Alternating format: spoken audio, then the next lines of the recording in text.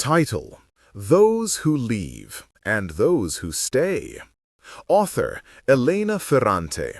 Europa Editions, 214 West 29th Street, Suite 103, New York, NY 1001. info@europaeditions.com. www.europaeditions.com. This book is a work of fiction. Any references to historical events, real people, or real locales are used fictitiously. Copyright 2013 by Edizioni. First publication 2014 by Europa Editions. Translation by Anne Goldstein. Original title: Storia di chi fugge e di chi resta. Translation copyright 2014 by Europa Editions. All rights reserved, including the right of reproduction in whole or in part in any form. Cover art by Emanuele Ragnisco. www.mechanografici.com. Cover photo J. Wheeler and V. Laws. Corbis. ISBN 961952230. Elena Ferrante. Those Who Leave and Those Who Stay. Translated from the Italian by Anne Goldstein. Index of characters and notes on the events of the earlier volumes. The Cerullo family, the shoemaker's family. Fernando Cerullo, shoemaker, Lilla's father. He wouldn't send his daughter beyond elementary school. Nunzia Cerullo, Lilla's mother, close to her daughter but without sufficient authority to support her against her father. Raffaella Cerullo, called Lila or Lilla. She was born in August 1944 and is 66 when she disappears from Naples without a trace. A brilliant student, at the age of 10 she writes a story titled The Blue Fairy. She leaves school after getting her elementary school diploma and learns to be a shoemaker. She marries Stefano Carracci at a young age and successfully manages first the grocery store in the new neighborhood and then the shoe store in Piazza dei Martiri. During a vacation on Ischia, she falls in love with Nino Sarratore, for whom she leaves her husband. After the shipwreck of her relationship with Nino and the birth of her son Gennaro, also called Rino, Lila leaves Stefano definitively when she discovers that he is expecting a child with Ada Capuccio. She moves with Enzo Scano to San Giovanni a Teduccio and begins working in the sausage factory belonging to Bruno Saccovo. Rino Cerullo, Lila's older brother, also a shoemaker. With his father, Fernando, and thanks to Lila and to Stefano Carracci's money, he sets up the Cerullo shoe factory. He marries Stefano's sister, Pinuccia Carracci, with whom he has a son, Ferdinando, called Dino. Lila's son bears his name, Rino. Other children. The Greco family, the Porter's family. Elena Greco, called Linuccia or Linu. Born in August 1944, she is the author of the long story we are reading. Elena begins to write it when she learns that her childhood friend Lila Cerullo, whom she calls Lila, has disappeared. After elementary school, Elena continues to study, with increasing success. In high school, her abilities and Professor Galliani's protection allow her to survive unscathed a clash with the religion teacher about the role of the Holy Spirit. At the invitation of Nino Sarratore, with whom she has been secretly in love since childhood, and with valuable help from Lila, she writes an article about this clash, which, in the end, is not published in the magazine Nino contributes to.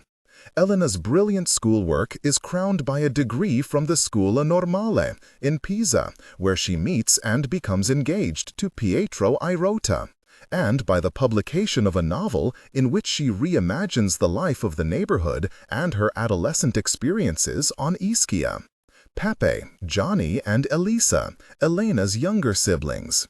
The father is a porter at the city hall. The mother is a housewife.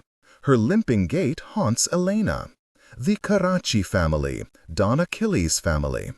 Don Achilles Carracci, the ogre of fairy tales, dealer in the black market, loan shark. He was murdered.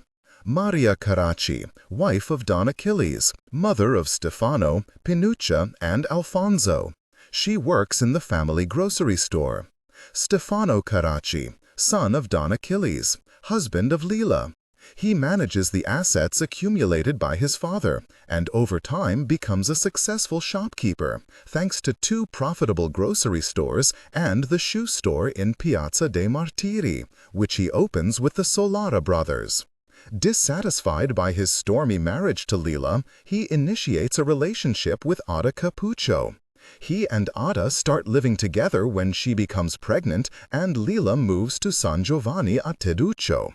Pinuccia, daughter of Don Achilles. She works in the family grocery store and then in the shoe store. She is married to Lila's brother, Rino, and has a son with him, Ferdinando, called Dino. Alfonso, son of Don Achilles. He is Elena's schoolmate. He is the boyfriend of Marisa Sarratore and becomes the manager of the shoe store in Piazza dei Martiri. The Peluso family, the Carpenters family. Alfredo Peluso, carpenter, communist. Accused of killing Don Achilles, he was convicted and sent to prison, where he dies. Giuseppina Peluso, wife of Alfredo, a worker in the tobacco factory. She is devoted to her children and her imprisoned husband. After his death, she commits suicide. Pasquale Peluso, older son of Alfredo and Giuseppina, construction worker, militant communist. He was the first to become aware of Lila's beauty and to declare his love for her. He detests the Solaras. He was the boyfriend of Ada Capuccio. Carmela Peluso, also called Carmen, sister of Pasquale. She is a sales clerk in a notion store, but is soon hired by Lila to work in Stefano's new grocery store. She was the girlfriend of Enzo Scano for a long time, but he leaves her without explanation at the end of his military service. She subsequently becomes engaged to the owner of the gas pump on the Stradone. Other children. The Capuccio family, the Mad Widow's family. Melina, a relative of Nunzia Cerullo, a widow. She washes the stairs of the apartment buildings in the old neighborhood. She was the lover of Donato Serratore, Nino's father. The Serratores left the neighborhood because of that relationship, and Melina has nearly lost her mind. Melina's husband, who unloaded crates in the fruit and vegetable market and died in mysterious circumstances. Ada Capuccio, Melina's daughter. As a girl, she helped her mother wash the stairs. Thanks to Lila, she is hired as a sales clerk in the Carracci's grocery. She is the girlfriend of Pasquale Peluso and becomes the lover of Stefano Carracci. When she gets pregnant, she goes to live with him. From their relationship, a girl, Maria, is born. Antonio Capuccio, her brother, a mechanic. He is Elena's boyfriend and is very jealous of Nino Serratore. The prospect of leaving for military service worries him deeply, but when Elena turns to the Solara brothers to help him avoid it, he is humiliated, so much so that he breaks off their relationship. During his military service, he has a nervous breakdown and is discharged early. Back in the neighborhood, driven by poverty, he goes to work for Michele Solara, who at a certain point sends him to Germany on a long and mysterious job. Other children. The Serratore family, the railway worker poet's family. Donato Serratore, train conductor, poet, journalist. A great womanizer, he was the lover of Melina Capuccio. When Elena goes on vacation to Ischia and is a guest in the same house where the Serratores are staying, she is compelled to leave in a hurry to escape Donato's sexual molestations.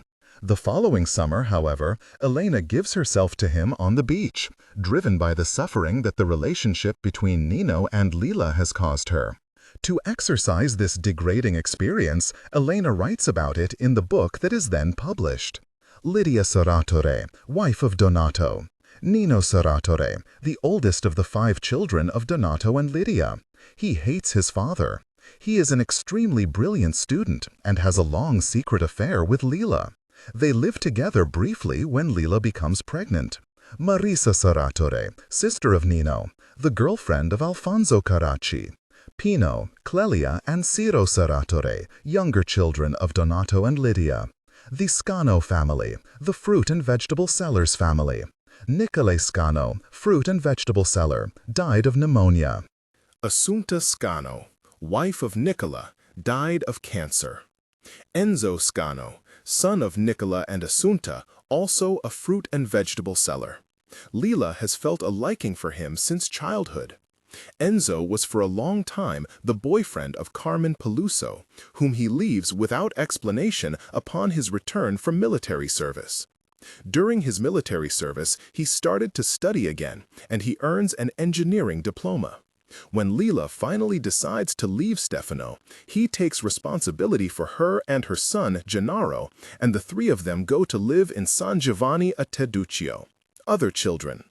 The Solara family, the family of the owner of the Solara bar pastry shop. Silvio Solara, owner of the bar pastry shop, monarchist, fascist, and Camorrist tied to the illegal trafficking in the neighborhood. He opposed the Cerullo shoe factory. Manuela Solara, wife of Silvio, moneylender. Her red book is much feared in the neighborhood. Marcello and Michele Solara, sons of Silvio and Manuela. Braggarts, arrogant, they are nevertheless loved by the neighborhood girls, except Lila and Elena. Marcello is in love with Lila, but she rejects him. Michele, a little younger than Marcello, is colder, more intelligent, more violent. He is engaged to Gigliola, the daughter of the pastry maker, but over the years develops a morbid obsession with Lila. The Spagnuolo family, the baker's family. Signor Spagnuolo, pastry maker at the Solara's bar pastry shop. Rosa Spagnuolo, wife of the pastry maker. Gigliola Spagnuolo, daughter of the pastry maker, engaged to Michele Solara. Other children. The Irota family. Guido Irota, professor of Greek literature. Adele Irota, his wife. She works for the Milanese publishing house that publishes Elena's novel. Maria Rosa Irota, the older daughter, professor of art history in Milan. Pietro Irota, university colleague of Elena's and her fiancé, destined for a brilliant academic career. The teachers. Maestro Ferraro, teacher and librarian. He gave both Lila and Elena prizes when they were young because they were diligent readers. Maestra Oliviero, teacher. She is the first to notice the potential of Lila and Elena. At the age of 10, Lila writes a story titled The Blue Fairy.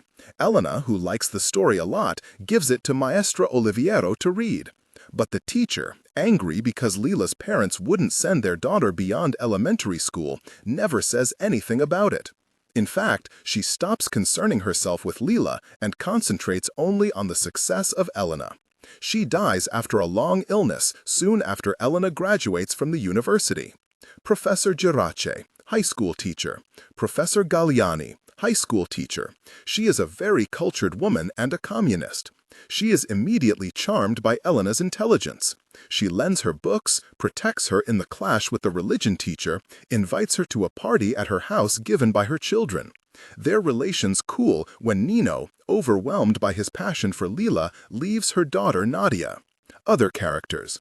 Gino, son of the pharmacist, Elena's first boyfriend. Nella Incardo, the cousin of Maestra Oliviero. She lives in Barano, on Ischia, and rents rooms during the summer to the Sarratore family. Elena stays with her for a vacation at the beach. Armando, medical student, son of Professor Galliani. Nadia, student, daughter of Professor Galliani, and girlfriend of Nino, who leaves her, sending her a letter from Ischia when he falls in love with Lila. Bruno Soccavo, friend of Nino Sarratore and son of a rich industrialist in San Giovanni a Teduccio, near Naples. He gives Lila a job in his family's sausage factory. Franco Mari, student and Elena's boyfriend during her first years at the university. Middle time. I saw Lila for the last time 5 years ago, in the winter of 2005.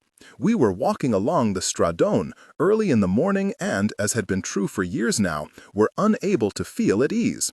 I was the only one talking, I recalled. She was humming, she greeted people who didn't respond.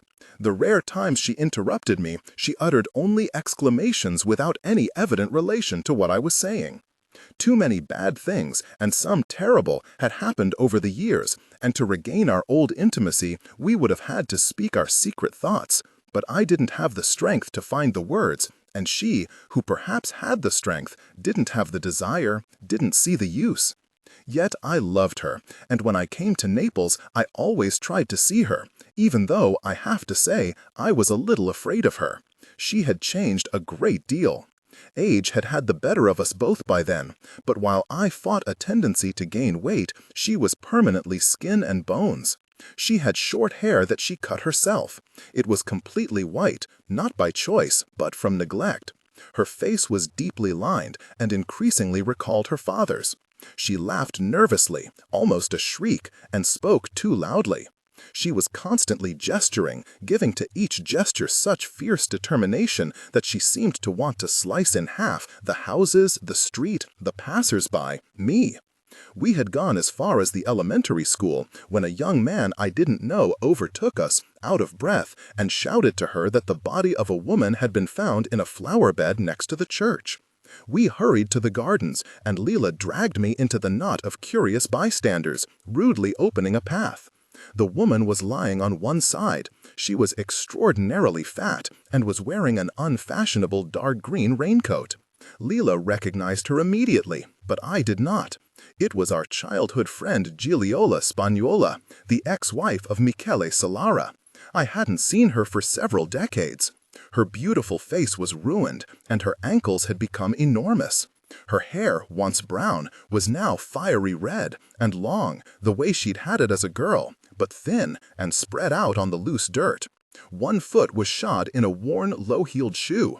The other was encased in a gray wool stocking with a hole at the big toe, and the shoe was a few feet beyond, as if she had lost it kicking against some pain or fear. I burst into tears. Leela looked at me in annoyance. Sitting on a bench nearby, we waited in silence until Gigliola was taken away. What had happened to her, how she had died, for the moment no one knew. We went to Leela's house, her parents' old small apartment, where she now lived with her son Reno. We talked about our friend. Leela criticized her, the life she had led, her pretensions, her betrayals. But now it was I who couldn't listen. I thought of that face and profile on the dirt, of how thin the long hair was, of the whitish patches of skull. How many who had been girls with us were no longer alive, had disappeared from the face of the earth because of illness, because their nervous systems had been unable to endure the sandpaper of torments, because their blood had been spilled. For a while we sat in the kitchen listlessly, neither of us decisive enough to clear the table. Then we went out again. The sun of the fine winter day gave things a serene aspect. The old neighborhood, unlike us, had remained the same. The low gray houses endured, the courtyard of our games, the dark mouths of the tunnel, and the violence. But the landscape around it had changed. The greenish stretch of the ponds was no longer there. The old canning factory had vanished. In their place was the gleam of glass skyscrapers, once signs of a radiant future that no one had ever believed in. I had registered the changes, all of them, over the years, at times with curiosity, more often carelessly. As a child, I had imagined that, beyond the neighborhood, Naples was full of marvels. The skyscraper at the Central Station, for example, had made a great impression, decades earlier, as it rose story by story, the skeleton of a building that seemed to us extremely tall, beside the ambitious railroad station. How surprised I was when I passed through Piazza Garibaldi. Look how high it is, I said to Leela, to Carmen, to Pasquale, to Ada, to Antonio, to all the companions of those days as we made our way to the sea, to the edges of the wealthy neighborhoods. At the top, I thought, live the angels, and surely they delight in the whole city. To climb up there, to ascend, how I would have liked that. It was our skyscraper, even if it was outside the neighborhood, a thing that we saw growing day by day. But the work had stopped. When I came back from Pisa, the station skyscraper no longer seemed the symbol of a community that was reviving, but rather another nest of inefficiency. During that period, I was convinced that there was no great difference between the neighborhood and Naples. The Malays slid from one to the other without interruption. Whenever I returned, I found a city that was spineless, that couldn't stand up to changes of season, heat, cold, and especially storms. Look how the station on Piazza Garibaldi was flooded. Look how the Galleria opposite the museum had collapsed. There was a landslide, and the electricity didn't come back on. Lodged in my memory were dark streets full of dangers, unregulated traffic, broken pavements, giant puddles. The clogged sewers splattered, dribbled over. Lavas of water and sewage and garbage and bacteria spilled into the sea from the hills that were burdened with new, fragile structures, or eroded the world from below. People died of carelessness, of corruption, of abuse, and yet, in every round of voting, gave their enthusiastic approval to the politicians who made their life unbearable. As soon as I got off the train, I moved cautiously in the places where I had grown up, always careful to speak in dialect, as if to indicate, I am one of yours, don't hurt me. When I graduated from college, when, in a single burst, I wrote a story that in the space of a few months became, surprisingly, a book, the things of the world I came from seemed to me to deteriorate even further. In Pisa, in Milan, I felt good, at times even happy. Upon every return to my own city, I feared that some unexpected event would keep me from escaping, that the things I had gained would be taken away from me. I would be unable to reach Pietro, whom I was soon to marry. The tidy space of the publishing house would be barred to me. I would no longer enjoy the refinements of Adele, my future mother-in-law, a mother as mine had never been. Already in the past, the city had seemed to me crowded, a crush from Piazza Garibaldi to Forcella, to Ducesca, to Lavinaio, to the Rettifilo. In the late 60s, the crush seemed to intensify, while impatience, aggressiveness spread without restraint. One morning, I ventured out to Via Mezzocanone, where some years earlier I had worked as a clerk in a bookstore. I went because I was curious to see the place where I had toiled, and also to see the university where I had never been. I wanted to compare it with the university in Pisa, the Normale.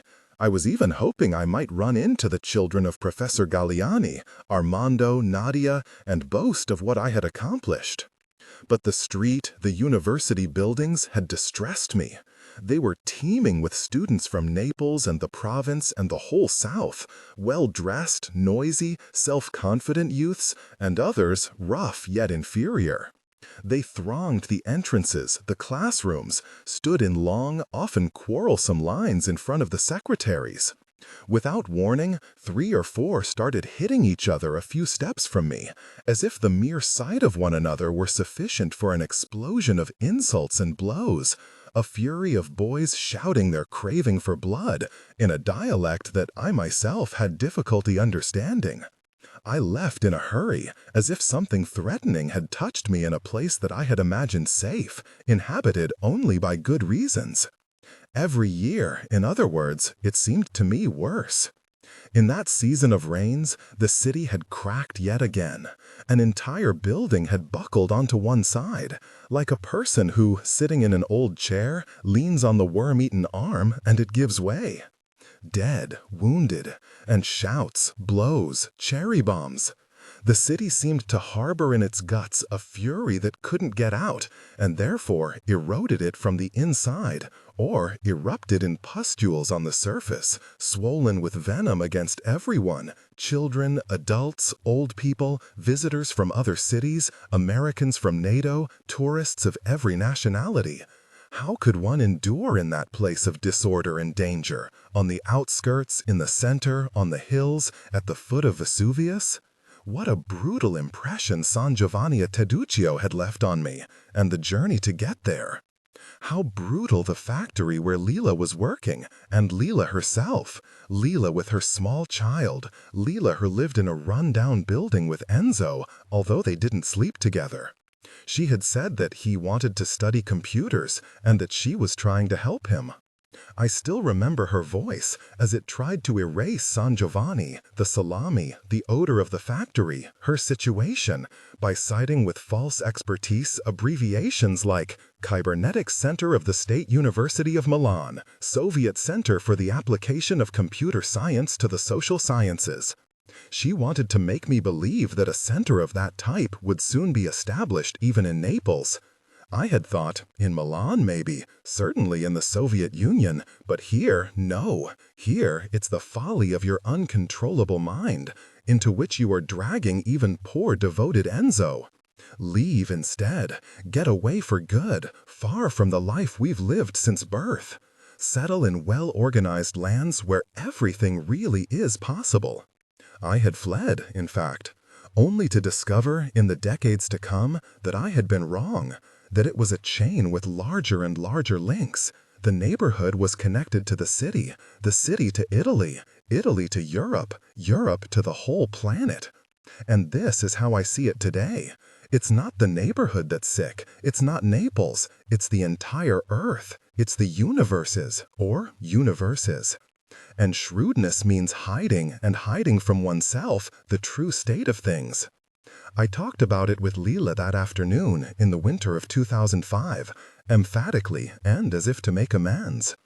I wanted to acknowledge openly that she had understood everything since she was a girl without ever leaving Naples.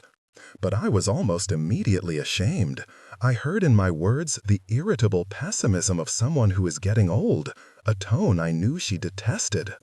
In fact, in a nervous grimace of a smile that showed her old teeth, she said, "Are you playing the know-it-all, the moralizer? What do you intend to do? You want to write about us? You want to write about me? No, tell the truth. It would be too complicated. You've thought about it, though. You're thinking about it. A little, yes. Let me be, Lenu. Let us all be.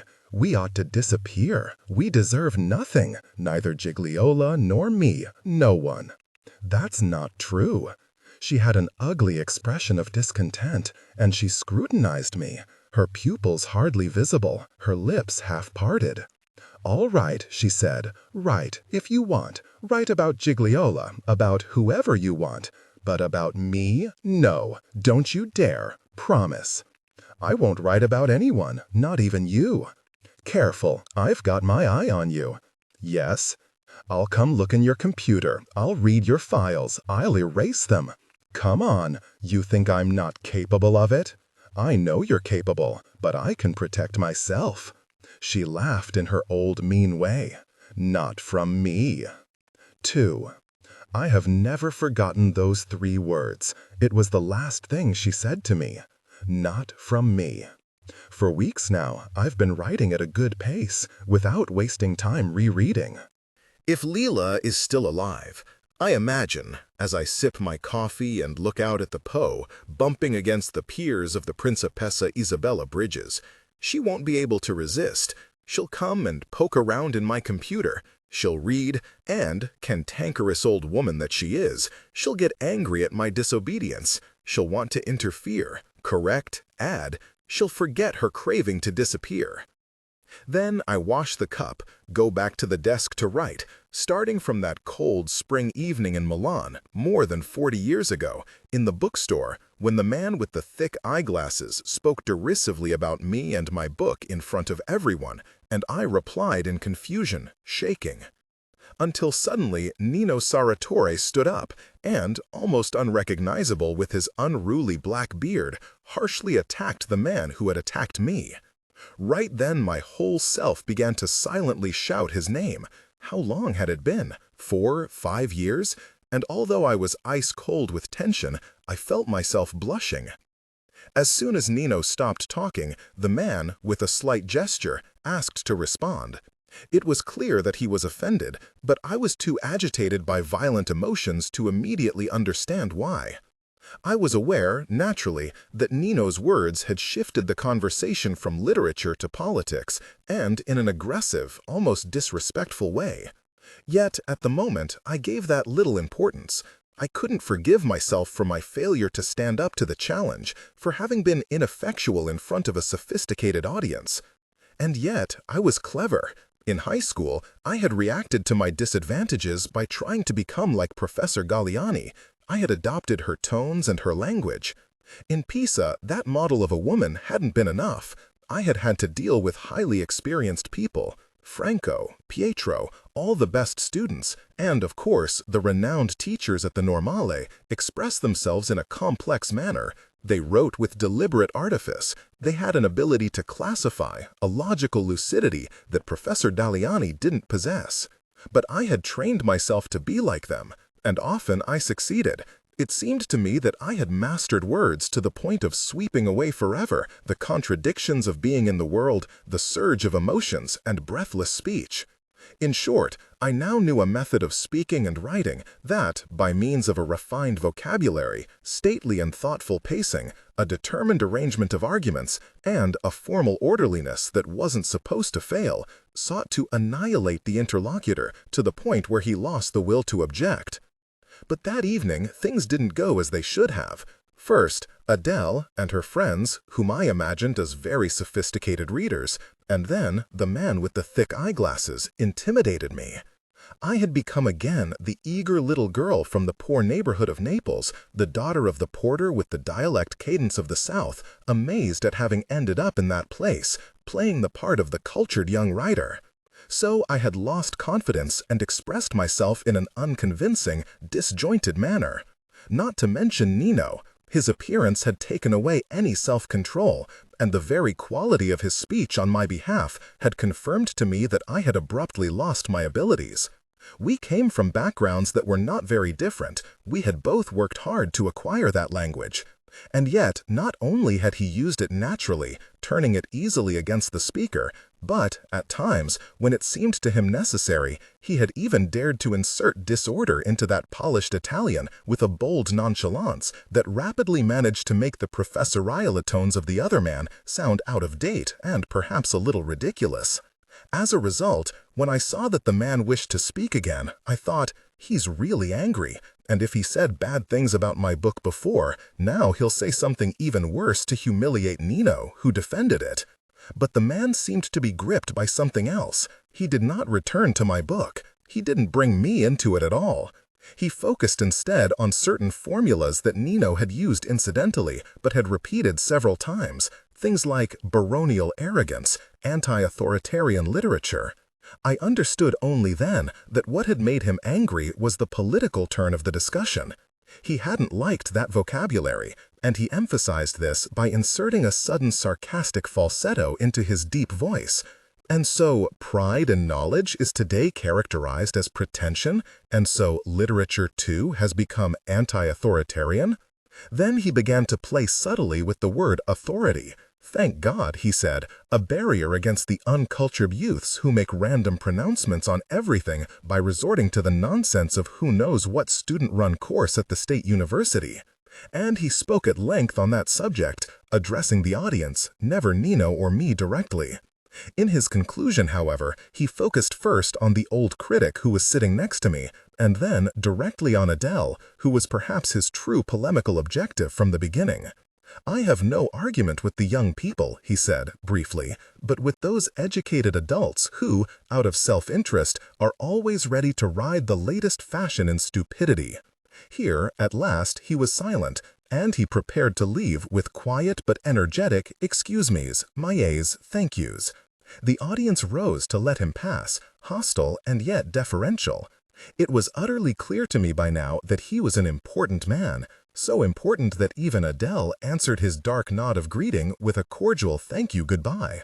Maybe for that reason, Nino surprised everyone a little when, in an imperative and at the same time joking tone, evidence that he was aware who he was dealing with, he called him by the title of Professor. Professor, where are you going? Don't run off. And then, thanks to the agility of his long legs, cut off his path, confronted him, spoke to him in that new language of his that I couldn't really hear from where I was, couldn't really understand, but that must be like steel cables in a hot sun. The man listened without moving, showing no signs of impatience, and then he made a gesture with his hand that meant move aside, and headed toward the door. 3. I left the table in a daze, struggling to take in the fact that Nino was really there, in Milan, in that room. And yet he was. Already he was coming toward me, smiling, but at a reserved, unhurried pace. We shook hands. His was hot, mine cold, and we said how glad we were to see each other after so long. To know that finally the worst of the evening was over, and that now he was before me, real, assuaged my bad mood, but not my agitation. I introduced him to the critic, who had generously praised my book, saying that he was a friend from Naples, that we had gone to high school together. The professor, although he too had received some jabs from Nino, was polite, praised the way he had treated that man, and spoke of Naples with fondness, addressing him as if he were a gifted student who was to be encouraged. Nino explained that he had lived in Milan for some years. His field was economic geography. He belonged, and he smiled, to the most wretched category in the academic pyramid, that is, lecturer. He said it sweetly, without the almost sullen tones he had had as a boy, and it seemed to me that he wore a lighter armor than that which had fascinated me in high school, as if he had shed any excess weight in order to be able to joust more rapidly and with elegance. I noted with relief that he wasn't wearing a wedding ring. Meanwhile, some of Adele's friends had come over to have their books signed, which made me nervous. It was the first time I had done this. I hesitated. I didn't want to lose sight of Nino even for an instant, but I also wanted to mitigate the impression I must have made of a clumsy girl. So I left him with the old professor, his name was Taratano, and greeted my readers politely. I intended to do this quickly, but the books were new, with an odor of ink, so different from the dog-eared, ill-smelling books that Leela and I took out from the library in the neighborhood, and I didn't feel like marring them carelessly with the pen. I displayed my best handwriting from the time of Maestra Oliviero. I invented elaborate dedications that caused some impatience in the women who were waiting. My heart was pounding as I wrote, with an eye on Nino. I trembled at the idea that he would leave. He didn't. Now Adele had gone up to him and Taratano, and Nino spoke to her confidently and yet with deference. I remembered when he used to talk to Professor Galliani in the corridors of the high school, and it took me a while to consolidate in my mind the brilliant high school student of then with the young man of now.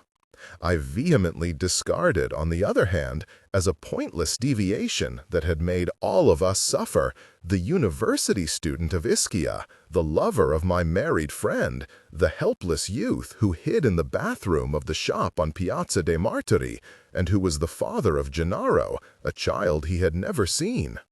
Certainly Leela's eruption had thrown him off, but it now seemed obvious it was just a digression.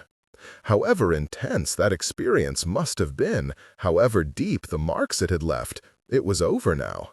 Nino had found himself again, and I was pleased. I thought, I have to tell Leela that I saw him, that he's well. Then I changed my mind. No, I won't tell her. When I finished the dedications, the room was empty. Adele took me gently by the hand. She praised the way I had spoken of my book, and the way I had responded to the terrible intrusion, so she called it, of the man with the thick eyeglasses. Since I denied having done well, I knew perfectly well that it wasn't true, she asked Nino and Taratano to give their opinion, and both were profuse with compliments.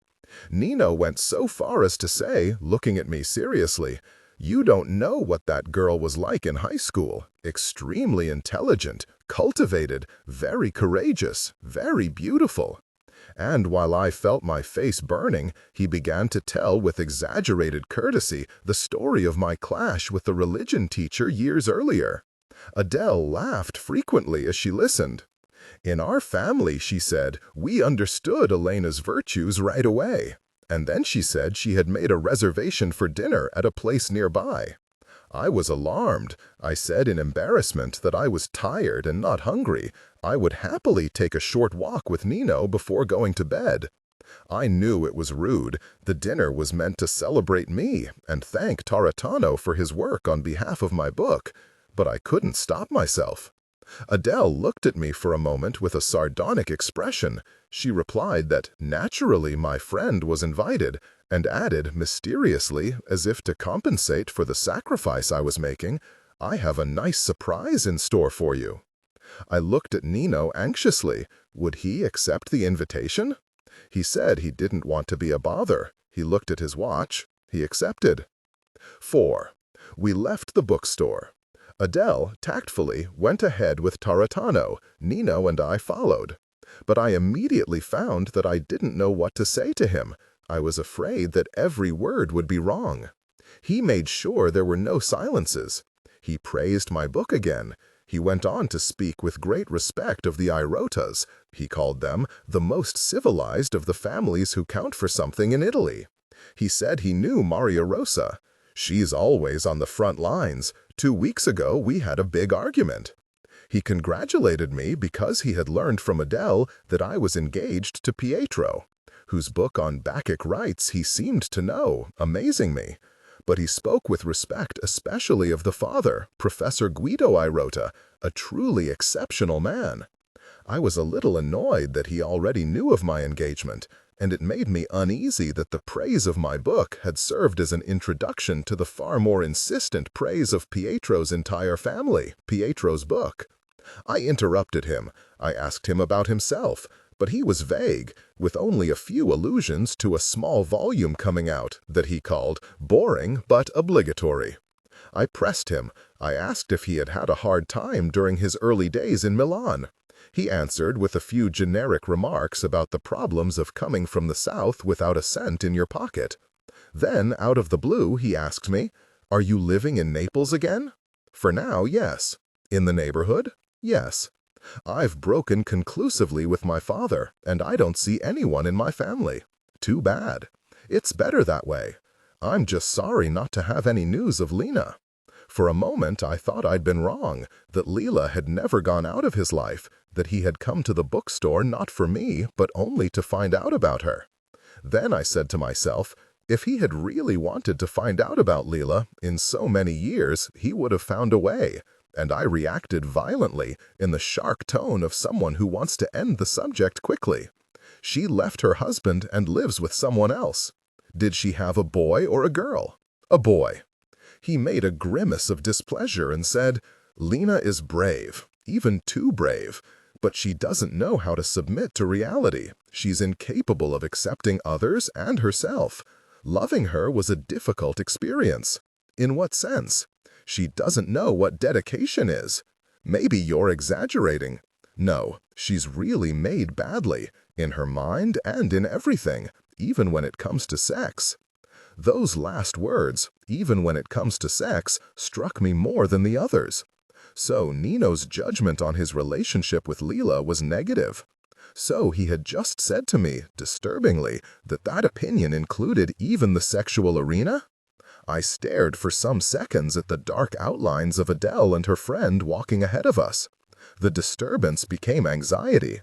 I sensed that, even when it comes to sex, was a preamble, that he wished to become still more explicit.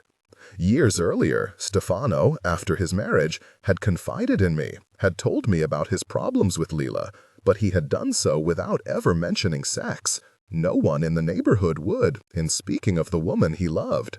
It was unthinkable, for example, that Pasquale would talk to me about Ada's sexuality, or worse, that Antonio would speak to Carmen or Gigliola about my sexuality.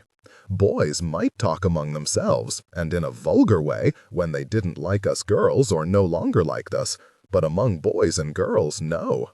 I guessed instead that Nino, the new Nino, considered it completely normal to discuss with me his sexual relations with my friend. I was embarrassed. I pulled back. Of this, too, I thought, I must never speak to Leela, and meanwhile I said with feigned indifference, "Water under the bridge, let's not be sad. Let's go back to you. What are you working on? What are your prospects at the university? Where do you live? By yourself?" But I certainly overdid it. He must have felt that I had made a quick escape. He smiled ironically and was about to answer. But we had arrived at the restaurant, and we went in. 5. Adele assigned us places. I was next to Nino and opposite Taratano. She next to Taratano and opposite Nino. We ordered, and meanwhile, the conversation had shifted to the man with the thick eyeglasses, a professor of Italian literature, I learned, a Christian Democrat, and a regular contributor to the Corriere della Sera. Adele and her friend now lost all restraint. Outside of the bookstore ritual, they couldn't say enough bad things about the man, and they congratulated Nino for the way he had confronted and routed him. They especially enjoyed recalling what Nino had said as the man was leaving the room, remarks they had heard and I hadn't.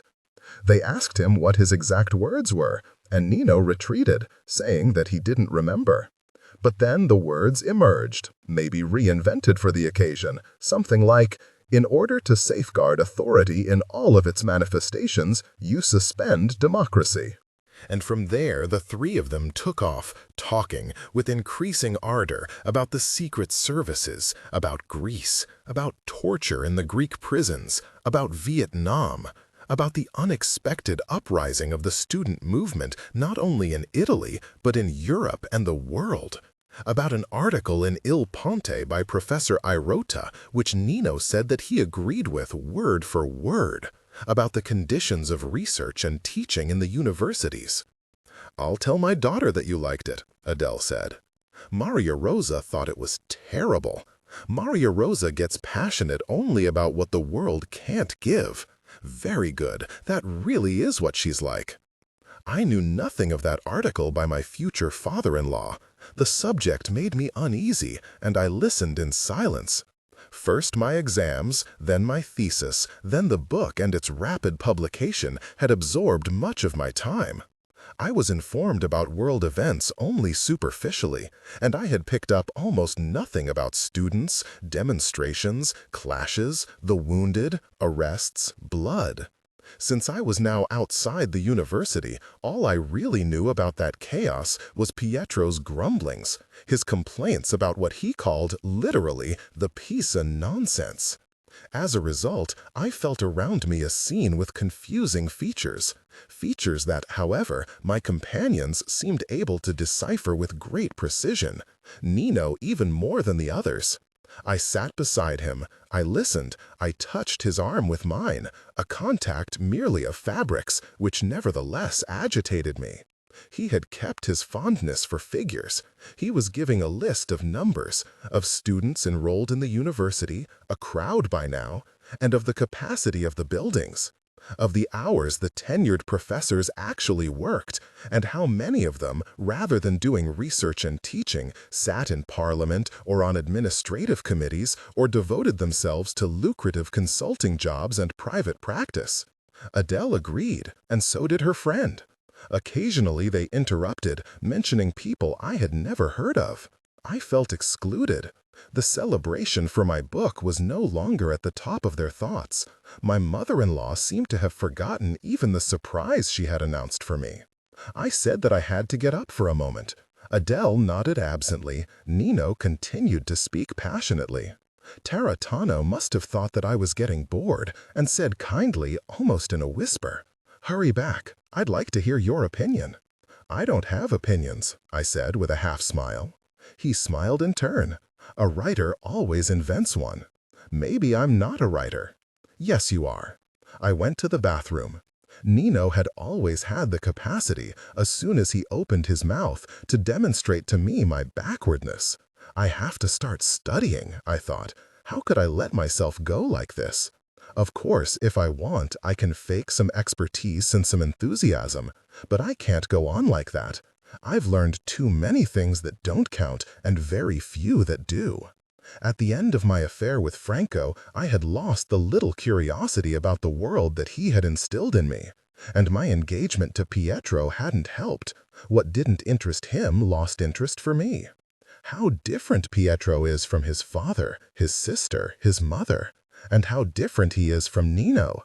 If it had been up to him, I wouldn't ever have written my novel. He was almost irritated by it as an infraction of the academic rules. Or maybe I'm exaggerating. It's just my problem. I'm so limited. I can only concentrate on one thing at a time, excluding everything else. But now I'll change. Right after this boring dinner, I'll drag Nino with me. I'll make him walk all night. I'll ask him what books I should read, what films I should see, what music I should listen to. And I'll take him by the arm. I'll say, I'm cold. Confused intentions, incomplete proposals. I hid from myself the anxiety I felt. I said to myself only, it might be the only chance we have.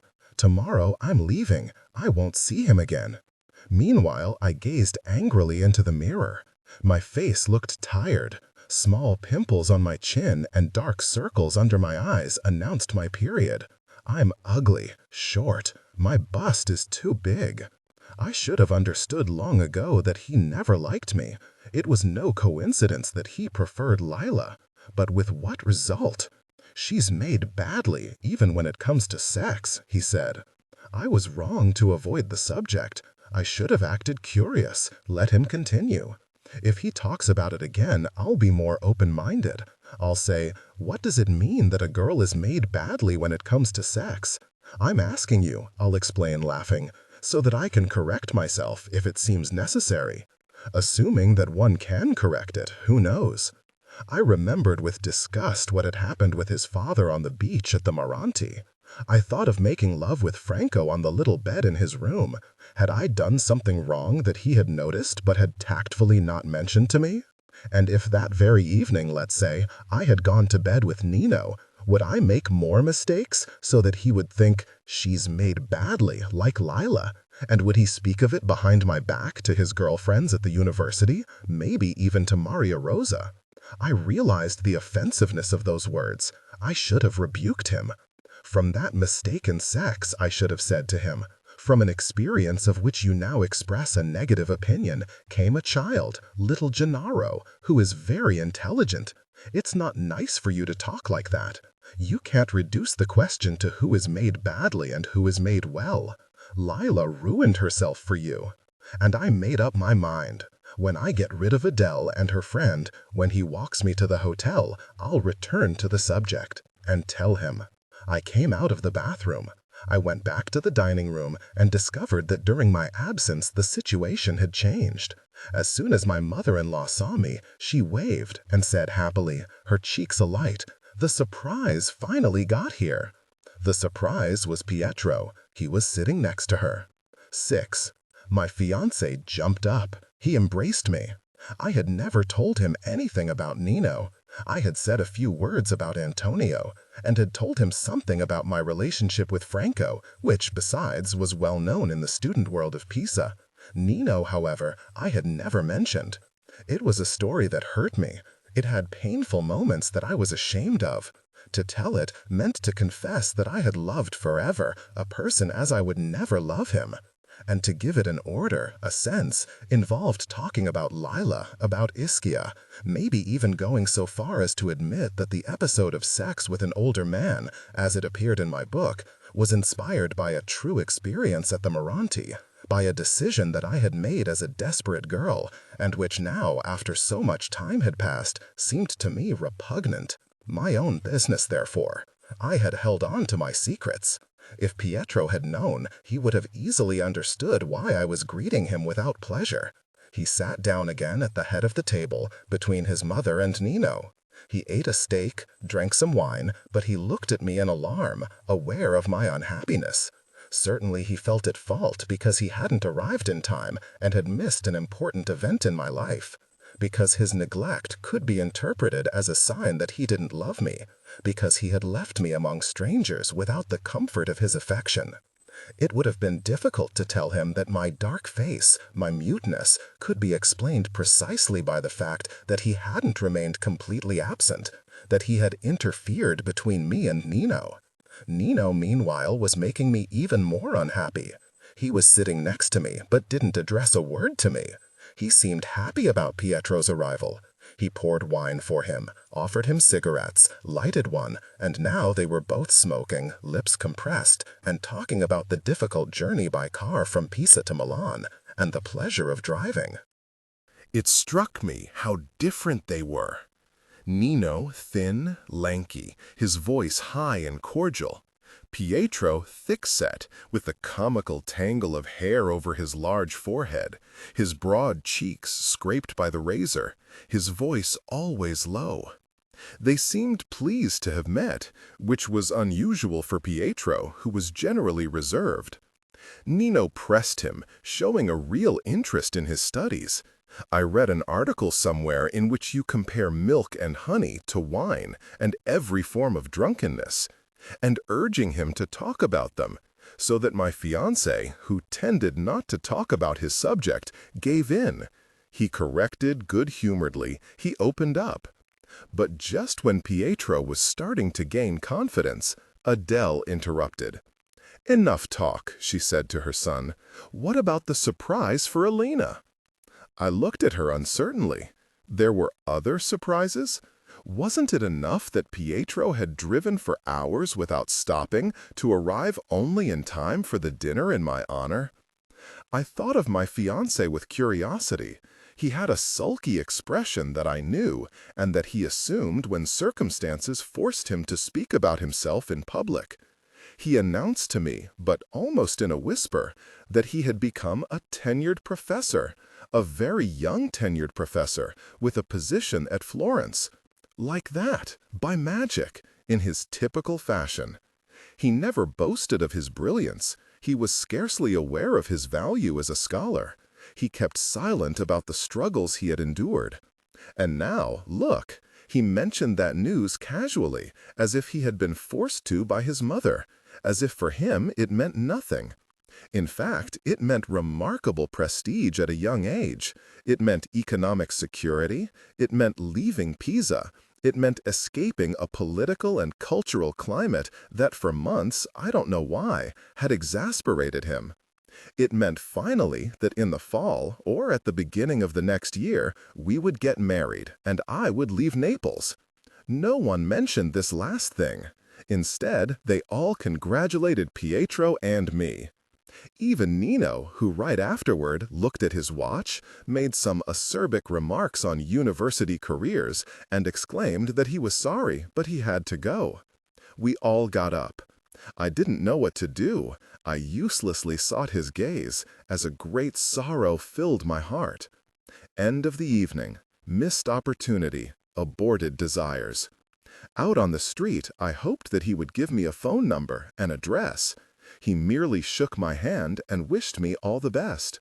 From that moment, it seemed to me that each of his gestures was deliberately cutting me off.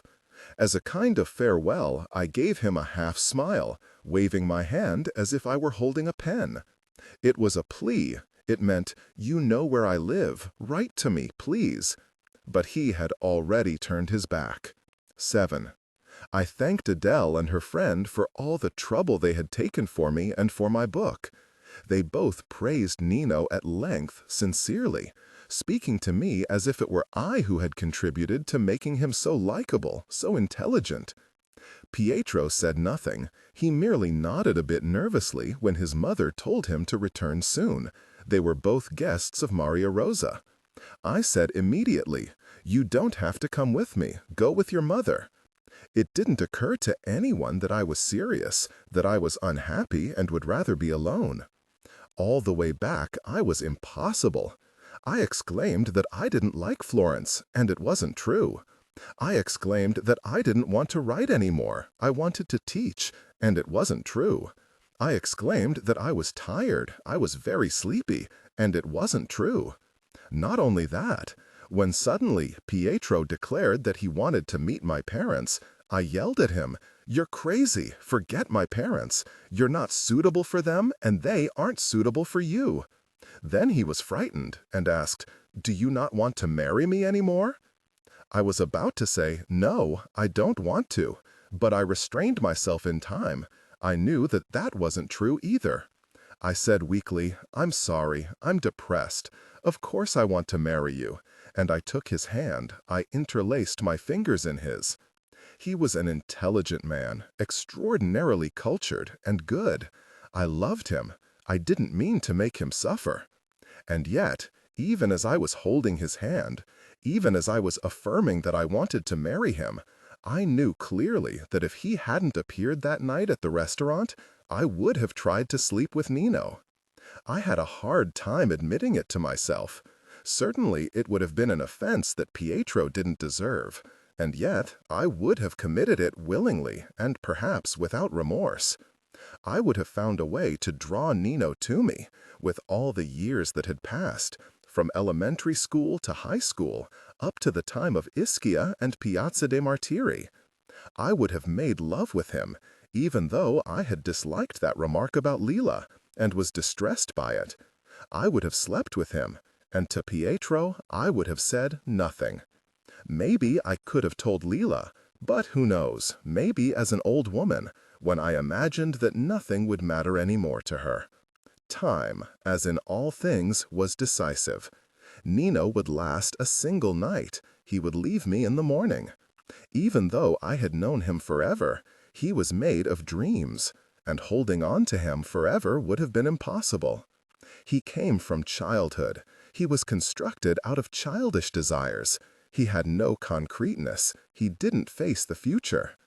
Pietro, on the other hand, was of the present, massive, a boundary stone.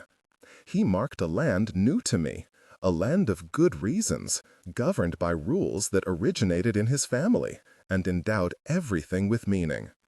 Grand ideals flourished, the cult of the reputation, matters of principle. Nothing in the sphere of the Irotas was perfunctory. Marriage, for example, was a contribution to a secular battle. Pietro's parents had had only a civil wedding, and Pietro, although as far as I knew he had a vast religious knowledge, would never get married in a church. Rather, he would give me up. The same went for baptism. Pietro hadn't been baptized, nor had Maria Rosa, so any children that might come wouldn't be baptized either. Everything about him had that tendency, seemed always to be guided by a superior order, that, although its origin was not divine, but gave him, just the same, the certainty of being on the side of truth and justice. As for sex, I don't know, he was wary.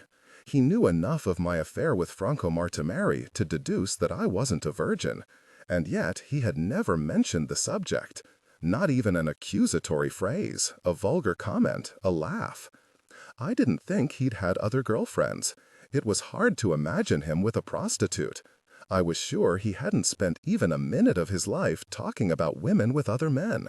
He hated salacious remarks. He hated gossip, voices raised, parties, every form of waste. Although his circumstances were comfortable, he tended, in this unlike his parents and his sister, to a sort of asceticism amid the abundance. And he had a conspicuous sense of duty. He would never fail in his commitments to me. He would never betray me.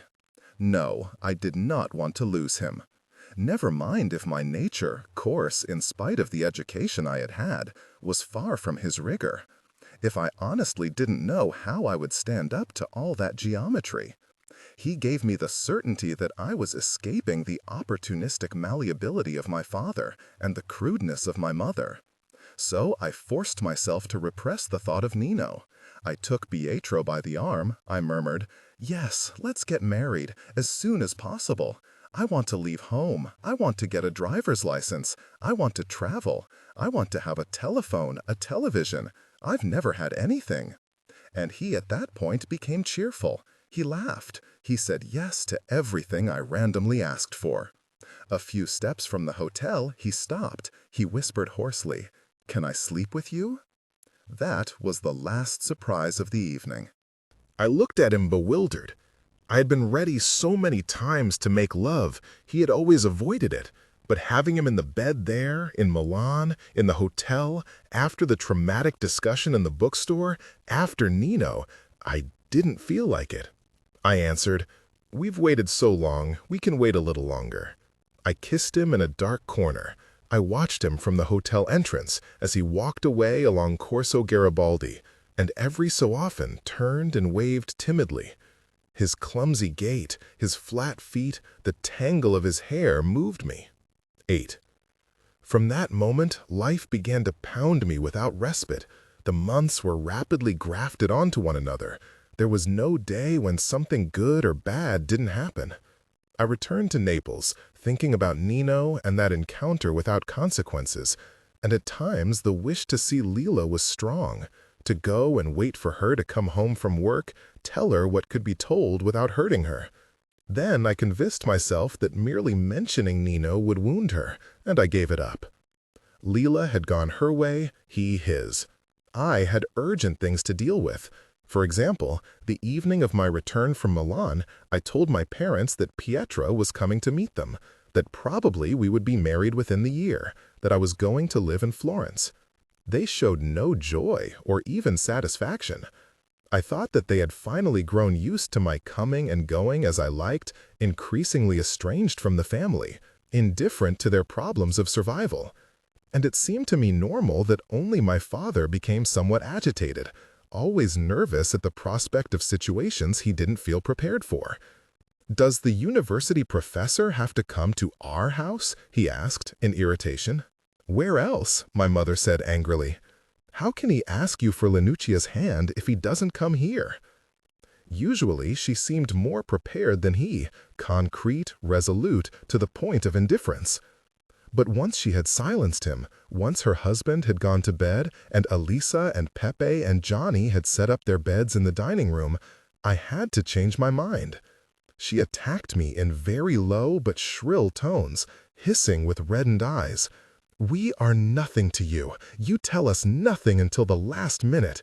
The young lady thinks she's somebody because she has an education, because she writes books, because she's marrying a professor. But my dear, you came out of this belly, and you are made of this substance, so don't act superior, and don't ever forget that if you are intelligent, I, who carried you in here, are just as intelligent, if not more, and if I had had the chance, I would have done the same as you, understand?" Then, on the crest of her rage, she first reproached me, saying that because I had left and thought only of myself, my siblings hadn't done well in school. And then asked me for money, or rather, demanded it. She needed it to buy a decent dress for Elisa, and to fix up the house a bit, since I was forcing her to receive my fiancé. I passed over my siblings' lack of success in school. The money, on the other hand, I gave her right away, even if it wasn't true that she needed it for the house. She continually asked for money. Any excuse would do. Although she had never said so explicitly, she still couldn't accept the fact that I kept my money in a post office savings account, that I hadn't handed it over to her, as I always had, ever since I first took the stationer's daughters to the beach or worked in the bookstore on Via Mezzocanone. Maybe, I thought, by acting as if my money belongs to her, she wants to convince me that I myself belong to her, and that, even if I get married, I will belong to her forever. I remained calm. I told her, as a sort of compensation, that I would have a telephone put in, that I would buy a television on the installment plan. She looked at me uncertainly, with a sudden admiration that clashed with what she had just been saying. "A television and telephone in this house here? Yes. You'll pay for it? Yes. Always, even after you're married? Yes. The professor knows that there's not a cent for a dowry and not even for a reception? He knows, and we're not having a reception." Again, her mood changed. Her eyes became inflamed. "What do you mean, no reception? Make him pay." "No, we're doing without." My mother became furious again. She provoked me in every way she could think of. She wanted me to respond so that she could get angrier. "You remember Leela's wedding? You remember the reception she had?" "Yes." "And you, who are much better than she is, don't want to do anything?" "No." We went on like that until I decided that rather than taking her rage in doses, it would be better to have it all at once, one grand fury. "Ma," I said, "not only are we not having a party, but I'm not even getting married in church. I'm getting married at City Hall." At that point, it was as if doors and windows had been blown open by a strong wind. Although she wasn't religious, my mother lost control and, leaning toward me, red in the face, began yelling insults at me. She shouted that the marriage was worthless if the priest didn't say that it was valid. She shouted that if I didn't get married before God, I would never be a wife, but only a whore. And, despite her lame leg, she almost flew as she went to wake my father, my siblings, to let them know what she had always feared, that too much education had ruined my brain, that she had had all the luck, and yet I was treated like a whore, that she would never be able to go out of the house because of the shame of having a godless daughter. My father, stunned in his underwear, and my siblings sought to understand what other trouble they had to deal with because of me, and tried to calm her, but in vain. She shouted that she wanted to throw me out of the house immediately before I exposed her too, to the shame of having a concubine daughter like Leela and Ada. Meanwhile, although she wasn't actually hitting me, she struck the air as if I were a shadow, and she had grabbed a real me, whom she was beating ferociously. It was some time before she quieted down, which she did thanks to Elisa. My sister asked cautiously, "But is it you who want to get married at City Hall, or is it your fiancé?" I explained to her, but as if I were explaining the matter to all of them, that for me the church hadn't counted for a long time, but whether I got married at City Hall or at the altar was the same to me, while for my fiancé it was very important to have only a civil ceremony. He knew all about religious matters and believed that religion, however valuable, was ruined precisely when it interfered in the affairs of the state. In other words, I concluded, if we don't get married at City Hall, he won't marry me. At that point, my father, who had immediately sided with my mother, suddenly stopped echoing her insults and laments. He won't marry you? No. And what will he do? Well, we'll go and live together in Florence without getting married. That information my mother considered the most intolerable of all. She completely lost control, vowing that in that case she would take a knife and cut my throat. My father instead nervously ruffled his hair and said to her, "Be quiet, don't get me mad, let's be reasonable. We know very well that someone can get married by the priest, have a fancy celebration, and still come to a bad end." He, too, was obviously alluding to Leela, the ever-vivid scandal of the neighborhood. And my mother finally understood. The priest wasn't a guarantee. Nothing was a guarantee in the brutal world we lived in.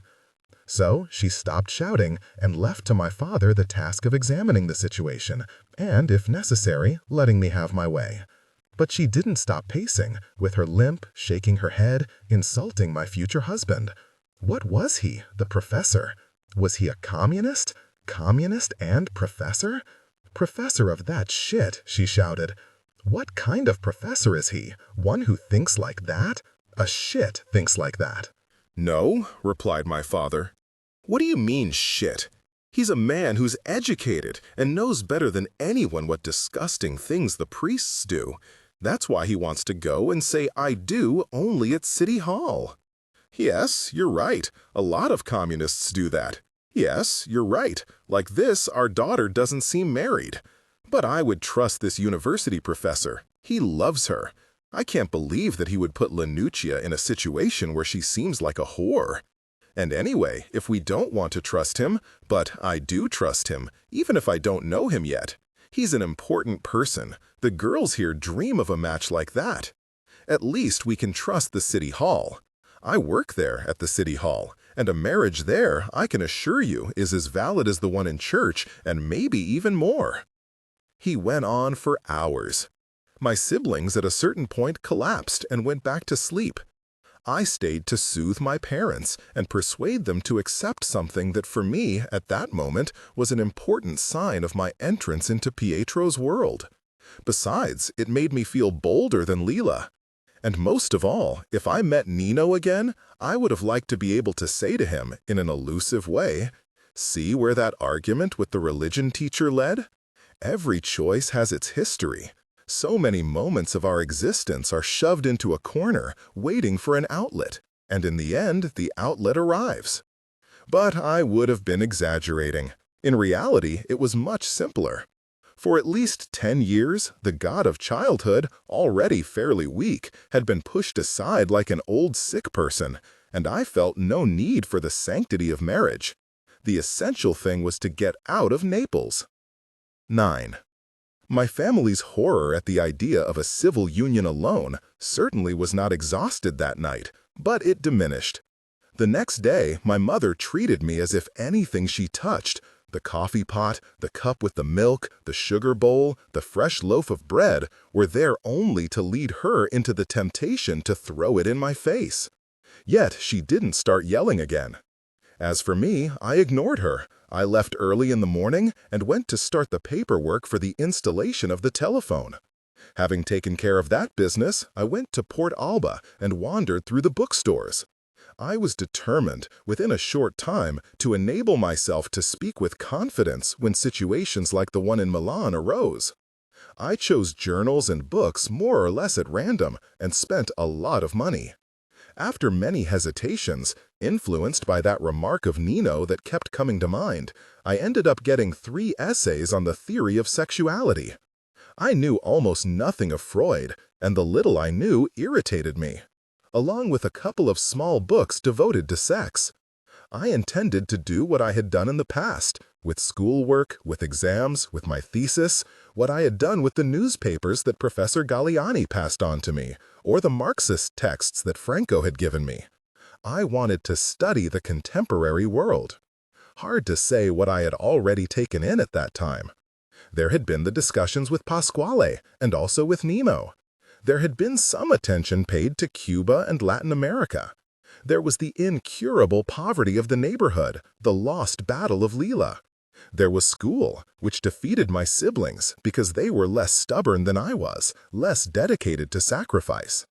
There were the long conversations with Franco and occasional ones with Maria Rosa, now jumbled together in a wisp of smoke.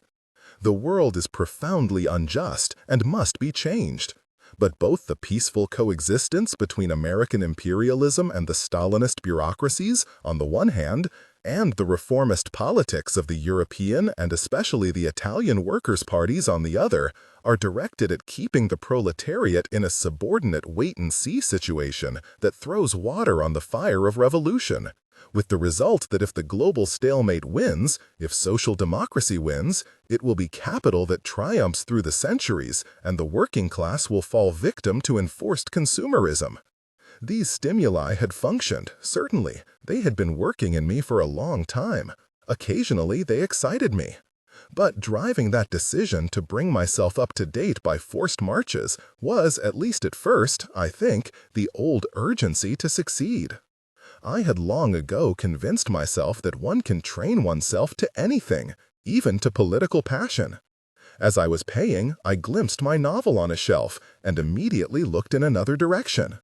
Whenever I saw the book in a window, among other novels that had just come out, I felt inside a mixture of pride and fear, a dart of pleasure that ended in anguish. Certainly, the story had come into being by chance, in 20 days, without struggle, as a sedative against depression. Moreover, I knew what great literature was. I had done a lot of work in the classics, and it never occurred to me while I was writing that I was making something of value.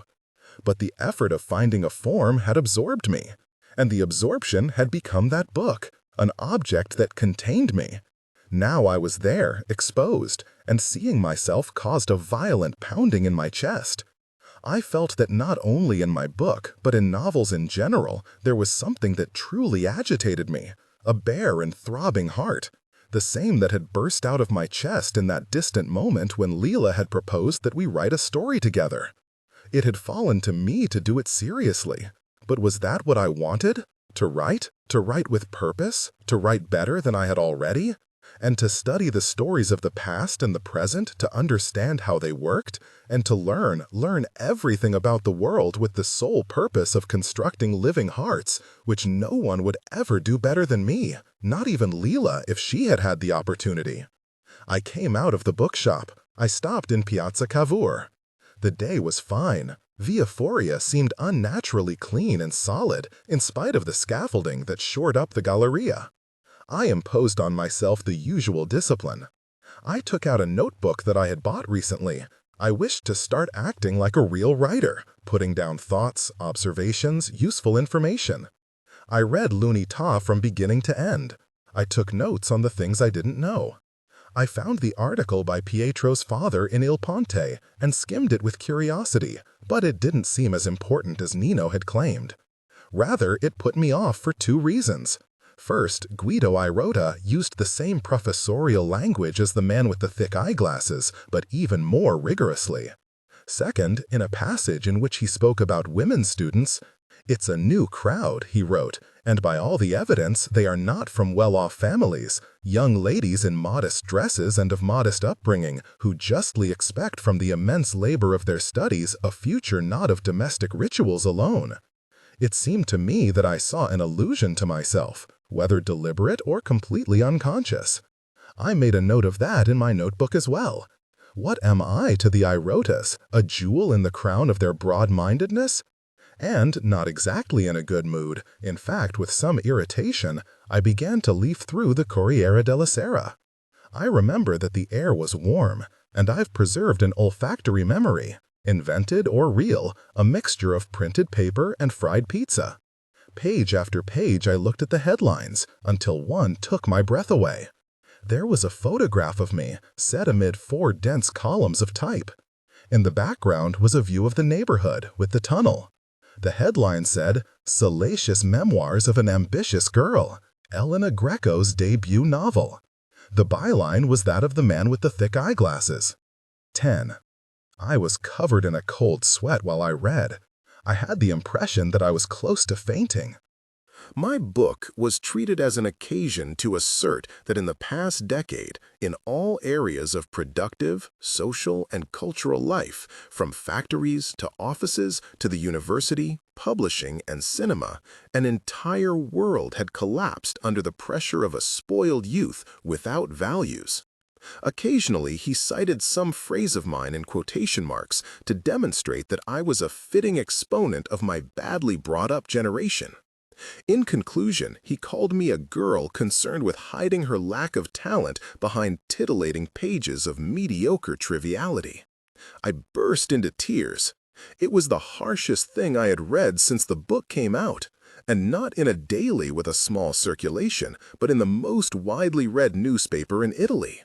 Most of all, the image of my smiling face seemed to me intolerable in the middle of a text so offensive. I walked home, not before getting rid of the Corriere. I was afraid my mother might read the review and use it against me. I imagined that she would have liked to put it too in her album, to throw in my face whenever I upset her. I found the table set only for me. My father was at work, my mother had gone to ask a neighbor for something or other, and my siblings had already eaten. As I ate pasta and potatoes, I reread at random some passages of my book. I thought desperately, maybe it really is worthless, maybe it was published only as a favor to Adele. How could I have come up with such pallid sentences, such banal observations? And how sloppy, how many useless commas. I won't write any more. Between disgust with the food and disgust with the book, I was depressed when Elisa arrived with a piece of paper. It came from Signora Spagnolo, who had kindly agreed to let her telephone number be used by anyone who urgently needed to communicate with me. The piece of paper said that there had been 3 phone calls, one from Gina Madati, who ran the press office at the publishers, one from Adele, and one from Pietro. The 3 names, written in Signora Spagnolo's labored handwriting, had the effect of giving concreteness to a thought that until a moment before had remained in the background. The terrible words of the man with the thick eyeglasses were spreading rapidly, and in the course of the day they would be everywhere. They had already been read by Pietro, by his family, by the directors of the publishing house. Maybe they had reached Nino. Maybe they were before the eyes of my professors in Pisa. Certainly they had come to the attention of Professor Galliani and her children. And who knows, even Lila might have read them. I burst into tears again, frightening Elisa. "What's wrong, Lenu?" "I don't feel well. Shall I make you some chamomile tea?" Yes, but there wasn't time. Someone was knocking at the door. It was Rosa Spagnolo. Cheerful, slightly out of breath from hurrying up the stairs, she said that my fiancé was again looking for me. He was on the telephone. What a lovely voice! What a lovely northern accent! I ran to answer, apologizing repeatedly for bothering her. Pietro tried to console me. He said that his mother urged me not to be upset. The main thing was that it talked about the book. But, surprising Signora Spagnolo, who knew me as a meek girl, I practically screamed, "What do I care if it talks about it, if it says such terrible things?" He urged me again to be calm and added, "Tomorrow an article is coming out in L'Unità." I ended the call coldly. I said it would be better if no one worried about me anymore. I couldn't close my eyes that night. In the morning, I couldn't contain myself and went out to get L'Unità. I leafed through it in a rush, still at the newsstand, a few steps from the elementary school. I was again confronted by a photograph of myself, the same that had been in the Corriere, not in the middle of the article this time, but above it, next to the headline, "Young Rebels and Old Reactionaries," concerning the book by Elena Greco. I had never heard of the author of the article, but it was certainly someone who wrote well, and his words acted as a balm. He praised my novel wholeheartedly and insulted the prestigious professor. I went home reassured, maybe even in a good mood. I paged through my book, and this time it seemed to me well put together, written with mastery. My mother said sourly, "Did you win the lottery?" I left the paper on the kitchen table without saying anything. In the late afternoon, Signora Spagnolo reappeared. I was wanted again on the telephone. In response to my embarrassment, my apologies, she said she was very happy to be able to be useful to a girl like me. She was full of compliments. Gigliola had been unlucky, she sighed on the stairs. Her father had taken her to work in the Solaris pastry shop when she was 13, and good thing she was engaged to Michele, otherwise she'd be slaving away her whole life. She opened the door and led me along the hall to the telephone that was attached to the wall. I saw that she had put a chair there so that I would be comfortable. What deference was shown to someone who was educated? Studying was considered a ploy used by the smartest kids to avoid hard work. How can I explain to this woman, I thought, that from the age of 6 I've been a slave to letters and numbers, that my mood depends on the success of their combinations, that the joy of having done well is rare, unstable, that it lasts an hour, an afternoon, a night? "Did you read it?" Adele asked. "Yes." "Are you pleased?" "Yes." "Then I'll give you another piece of good news. The book is starting to sell. If it keeps on like this, we'll reprint it." "What does that mean?" "It means that our friend in the Corriere thought he was destroying us, and instead he worked for us. Bye, Elena. Enjoy your success." 11. The book was selling really well, I realized in the following days. The most conspicuous sign was the increasing number of phone calls from Gina, who reported a notice in such and such a newspaper or announced some invitation from a bookstore or cultural group, without ever forgetting to greet me with the kind words, "The book is taking off, Dottoressa Greco. Congratulations." "Thank you," I said, but I wasn't happy. The articles in the newspapers seemed superficial. They confined themselves to applying either the enthusiastic matrix of L'Unità or the ruinous one of the Corriere. And although Gina repeated on every occasion that even negative reviews were good for sales, those reviews nevertheless wounded me, and I would wait anxiously for a handful of favorable comments to offset the unfavorable ones and feel better. In any case, I stopped hiding the malicious reviews from my mother. I handed them all over, good and bad.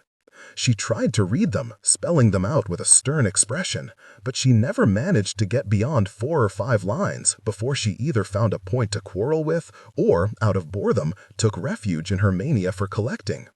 Her aim was to fill the entire album, and, afraid of being left with empty pages, she complained when I had nothing to give her. The review that at the time wounded me most deeply appeared in Roma. Paragraph by paragraph, it retraced the one in the Corriere, but in a florid style that at the end fanatically hammered at a single concept. Women are losing all restraint. One has only to read Elena Greco's indecent novel to understand it, a novel that is a cheap version of the already vulgar Bonjour Tristesse. What hurt me, though, was not the content, but the byline. The article was by Nino's father, Donato Serratore. I thought of how impressed I had been as a girl by the fact that that man was the author of a book of poems. I thought of the glorious halo I had enveloped him in when I discovered that he wrote for the newspapers. Why that review? Did he wish to get revenge because he recognized himself in the obscene family man who seduces the protagonist? I was tempted to call him and insult him atrociously in dialect. I gave it up only because I thought of Nino and made what seemed an important discovery. His experience and mine were similar. We had both refused to model ourselves on our families. I had been struggling forever to get away from my mother. He had burned his bridges with his father. This similarity consoled me, and my rage slowly diminished. But I hadn't taken into account that in the neighborhood, Roma was read more than any other newspaper. I found out that evening. Gino, the pharmacist's son, who lifted weights and had become a muscular young man, looked out from the doorway of his father's shop just as I was passing, in a white pharmacist's smock, even though he hadn't yet taken his degree. He called to me, holding out the paper, and said, in a fairly serious tone, because he had recently moved up a little in the local section of the neo-fascist Italian Social Movement Party, "Did you see what they're writing about you?" In order not to give him the satisfaction, I answered, "They write all sorts of things," and went on with a wave. He was flustered and stammered something. Then he said, with explicit malice, "I'll have to read that book of yours. I understand it's very interesting." That was only the start. The next day, Michele Solara came up to me on the street and insisted on buying me a coffee. We went into his bar and, while Gigliola served us, without saying a word, in fact obviously annoyed by my presence and perhaps also by her boyfriend's, he began, "Lanu, Gino gave me an article to read where it says you wrote a book that's banned for those under 18. Imagine that! Who would have expected it?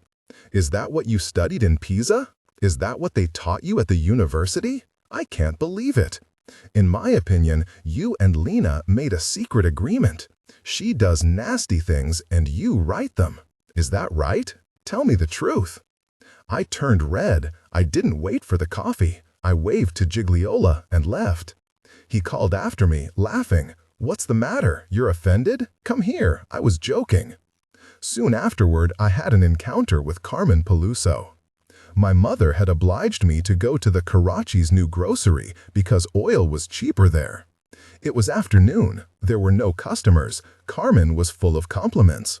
"How well you look," she said. "It's an honor to be your friend, the only good luck I've had in my whole life."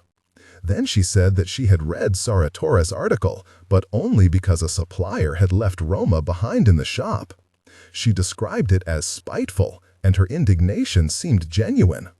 On the other hand, her brother, Pasquale, had given her the article in l'Unità, really, really good. Such a nice picture. "You're beautiful," she said, "in everything you do." She had heard from my mother that I was going to marry a university professor and that I was going to live in Florence in a luxurious house. She too was getting married to the owner of the gas pump on the Stradone, but who could say when? They had no money. Then, without a break, she began complaining about Ada. Ever since Ada had taken Lila's place with Stefano, things had gone from bad to worse.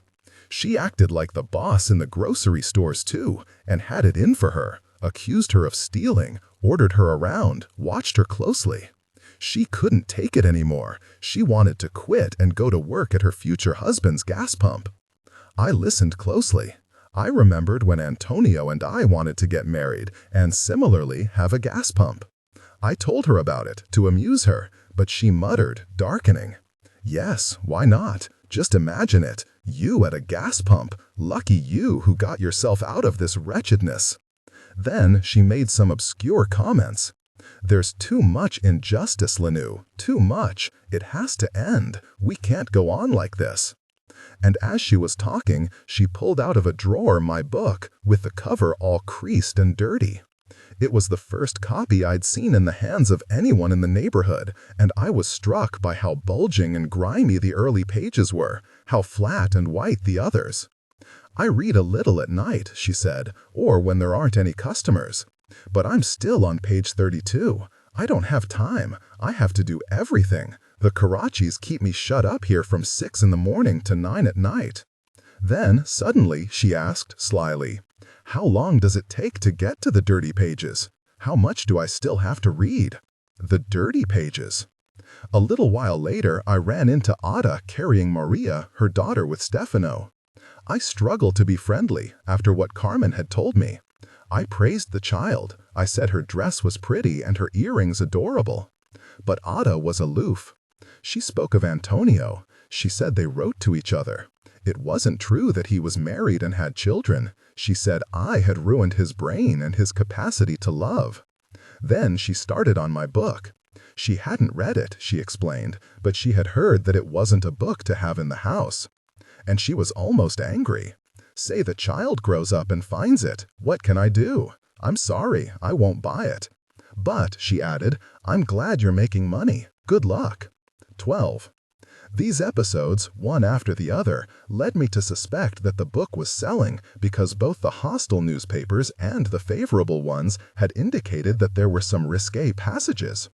I went so far as to think that Nino had alluded to Lila's sexuality only because he thought that there was no problem in discussing such things with someone who had written what I had written.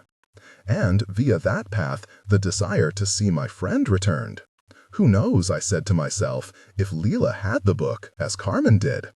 I imagined her at night, after the factory, Enzo in solitude in one room, she with the baby beside her in the other, exhausted and yet intent on reading me, her mouth half open, wrinkling her forehead the way she did when she was concentrating. How would she judge it?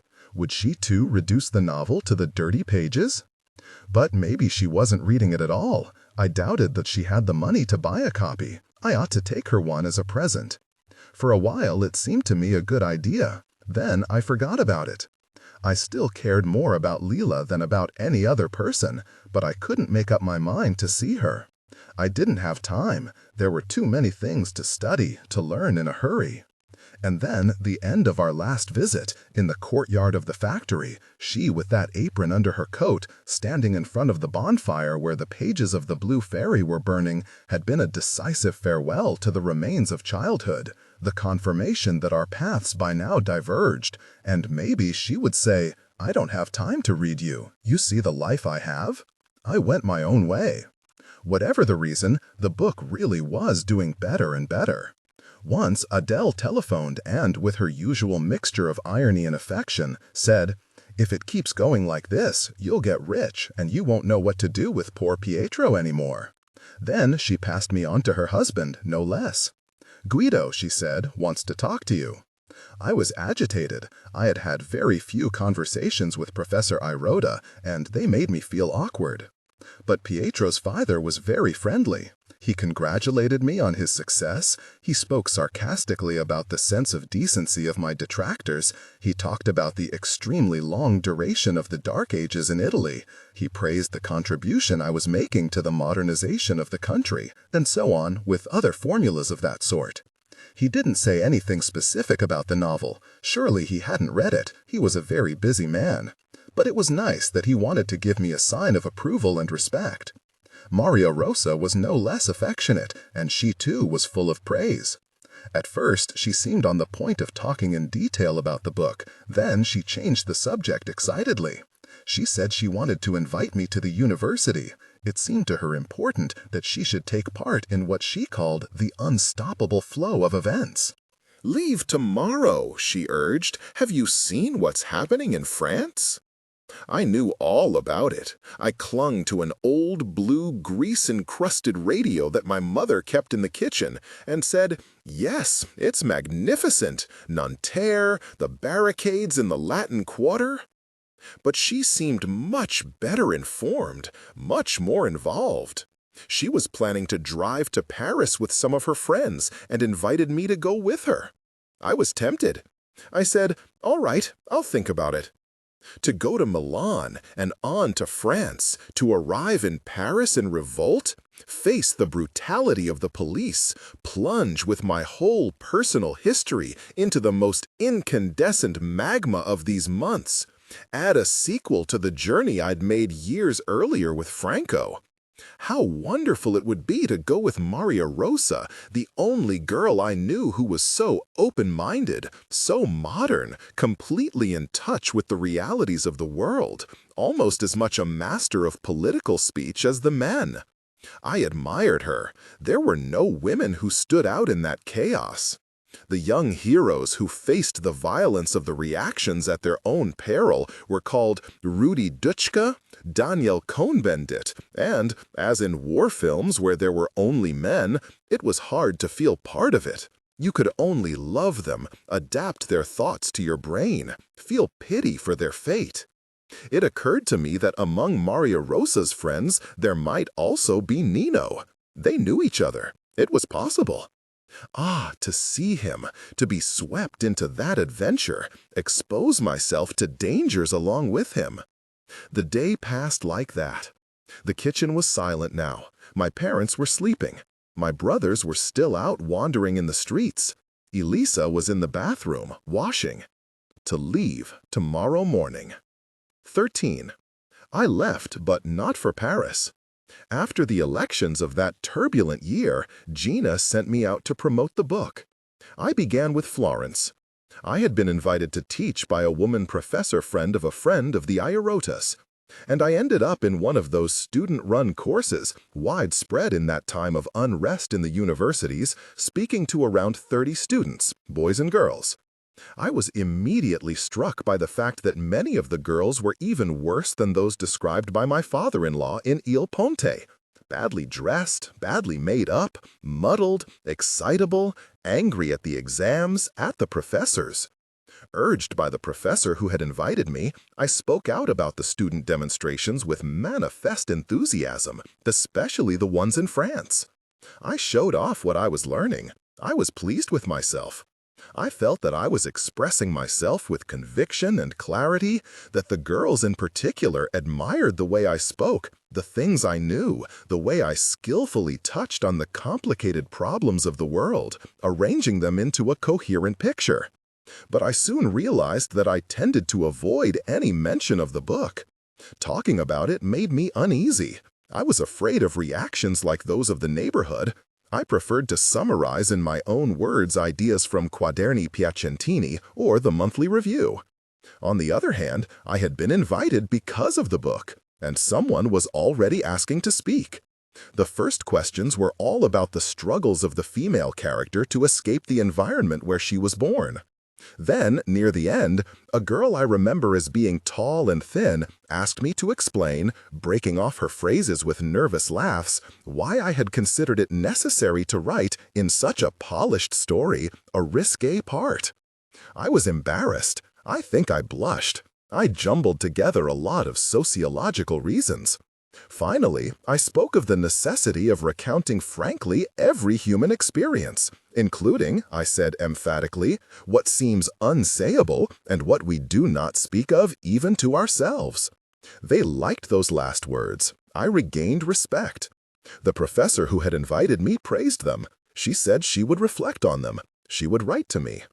Her approval established in my mind those few concepts, which soon became a refrain.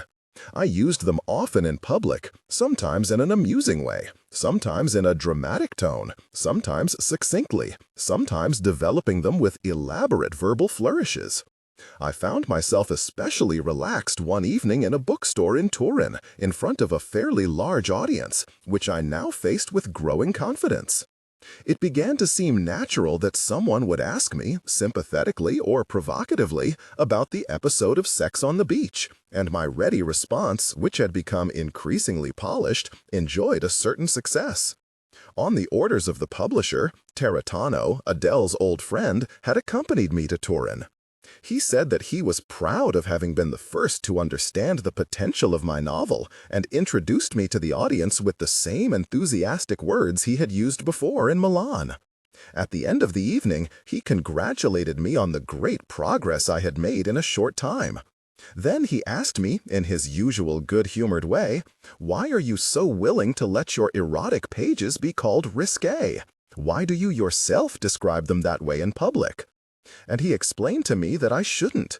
My novel wasn't simply the episode on the beach. There were more interesting and finer passages.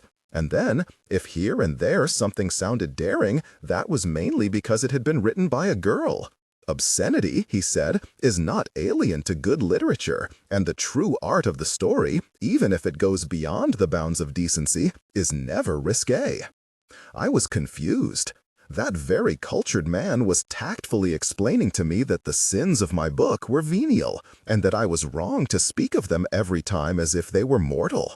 I was overdoing it then. I was submitting to the public's myopia, its superficiality. I said to myself, enough. I have to be less subservient. I have to learn to disagree with my readers. I shouldn't descend to their level. And I decided that at the first opportunity, I would be more severe with anyone who wanted to talk about those pages. At dinner, in the hotel restaurant where the press office had reserved a table for us, I listened, half embarrassed, half amused, as Tarantino quoted, as proof that I was essentially a chaste writer, Henry Miller, and explained, calling me dear child, that not a few very gifted writers of the 20s and 30s could and did write about sex in a way that I at the moment couldn't even imagine. I wrote down their names in my notebook, but meanwhile I began to think, this man, in spite of his compliments, doesn't consider that I have much talent. In his eyes, I'm a girl who's had an undeserved success. Even the pages that most attract readers, he doesn't consider outstanding. They may scandalize those who don't know much, but not people like him. I said that I was a little tired and helped my companion, who had drunk too much, to get up. He was a small man, but had the prominent belly of a gourmand. Tufts of white hair bristled over large ears. He had a red face interrupted by a narrow mouth, a big nose, and very bright eyes. He smoked a lot, and his fingers were yellowed. In the elevator, he tried to kiss me. Although I wriggled out of his embrace, I had a hard time keeping him away. He wouldn't give up. The touch of his stomach and his whiny breath stayed with me. At the time, it would never have occurred to me that an old man, so respectable, so cultured, that man who was such a good friend of my future mother-in-law, could behave in an unseemly way. Once we were in the corridor, he hastened to apologize. He blamed the wine and went straight to his room. 14. The next day, at breakfast and during the entire drive to Milan, he talked passionately about what he considered the most exciting period of his life, the years between 1945 and 1948. I heard in his voice a genuine melancholy, which vanished, however, when he went on to describe with an equally genuine enthusiasm the new climate of revolution, the energy, he said, that was infusing young and old. I kept nodding yes, struck by how important it was for him to convince me that my present was, in fact, the return of his thrilling past.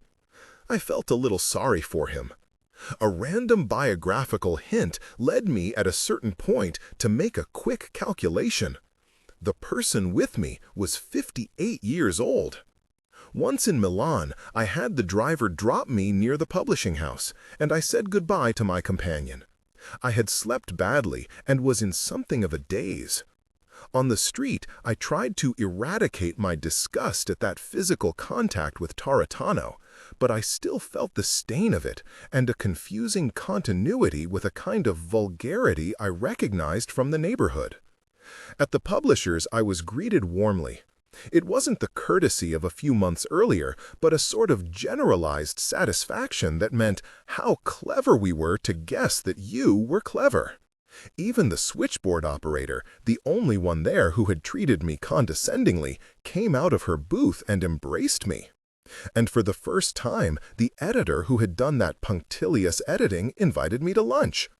As soon as we sat down in a half-empty restaurant near the office, he returned to his emphasis on the fact that my writing guarded a fascinating secret, and between courses he suggested that I would do well to plan a new novel, taking my time but not resting too long on my laurels.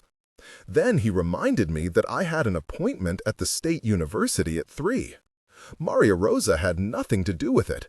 The publishing house itself, through its own channels, had organized something with a group of students. "Whom should I look for when I get there?" I asked. My authoritative lunch companion said proudly, "My son will be waiting for you at the entrance." I retrieved my bag from the office and went to the hotel. I stayed a few minutes and left for the university. The heat was unbearable.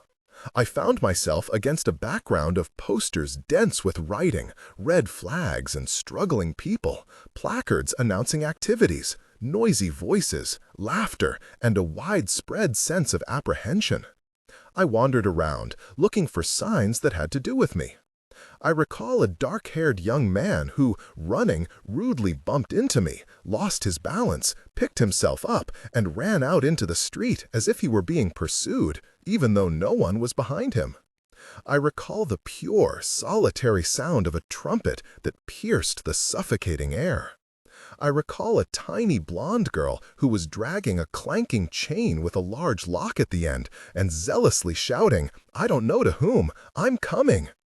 I remember it because in order to seem purposeful, as I waited for someone to recognize me and come over, I took out my notebook and wrote down this and that. But half an hour passed and no one arrived. Then I examined the placards and posters more carefully, hoping to find my name or the title of the book. It was useless. I felt a little nervous and decided not to stop one of the students. I was ashamed to cite my book as a subject of discussion in an environment where the posters pasted to the walls proclaimed far more significant themes. I found to my annoyance that I was poised between opposing feelings. On the one hand, a strong sympathy for all those young men and women who, in that place, were flaunting gestures and voices with an absolute lack of discipline. And on the other, the fear that the disorder I had been fleeing since I was a child might now, right here, seize me and fling me into the middle of the commotion, where an incontrovertible power, a janitor, a professor, the rector, the police, would quickly find me at fault, me, who had always been good, and punish me. I thought of sneaking away. What did I care about a handful of kids scarcely younger than me, to whom I would say the usual foolish things? I wanted to go back to the hotel, enjoy my situation as a successful author who was traveling all over, eating in restaurants and sleeping in hotels. But 5 or 6 busy-looking girls passed by, carrying bags, and almost against my will I followed them, the voices, the shouts, even the sound of the trumpet. Like that, walking and walking, I ended up outside a crowded classroom from which, just then, an angry clamor arose. And since the girls I was following went in, I too cautiously entered. A sharp conflict involving various factions was underway, both in the packed classroom and in a small crowd that besieged the lectern. I stayed near the door, ready to leave, already repelled by a burning cloud of smoke and breath, by a strong odor of excitement. I tried to orient myself. I think they were discussing procedural matters, in an atmosphere, however, in which no one, some were shouting, some were silent, some poking fun, some laughing, some moving rapidly like runners on a battlefield, some paying no attention, some studying, seemed to think that agreement was possible. I hoped that Maria Rosa was there somewhere. Meanwhile, I was getting used to the uproar, the smells. So many people, mostly males, handsome, ugly, well-dressed, scruffy, violent, frightened, amused. I observed the women with interest. I had the impression that I was the only one who was there alone. Some, for example the ones I had followed, stayed close together, even as they distributed leaflets in the crowded classroom. They shouted together, laughed together, and if they were separated by a few meters, they kept an eye on each other so as not to get lost. Longtime friends, or perhaps chance acquaintances, they seemed to draw from the group the authority to stay in that place of chaos, seduced by the lawless atmosphere, yes, but open to the experience only on the condition that they not separate, as if they had decided beforehand, in more secure places, that if one left, they would all leave. Other women, however, by themselves or at most in pairs, had infiltrated the male groups, displaying a provocative intimacy, the light-hearted dissolution of safe distances, and they seemed to me the happiest, the most aggressive, the proudest. I felt different there, illegally, without the necessary credentials to shout myself, to remain inside those fumes and those odors that brought to mind now the odors and fumes that came from Antonio's body, from his breath when we embraced at the ponds. I had been too wretched, too crushed by the obligation to excel in school. I had hardly ever gone to the movies. I had never. And the man around 30 whom I had noticed in the classroom, the one who was smoking the cigar, a Venezuelan painter named Juan. We all went to dinner in a trattoria that my sister-in-law knew. I talked to Franco enough to find out that I was wrong. He hadn't stayed the same. Covering his face, and maybe he had placed it there himself, a mask which, although it perfectly matched the features of before, had eliminated the generosity. Now he was pinched, restrained, he weighed his words. In the course of a short, apparently confidential exchange, he never alluded to our old relationship, and when I brought it up, complaining that he had never written to me, he cut me off, saying it had to be like that. About the university, too, he was vague, and I understood that he hadn't graduated. There are other things to do, he said. What? He turned to Mario Rosa, as if irritated by the too private note of our exchange. Elena is asking what there is to do. Mario Rosa answered cheerfully, the revolution. So I assumed a mocking tone. I said, and in your free time? Juan, who was sitting next to Sylvia, broke in seriously, gently shaking the baby's closed fist. In our free time, we're getting ready for it. After dinner, we piled into Mario Rosa's car. She lived in a large old apartment in Sant'Ambrogio. I discovered that the Venezuelan had a kind of studio there, a very untidy room, where he brought Franco and me to show us his work. Big canvases depicting crowded urban scenes, painted with an almost photographic skill, but he had spoiled them by nailing to the surface tubes of paint or brushes or palettes or bowls for turpentine and rags. Mario Rosa praised him warmly, but addressing Franco in particular, whose opinion she seemed to value. I observed without comprehending. Certainly Juan lived there, certainly Sylvia also lived there, since she moved through the house confidently with Mirko, the baby. But at first I thought that the painter and the young mother were a couple and lived as tenants in one of those rooms. But soon I changed my idea. The Venezuelan, in fact, all evening showed Sylvia an abstract courtesy, while he often put an arm around Mario Rosa's shoulders, and once he kissed her on the neck. At first, there was a lot of talk about Juan's work. Franco had always had an enviable expertise in the visual arts and a strong critical sensibility. We all listened eagerly, except Sylvia, whose baby, until then very good, suddenly began to cry inconsolably. For a while, I hoped that Franco would also talk about my book. I was sure he would say something intelligent, such as, with some severity, he was saying about Juan's paintings. Instead, no one alluded to my novel, and after a burst of impatience from the Venezuelan, who hadn't appreciated a remark of Franco's on art and society, we went on to discuss Italy's cultural backwardness, the political picture that emerged from the elections, the chain reaction concessions of social democracy, the students' and police repression, what was termed the lesson of France. The exchange between the two men immediately became contentious. Sylvia couldn't understand what Mirko needed. She left the room and returned, scolding him harshly as if she were a grown child.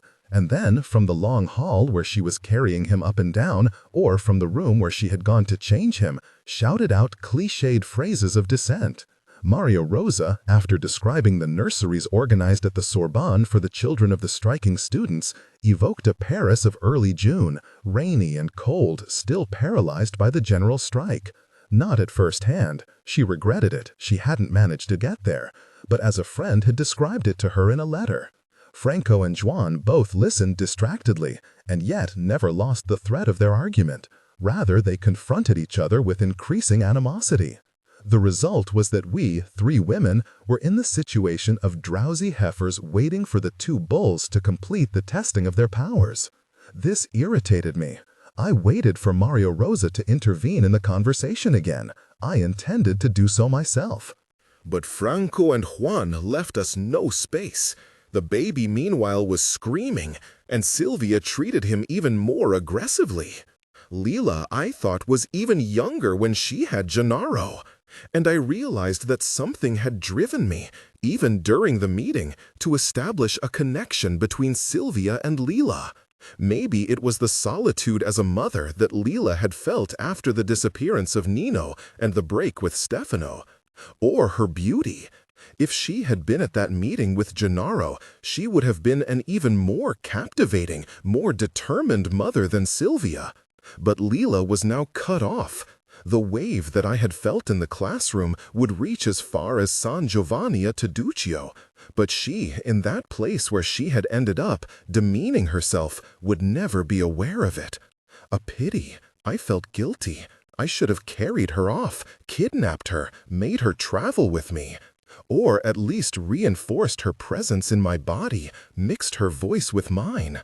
As in that moment, I heard her saying, "If you are silent, if you let only the two of them speak, if you behave like an apartment plant, at least give that girl a hand. Think what it means to have a small child."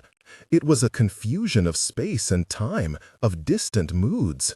I jumped up, I took the child from Sylvia gently and carefully, and she was glad to let me. 16. What a handsome child! It was a memorable moment. Mirko charmed me immediately. He had folds of rosy flesh around his wrists, around his legs. How cute he was! What a nice shape his eyes had! How much hair! What long, delicate feet! What a good smell! I whispered all those compliments softly as I carried him around the house. The voices of the men faded, as did the ideas they defended and their hostility. And something happened that was new to me. I felt pleasure. I felt like an uncontrollable flame the child's warmth, his motility. And it seemed to me that all my senses became more vigilant, as if the perception of that perfect fragment of life that I had in my arms had become achingly acute, and I felt his sweetness and my responsibility for him, and was prepared to protect him from all the evil shadows lying in wait in the dark corners of the house. Mirko must have understood, and he was quiet. This too gave me pleasure. I was proud of having been able to give him peace. When I returned to the room, Sylvia, who had settled herself on Maria Rosa's lap and was listening to the discussion between the two men, joining in with nervous exclamations, turned to look at me and must have seen in my face the pleasure with which I was hugging the child to me. She jumped up, took him from me with a harsh thank you, and went to put him to bed. I had an unpleasant sensation of loss. I felt Mirko's warmth leaving me. I sat down again in a bad mood, with my thoughts in confusion. I wanted the baby back. I hoped that he would start crying again, that Sylvia would ask for my help. What's got into me? Do I want children? Do I want to be a mama, nursing and singing lullabies? Marriage plus pregnancy? And if my mother should emerge from my stomach just now when I think I'm safe? 17. It took me a while to focus on the lesson that was coming to us from France, on the tense confrontation between the two men. But I didn't want to be silent. I wanted to say something about what I had read and thought about the events in Paris. The speech was twisting around in sentences that remained incomplete in my mind. And it amazed me that Maria Rosa, so clever, so free, said nothing, that she confined herself to agreeing always and only with what Franco said, with pretty smiles, which made Juan nervous and occasionally insecure. If she doesn't speak, I said to myself, I will. Otherwise, why did I agree to come here? Why didn't I go to the hotel? Questions to which I had an answer. I wanted to show those who had known me in the past what I had become. I wanted Franco to realize that he couldn't treat me like the girl of long ago. I wanted him to realize that I had become a completely different person. I wanted him to say in front of Maria Rosa that this other person had his respect. Therefore, since the baby was quiet, since Sylvia had disappeared with him, since neither one had further need of me, I waited a little and finally found a way of disagreeing with my old boyfriend. It was an improvised disagreement. I wasn't moved by solid convictions. The goal was to express myself against Franco, and I did it. I had certain formulas in my mind. I combined them with false confidence.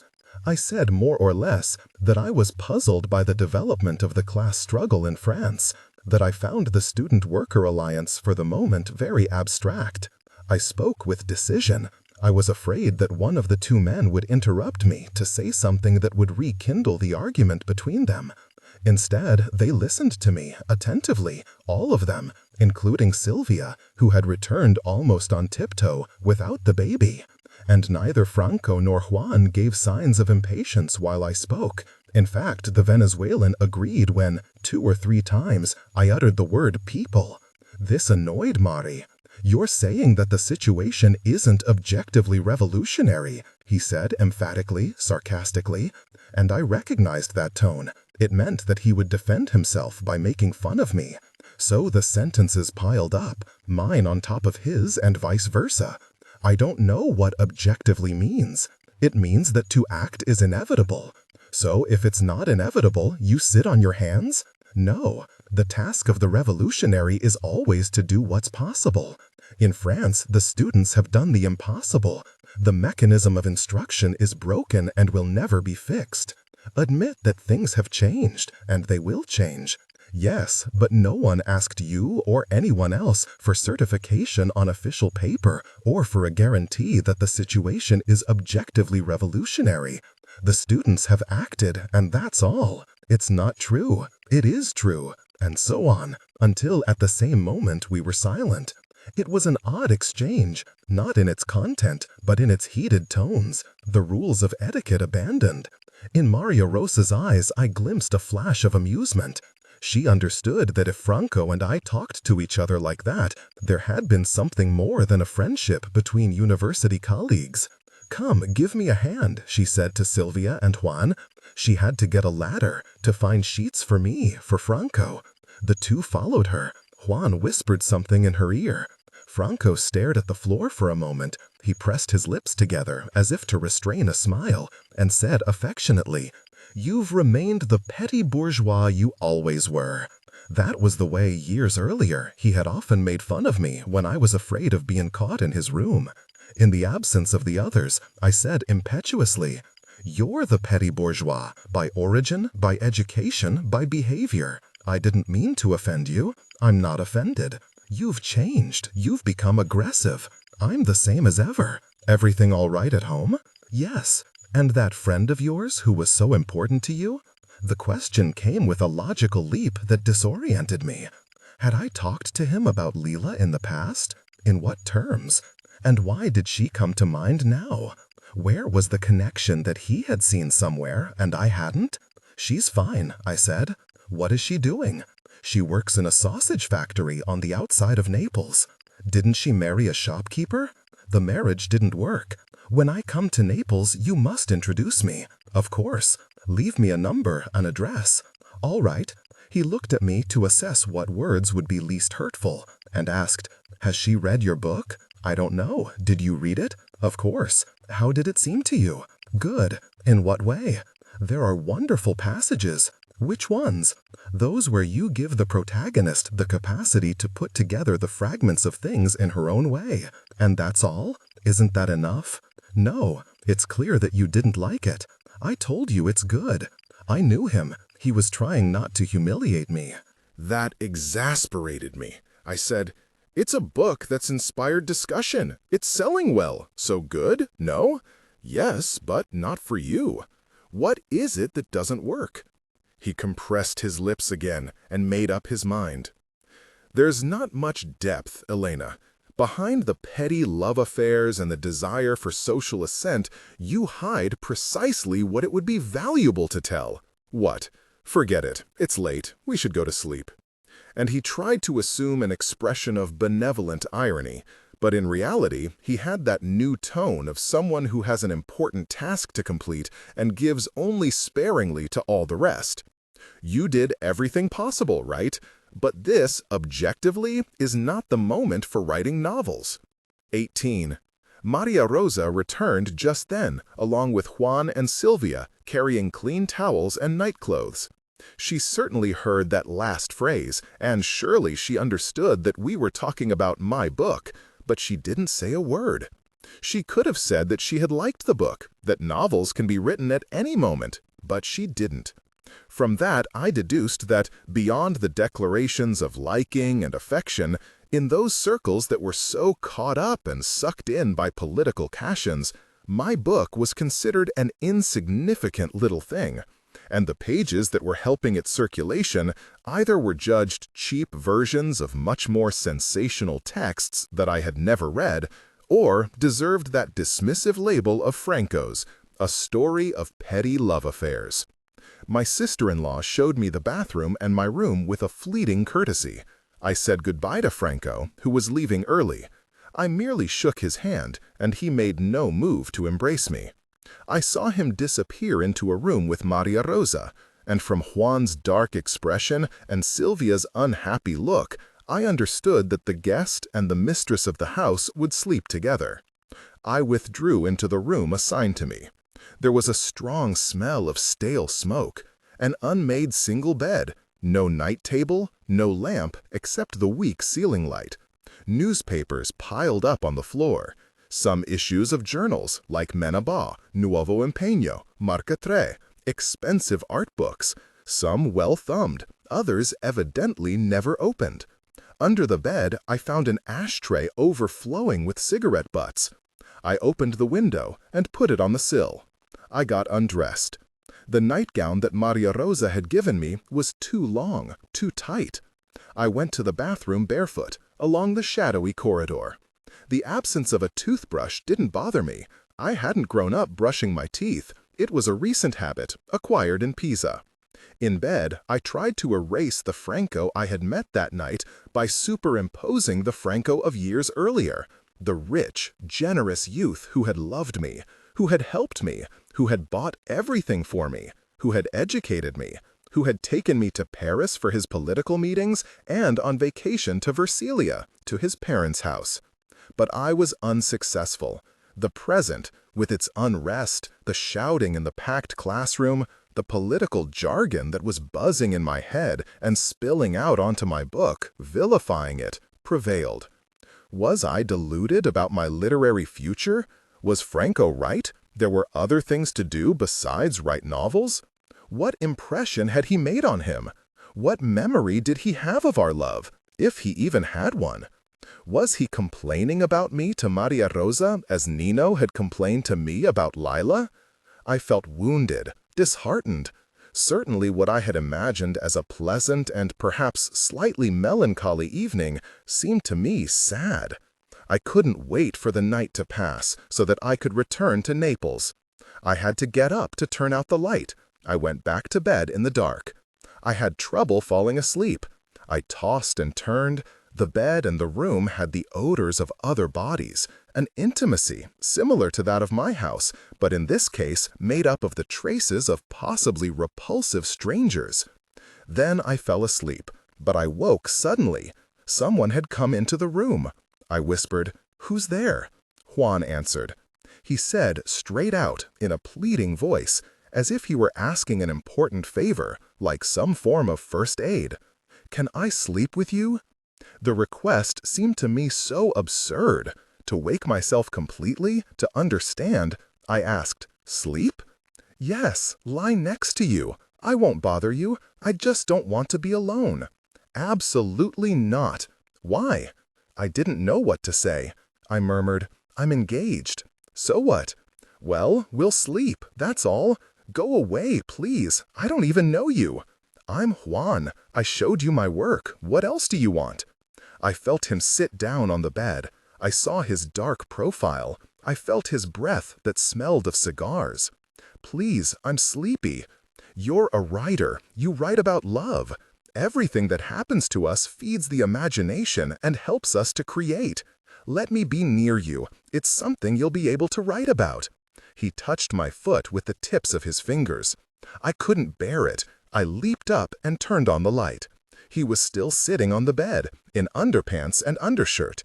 "Out!" I hissed, and in such a peremptory tone, so clearly close to shouting, so determined to attack and to fight with all my energy that he got up, slowly, and said with disgust, "You're a hypocrite." He went out. I closed the door behind him. There was no key. I was appalled. I was furious. I was frightened. A bloodthirsty dialogue was whirling in my head. I waited a while before going back to bed, and I didn't turn out the light. What had I intimated about myself? What sort of person did it seem that I was? What legitimatized Juan's request? Was it the reputation of a free woman that my book was giving me?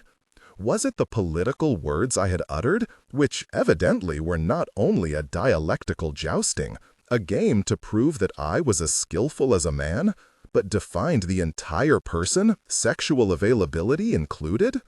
Was it a sort of membership in the same ranks that had led that man to show up in my room without scruples, and Maria Rosa, also without scruples, to lead Franco into hers?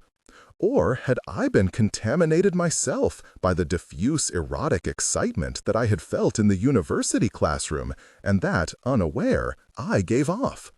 In Milan, I always felt ready to make love with Nino, betraying Pietro. But that was an old passion. It justified sexual desire and betrayal. While sex in itself, that unmediated demand for orgasm, no, I couldn't be drawn into that. I was unprepared. It disgusted me. Why let myself be touched by Adele's friend in Turin? Why in this house by Juan? What did I display? What did they want to display? Suddenly, I thought of what had happened with Donato Sarratore. Not so much the evening on the beach in Ischia, which I had transformed into the episode in the novel, but the time he appeared in Nella's kitchen, when I had just gone to bed, and he had kissed me, touched me, causing a flow of pleasure against my very will. Between the girl of then, astonished, frightened, and the woman attacked in the elevator, the woman who had been subjected to that incursion now, was there a connection? The extremely cultured friend of Adele's Taratano, the Venezuelan artist Juan, were they of the same clay as Nino's father, train conductor, bad poet, hack journalist? 19. I couldn't get to sleep. Added to my strained nerves, to the contradictory thoughts, was Mirko, who had started crying again. I recalled the powerful emotion I had felt when I held the child in my arms, and since he didn't calm down, I couldn't restrain myself. I got up and, following the trail of his wailing, reached a door through which light filtered. I knocked. Sylvia answered rudely. The room was more welcoming than mine. It had an old armoire, a night table, a double bed on which the girl was sitting, in baby doll pink, legs crossed, a spiteful expression on her face. Her arms flung wide, the backs of both hands on the sheet. She was holding Mirko on her bare thighs, like a votive offering. He, too, was naked, violet. The black hole of his mouth opened wide, his little eyes narrowed, his limbs agitated. At first, she greeted her with hostility. Then she softened. She said she felt she was an incompetent mother. She didn't know what to do. She was desperate. Finally, she said, "He always acts like this if he doesn't eat. Maybe he's sick. He'll die here on the bed." And as she spoke, she seemed very unlikely Logly, disfigured by the nervous twisting of her mouth, by her staring eyes, until she burst into tears. The weeping of mother and child moved me. I would have liked to embrace them both, hold them tight, rock them. I whispered, "Can I take him for a moment?" She nodded yes between her sobs. So I took the child off her knees, brought him to my breast, and again felt the flood of odors, sounds, warmth, as if his vital energies were rushing joyfully to return to me after the separation. I walked back and forth in the room, murmuring a sort of ungrammatical litany that I invented on the spot, a long, senseless declaration of love. Mirko miraculously calmed down, fell asleep. I laid him gently beside his mother, but with no desire to be separated from him. I was afraid to go back to my room. A part of me was sure of finding Juan there and wanted to stay here. Sylvia thanked me without gratitude, a thank you to which she coldly added a list of my virtues. You're intelligent. You know how to do everything. You know how to be respected. You're a real mother. Your children will be lucky." I denied it. I said I'm going. But she had a jolt of anxiety. She took my hand and begged me to stay. "He listens to you. Do it for him. He'll sleep peacefully." I accepted immediately. We lay down on the bed with the baby in the middle and turned off the light. But we didn't sleep. We began to talk about ourselves. In the dark, Sylvia became less hostile. She told me of the disgust she had felt when she discovered she was pregnant. She had hidden the pregnancy from the man she loved and also from herself.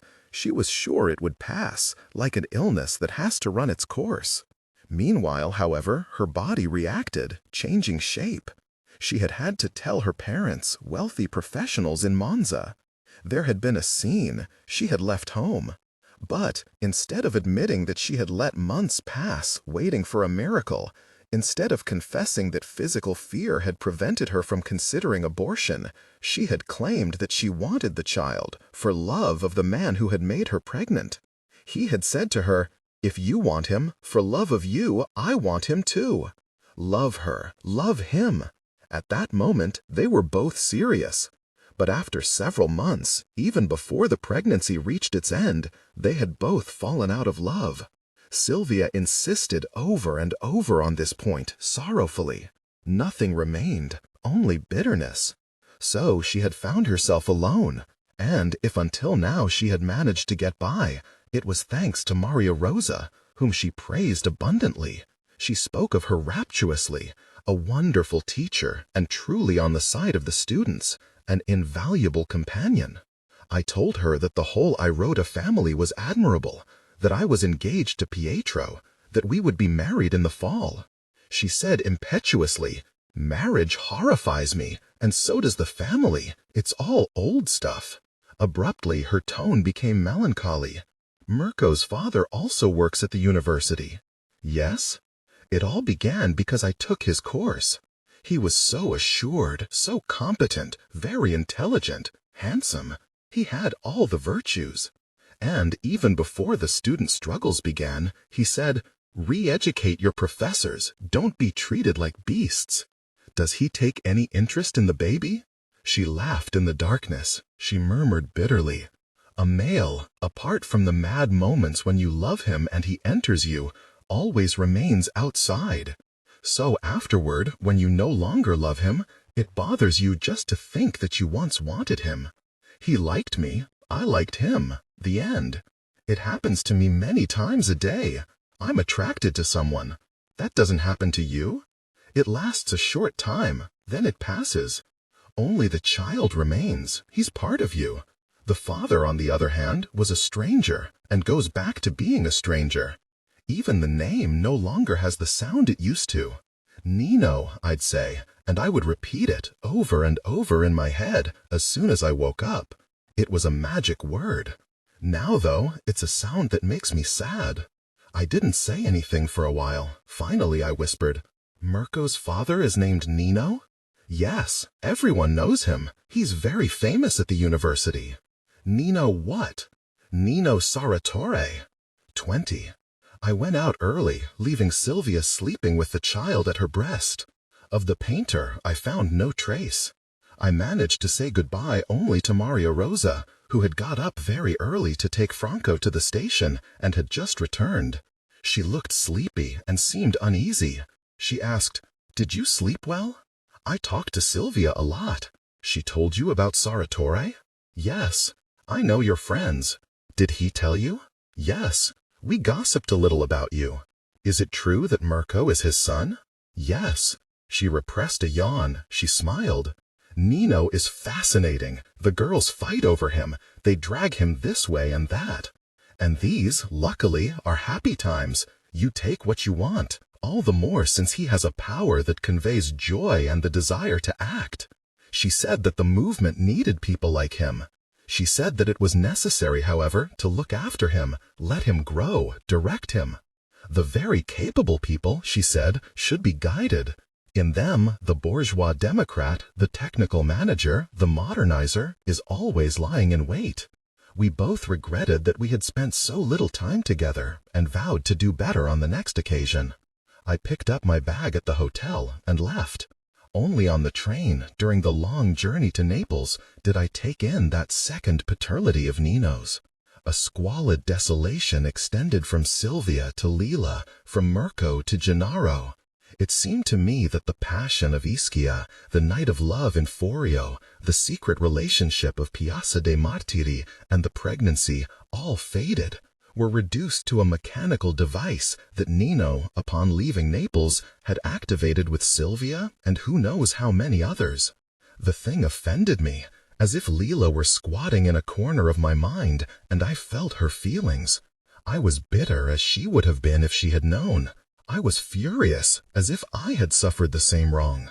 Nino had betrayed Lila and me. We were, she and I, similarly humiliated. We loved him without ever being truly loved in return.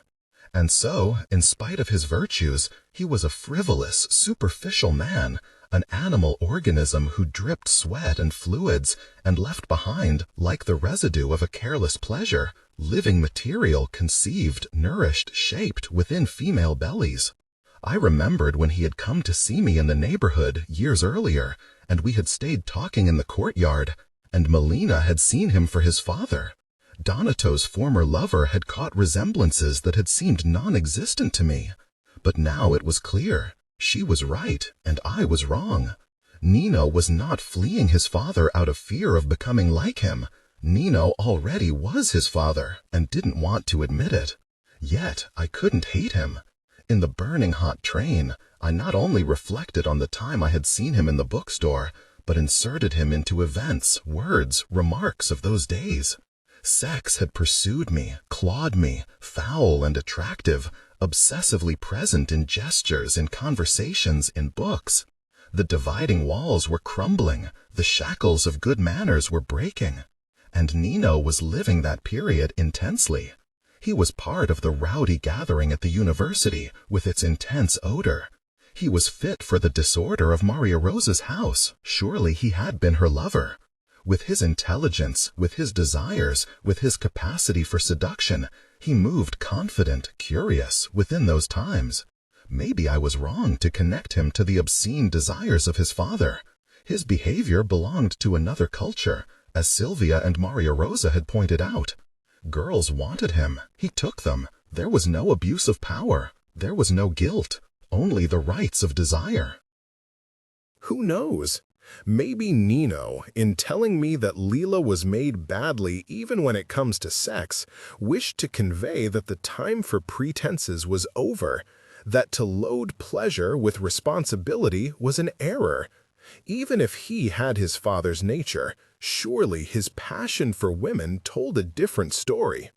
With astonishment, with disappointment, I arrived in Naples at the moment when a part of me, at the thought of how much Nino was loved and how much he loved, had yielded and reached the point of admitting, what's wrong with it? He enjoys life with those who know how to enjoy it. And as I was returning to the neighborhood, I realized that precisely because all women wanted him and he took them all, I, who had wanted him forever, wanted him even more. So I decided that I would at all costs avoid meeting him again.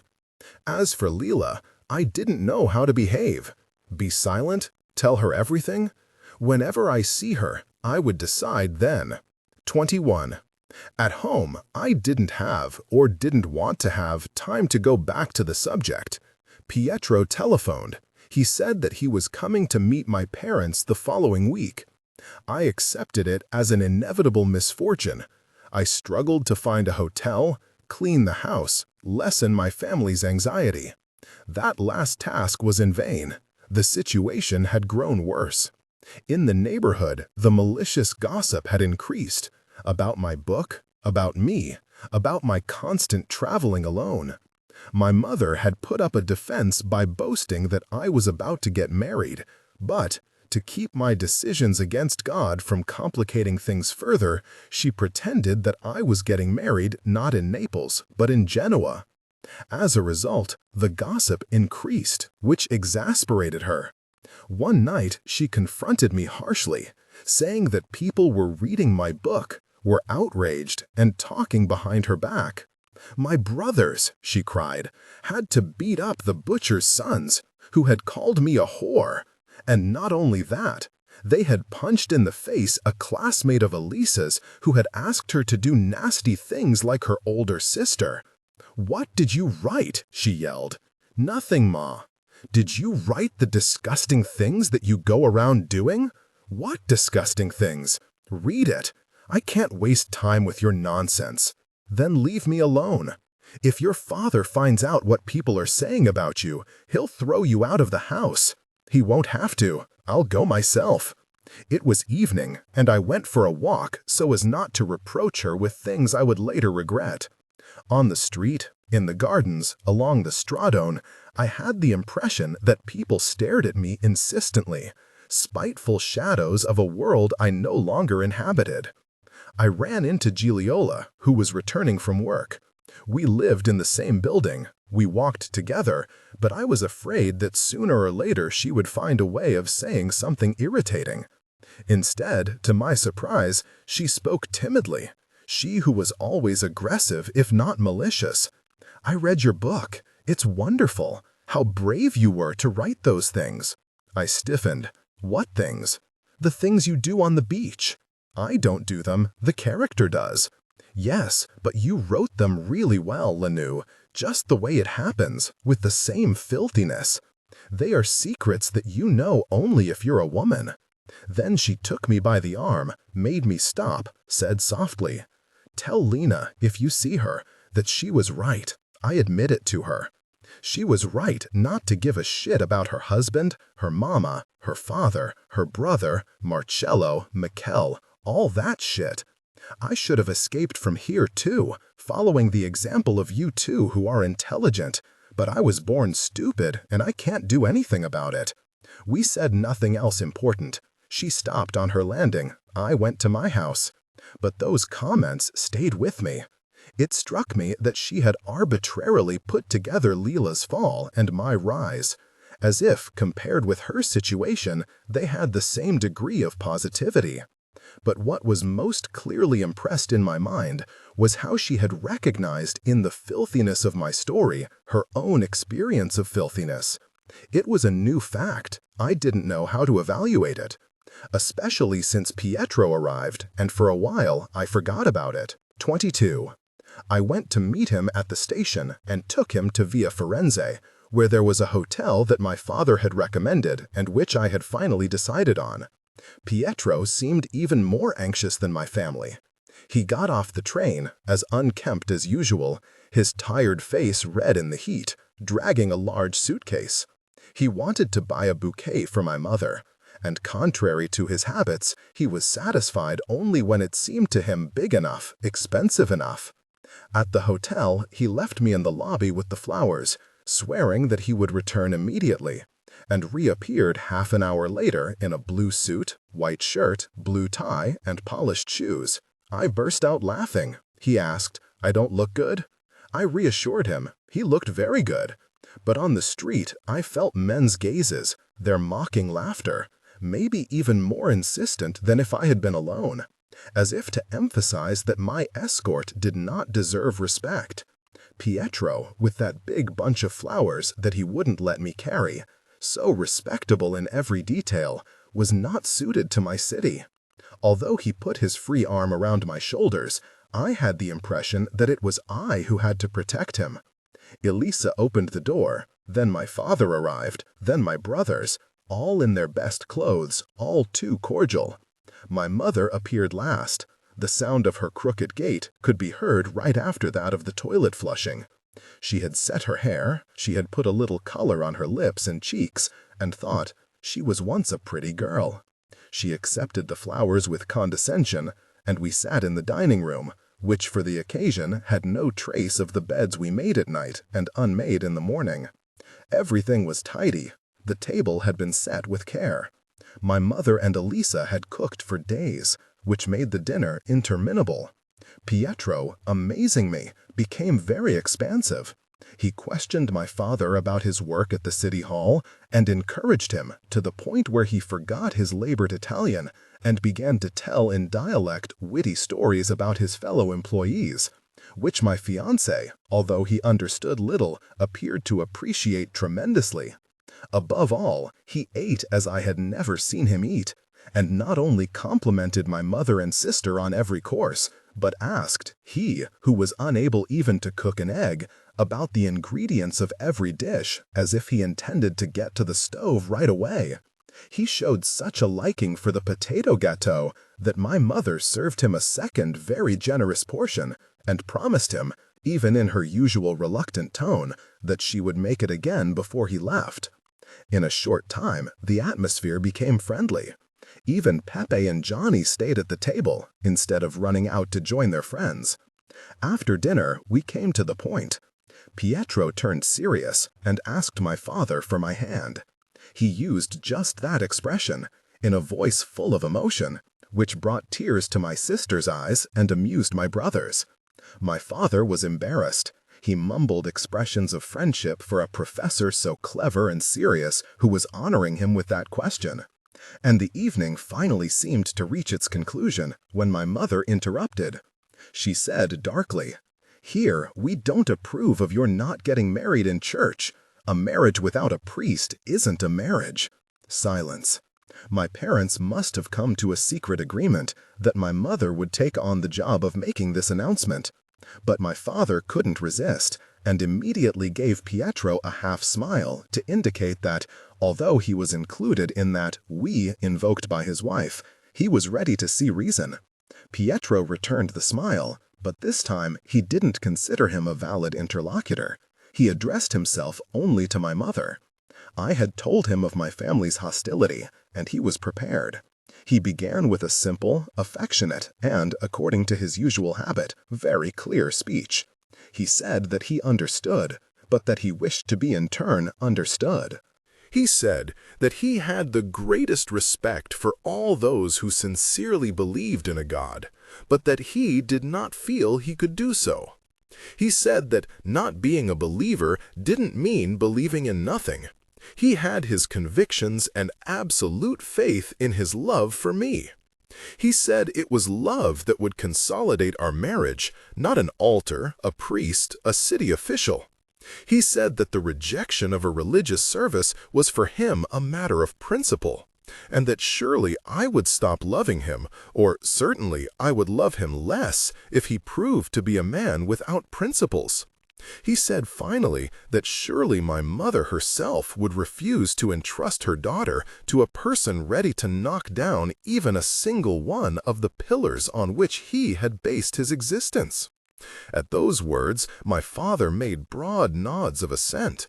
My brothers were open-mouthed. Elisa was moved again. But my mother remained impassive. For some moments she fiddled with her wedding ring.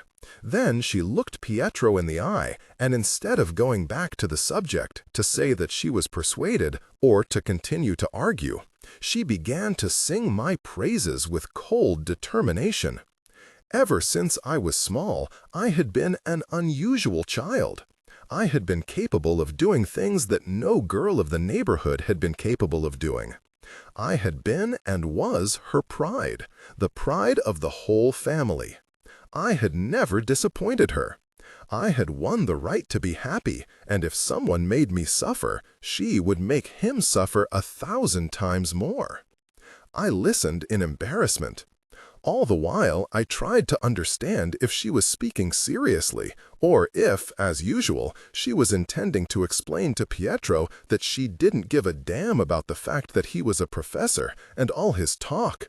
It wasn't he who was doing the Grecos a favor, but the Grecos who were doing him one. I couldn't tell.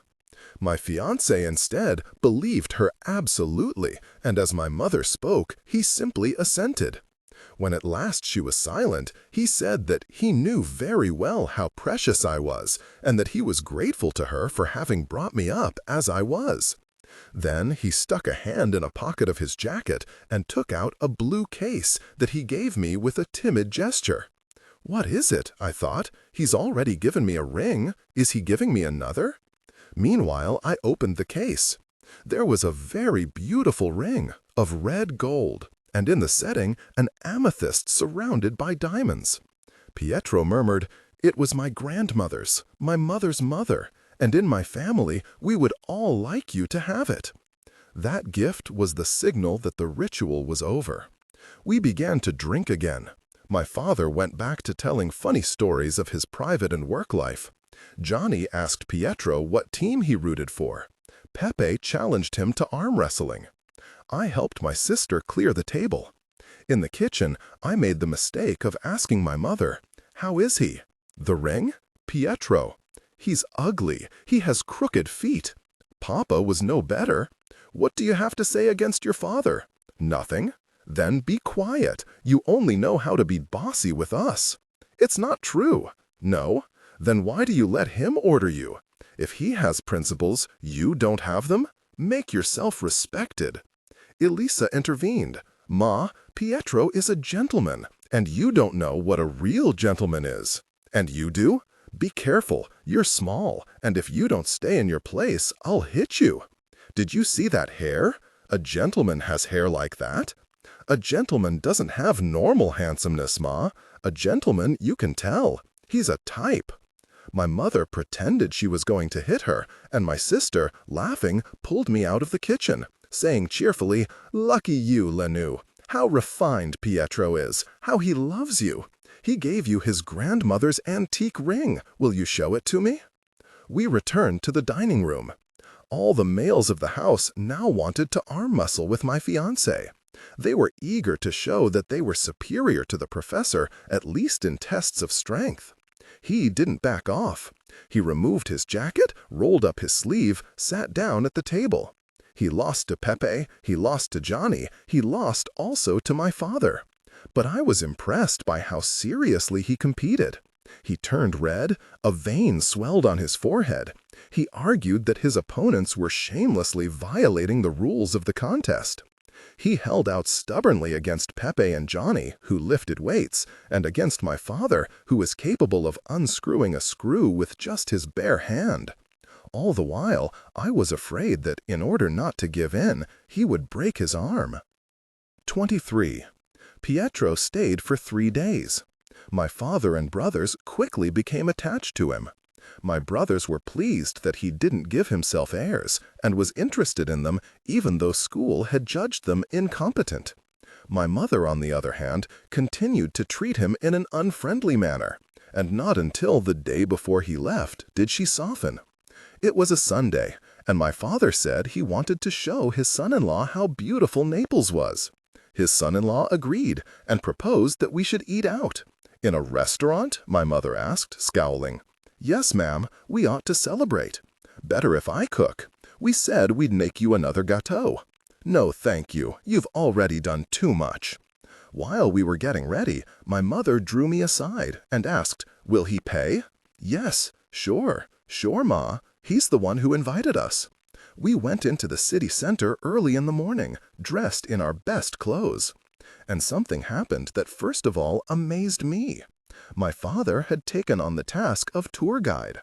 He showed our guest the Moschio Angino, the Royal Palace, the statues of the kings, Castel dell'Ovo, Via Caracciolo, and the sea. Pietro listened attentively.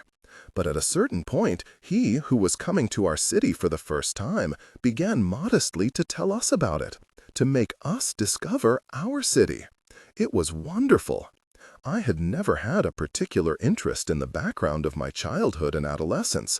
I marveled that Pietro could talk about it with such learned admiration. He showed that he knew the history of Naples, the literature, fables, legends, anecdotes, the visible monuments, and those hidden by neglect.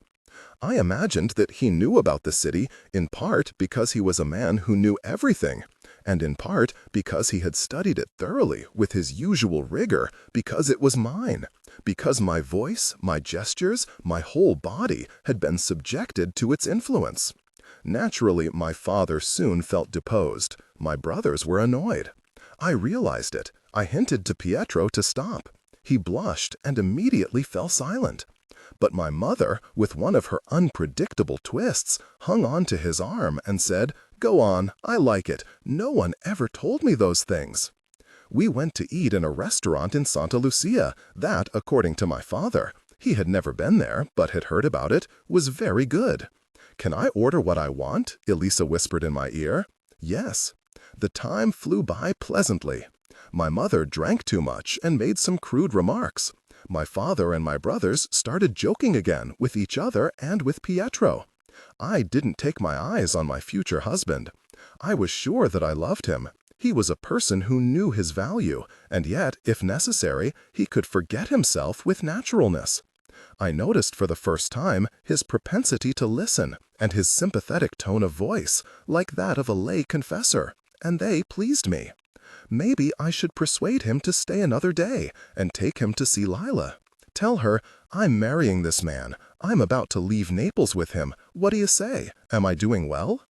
And I was considering that possibility when at a nearby table 5 or 6 students began to look at us insistently and laugh.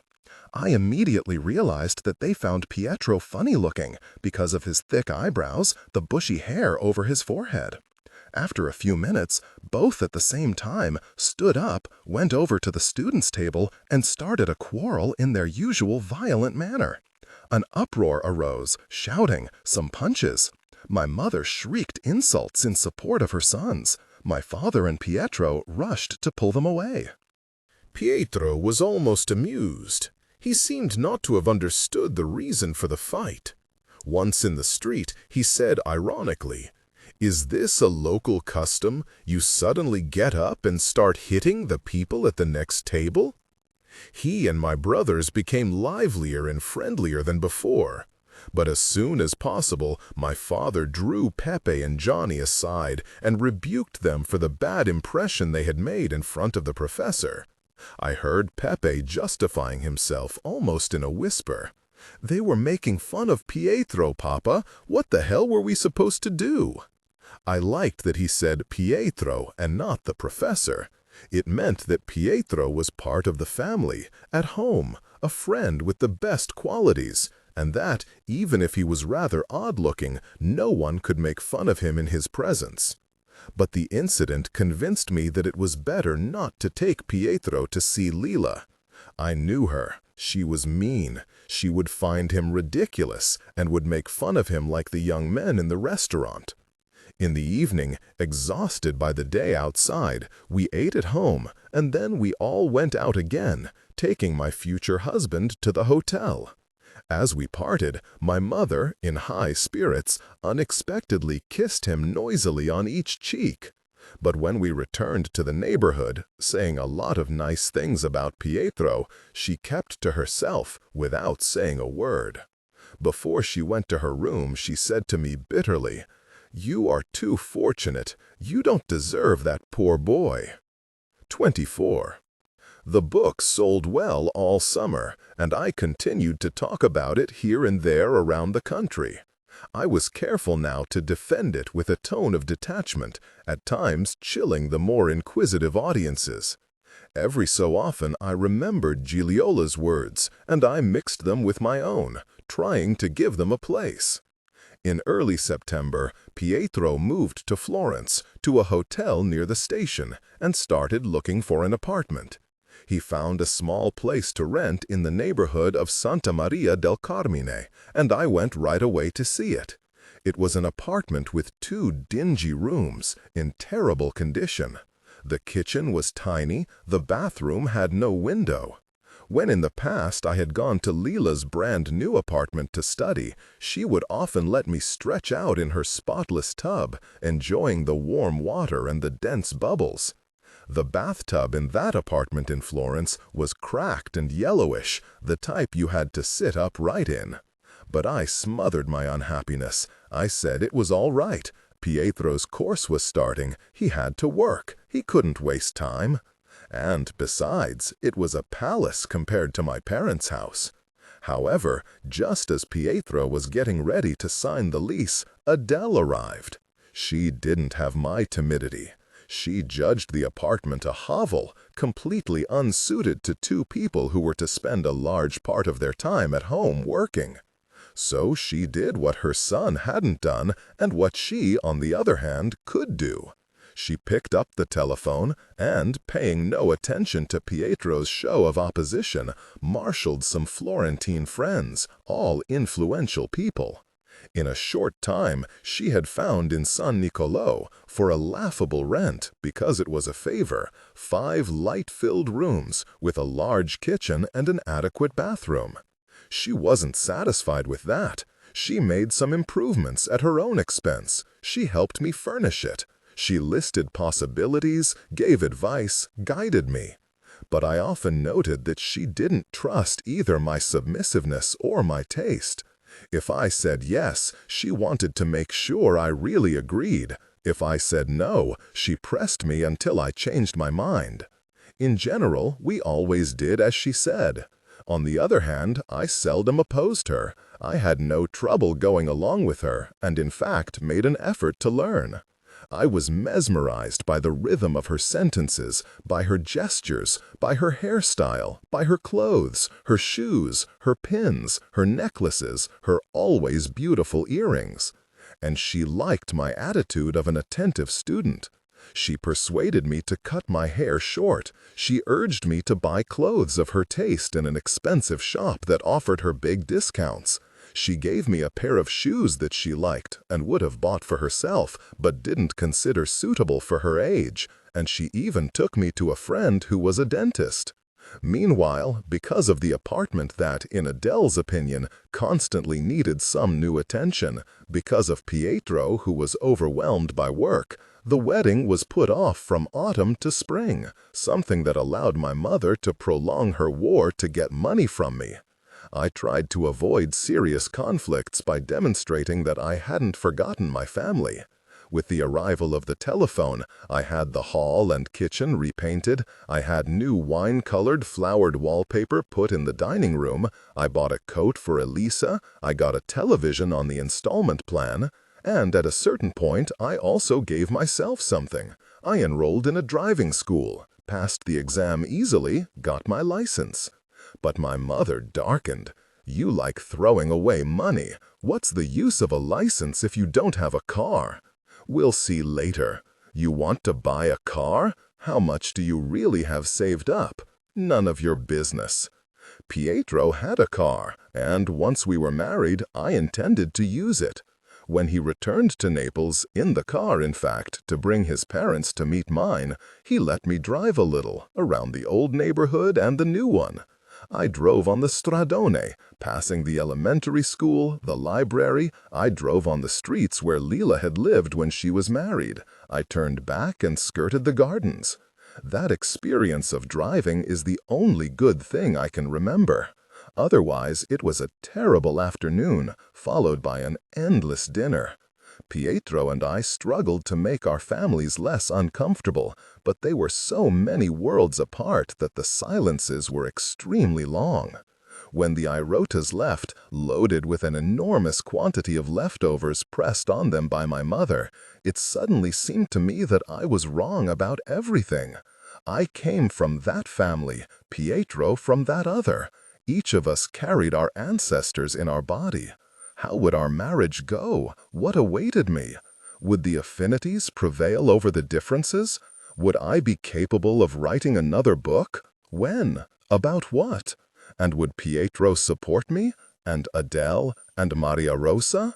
One evening, with thoughts like that in my head, I heard someone call me from the street. I rushed to the window. I had immediately recognized the voice of Pasquale Peluso. I saw that he wasn't alone. He was with Enzo. I was alarmed. At that hour, shouldn't Enzo be in San Giovanni at Teduccio, at home, with Leila and Gennaro? "Can you come down?" Pasquale shouted. "What's happening? Lena doesn't feel well and wants to see you." "I'm coming," I said, and ran down the stairs, although my mother was shouting after me. "Where are you going at this hour? Come back here." 25. I hadn't seen either Pasquale or Enzo for a long time, but they got right to the point. They had come for Leila and began talking about her immediately. Pasquale had grown a Che Guevara-style beard, and it seemed to me that it had improved him. His eyes seemed bigger and more intense, and the thick mustache covered his bad teeth even when he laughed. Enzo, on the other hand, hadn't changed, as silent, as compact as ever. Only when we were in Pasquale's old car did I realize how surprising it was to see them together. I had been sure that no one in the neighborhood wanted to have anything to do with Lila and Enzo. But it wasn't so. Pasquale often went to their house. He had come with Enzo to get me. Lila had sent them together. It was Enzo who, in his dry and orderly way, told me what had happened. Pasquale, who was working at a construction site near San Giovanni a Teduccio, was supposed to stop for dinner at their house. But Lila, who usually returned from the factory at 4:30, still hadn't arrived at 7 when Enzo and Pasquale got there. The apartment was empty. Gennaro was at the neighbor's. The two began cooking. Enzo fed the child. Lila hadn't shown up until 9, very pale, very nervous. She hadn't answered Enzo and Pasquale's questions. The only thing she said, in a terrified tone of voice, was, "They're pulling out my nails." Not true. Enzo had taken her hands and checked. The nails were in place. Then she got angry and shut herself in her room with Gennaro. After a while, she had yelled at them to find out if I was at home. She wanted to speak to me urgently. I asked Enzo, "Did you have a fight?" "No." "Did she not feel well? Was she hurt at work?" "I don't think so. I don't know." Pasquale said to me, "Now, let's not make ourselves anxious. Let's bet that as soon as Lena sees you, she'll calm down. I'm so glad we found you. You're an important person now. You must have a lot to do." I denied it, but he cited as proof the old article in L'Unità, and Enzo nodded in agreement. He had also read it. "Lila saw it too," he said. "And what did she say?" "She was really pleased with the picture." "But they made it sound like you were still a student," Pasquale grumbled. "You should write a letter to the paper explaining that you're a graduate." He complained about all the space that even L'Unità was giving to the students. Enzo said he was right, and they held forth with arguments not so different from those I had heard in Milan, only the vocabulary was cruder. It was clear that Pasquale especially wanted to entertain me with arguments worthy of someone who, though she was their friend, appeared in L'Unità with a photograph. But maybe they did it to dispel the anxiety, theirs and mine. I listened. I quickly realized that their relationship had solidified precisely because of their political passion. They often met after work, at party or some sort of committee meetings. I listened to them. I joined in out of politeness. They replied, but meanwhile I couldn't get Lila out of my mind. Lila consumed by an unknown anguish, she who was always so resistant. When we reached San Giovanni, they seemed proud of me. Pasquale in particular didn't miss a single word of mine, and kept checking on me in the rearview mirror. Although he had his usual knowing tone, he was the secretary of the local section of the Communist Party. He ascribed to my agreement on politics the power to sanction his position, so that, when he felt clearly supported, he explained to me, in some distress, that with Enzo and some others, he was engaged in a serious fight within the party, which, he said, frowning, pounding his hands on the wheel, preferred to wait for a whistle from Aldo Moro like an obedient dog, rather than stop procrastinating and join the battle. "What do you think?" he asked. "It's as you say," I said. "You're clever," he praised me then, solemnly, as we were going up the dirty stairs. "You always were. Right, Enzo?" Enzo nodded yes, but I understood that his worry about Lila was increasing at every step, as it was in me, and he felt guilty for being distracted by that chatter. He opened a door, said aloud, "We're here," and pointed to a door whose top half was of frosted glass, and through which a faint light shone. I knocked softly and went in. 26. Lila was lying on a cot, fully dressed. Gennaro was sleeping next to her. "Come in," she said. "I knew you'd come. Give me a kiss." I kissed her on the cheeks. I sat on the empty bed. That must be her son's. How much time had passed since I'd last seen her? I found her even thinner, even paler. Her eyes were red. The sides of her nose were cracked. Her long hands were scarred by cuts. She continued, almost without a pause, in a low voice so as not to wake the baby. "I saw you in the newspapers. How well you look. Your hair is lovely. I know everything about you. I know you're getting married. He's a professor. Good for you. You're going to live in Florence. I'm sorry I made you come at this hour. My mind's no help to me. It's coming unglued like wallpaper. Luckily, you're here." "What's happening?" I asked, and moved to caress her hand. That question, that gesture were enough. She opened her eyes wide, clenched her hand, abruptly pulled it away. "I'm not well," she said. "But wait, don't be scared. I'll calm down now." She became calm. She said softly, enunciating the words, "I've disturbed you, Lenu, because you have to make me a promise. You're the only person I trust. If something happens to me, if I end up in the hospital, if they take me to the insane asylum, if they can't find me anymore, you have to take Gennaro. You have to keep him with you. Bring him up in your house. Enzo is good. He's smart. I trust him. But he can't give the child the things you can. Why are you talking like that? What's wrong? If you don't explain, I can't understand. First promise." "All right." She became agitated again, alarming me. "No, you mustn't say all right. You must say here, now, that you'll take the child. And if you need money, find Nino. Tell him he has to help you. But promise, I will bring up the child." I looked at her uncertainly. But I promised. I promised, and I sat and listened to her all night long. 27. This may be the last time I'll talk about Leela with a wealth of detail. Later on, she became more evasive, and the material at my disposal was diminished. It's the fault of our lives diverging, the fault of distance. And yet, even when I lived in other cities, and we almost never met, and she, as usual, didn't give me any news, and I made an effort not to ask for it, her shadow goaded me, depressed me, filled me with pride, deflated me, giving me no rest. Today, as I'm writing, that goad is even more essential. I wish she were here. That's why I'm writing. I want her to erase, add, collaborate in our story by spilling into it, according to her whim, the things she knows, what she said or thought, the time she confronted Gino, the fascist, the time she met Nadia, Professor Galliani's daughter, the time she returned to the apartment on Corso Vittorio Emanuele, where long ago she had felt out of place, the time she looked frankly at her experience of sex. As for my own embarrassments as I listened, my sufferings, the few things I said during her long story, I'll think about them later. 28. As soon as the blue fairy turned to ash in the bonfire of the courtyard, Leela went back to work.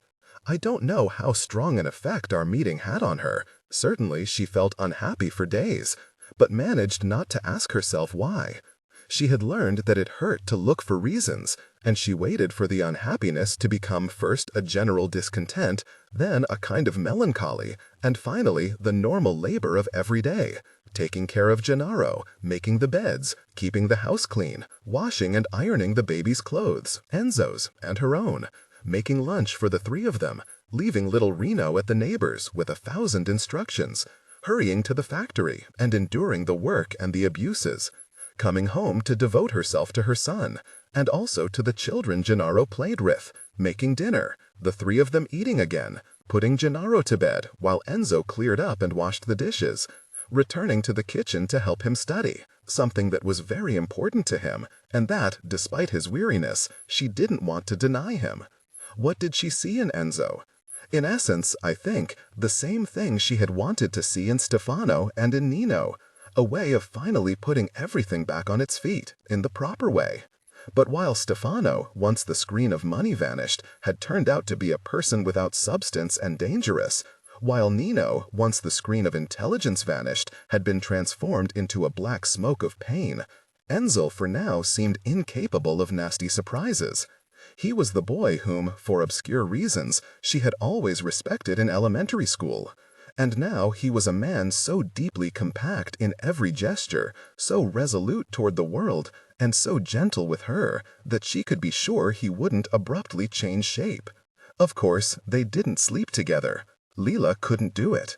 They shut themselves in their rooms, and she heard him moving on the other side of the wall until every noise stopped, and there remained only the sounds of the apartment, the building, the street. She had trouble falling asleep in spite of her exhaustion. In the dark, all the reasons for unhappiness that she had prudently left nameless got mixed up and were concentrated on Gennaro, little Reno. She thought, what will this child become? She thought, I mustn't call him Ranuccio, that would drive him to regress into dialect. She thought, I also have to help the children he plays with if I don't want him to be ruined by being with them. She thought, I don't have time. I myself am not what I once was. I never pick up a pen. I no longer read books. Sometimes she felt a weight on her chest. She became alarmed and turned on the light in the middle of the night, looked at her sleeping child. She saw almost nothing of Nino. Gennaro reminded her, rather, of her brother. When he was younger, the child had followed her around. Now, instead, he was bored. He yelled. He wanted to run off and play. He said bad words to her. I love him, Leela reflected, but do I love him just as he is? An ugly question. The more she observed her son, the more she felt that, even if the neighbor found him very intelligent, he wasn't growing up as she would have liked. She felt that the years she had dedicated to him had been in vain. Now it seemed to her wrong that the quality of a person depends on the quality of his early childhood. You had to be constant, and Gennaro had no constancy, nor did she. My mind is always scattering, she said to herself. I'm made badly, and he's made badly.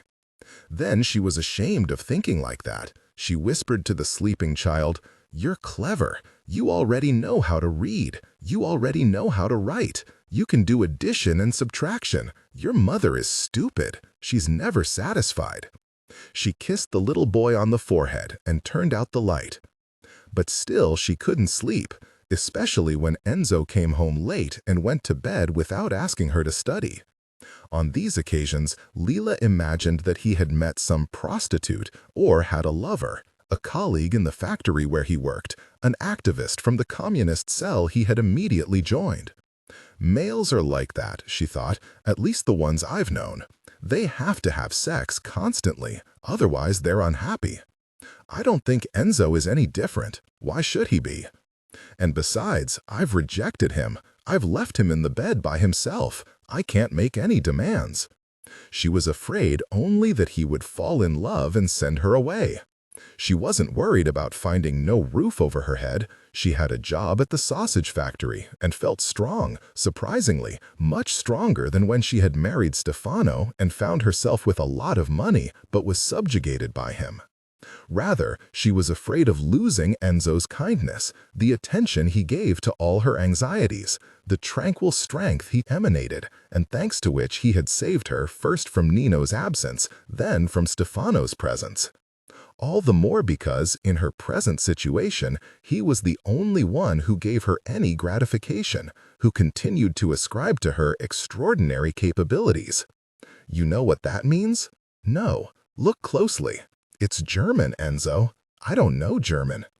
But if you concentrate, after a while you'll know it, he said to her, partly joking, partly serious. Enzo had worked hard to get a diploma and had succeeded, but even though she had stopped going to school in 5th grade, he believed that she had a much brighter intelligence than he did and attributed to her the miraculous quality of rapidly mastering any material. In fact, when, with very little to go on, he nevertheless became convinced that the languages of computer programming held the future of the human race, and that the elite who first mastered them would have a resounding part in the history of the world, he immediately turned to her. Help me, I'm tired. The life we lead is disgusting, Lena. We have to change. For me, it's fine like this. The child is with strangers all day. He's big. He can't live in a bell jar.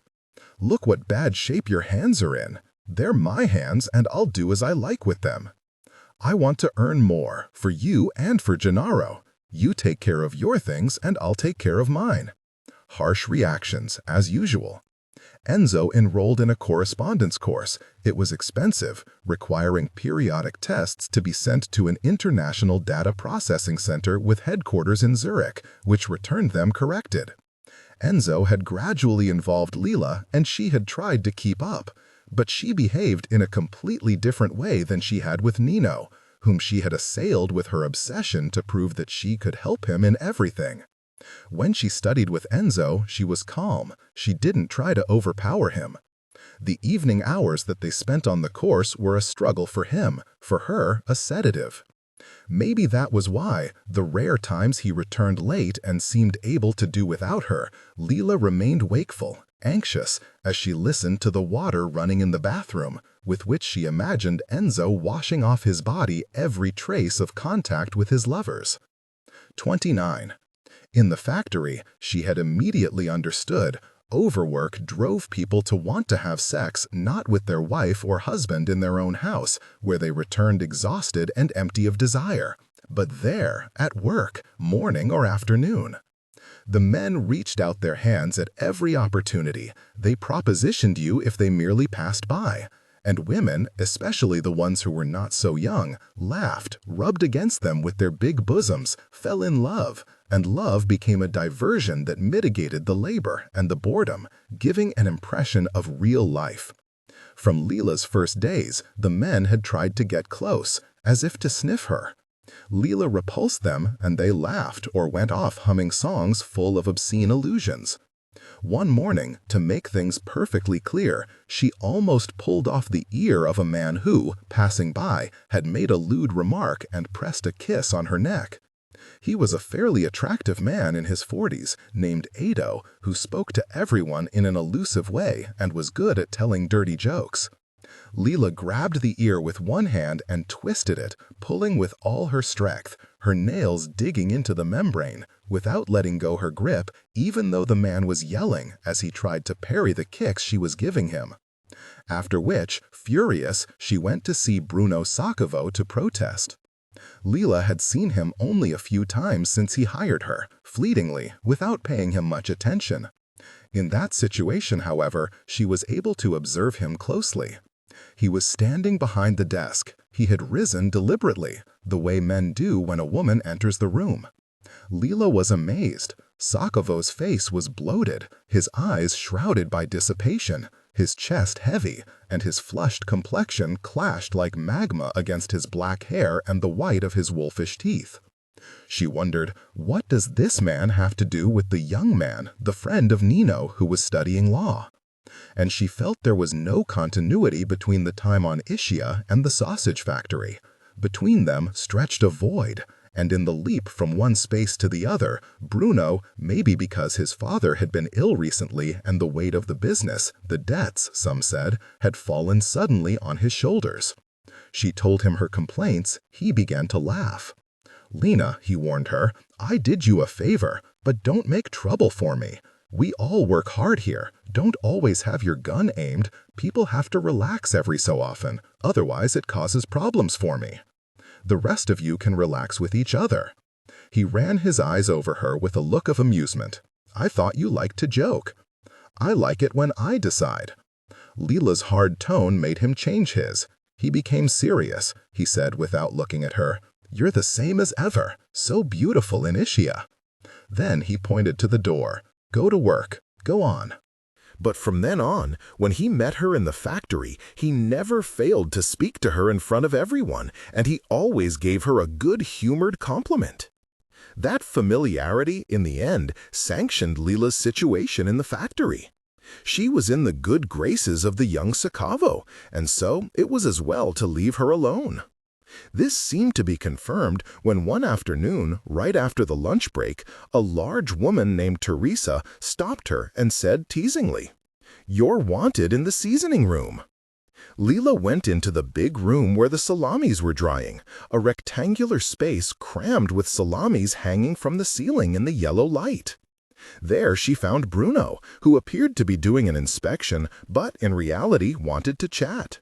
While he wandered around the room, poking and sniffing with the air of an expert, he asked her about Panuccia, her sister-in-law, and a thing that irritated Leela said without looking at her. In fact, as he examined a soprasata, "She was never happy with your brother. She fell in love with me that summer, like you and Nino." Then he passed by and, with his back to her, added, "It was thanks to her that I discovered that pregnant women love to make love." Then, without giving her the time to comment or make a sarcastic remark or get angry, he stopped in the middle of the room and said that while the place as a whole had nauseated him ever since he was a child, here in the drying room he had always felt comfortable. There was something satisfying, solid, the product that was nearly finished, acquiring refinement, spreading its odor, being readied for the market. "Look, touch it," he said to her.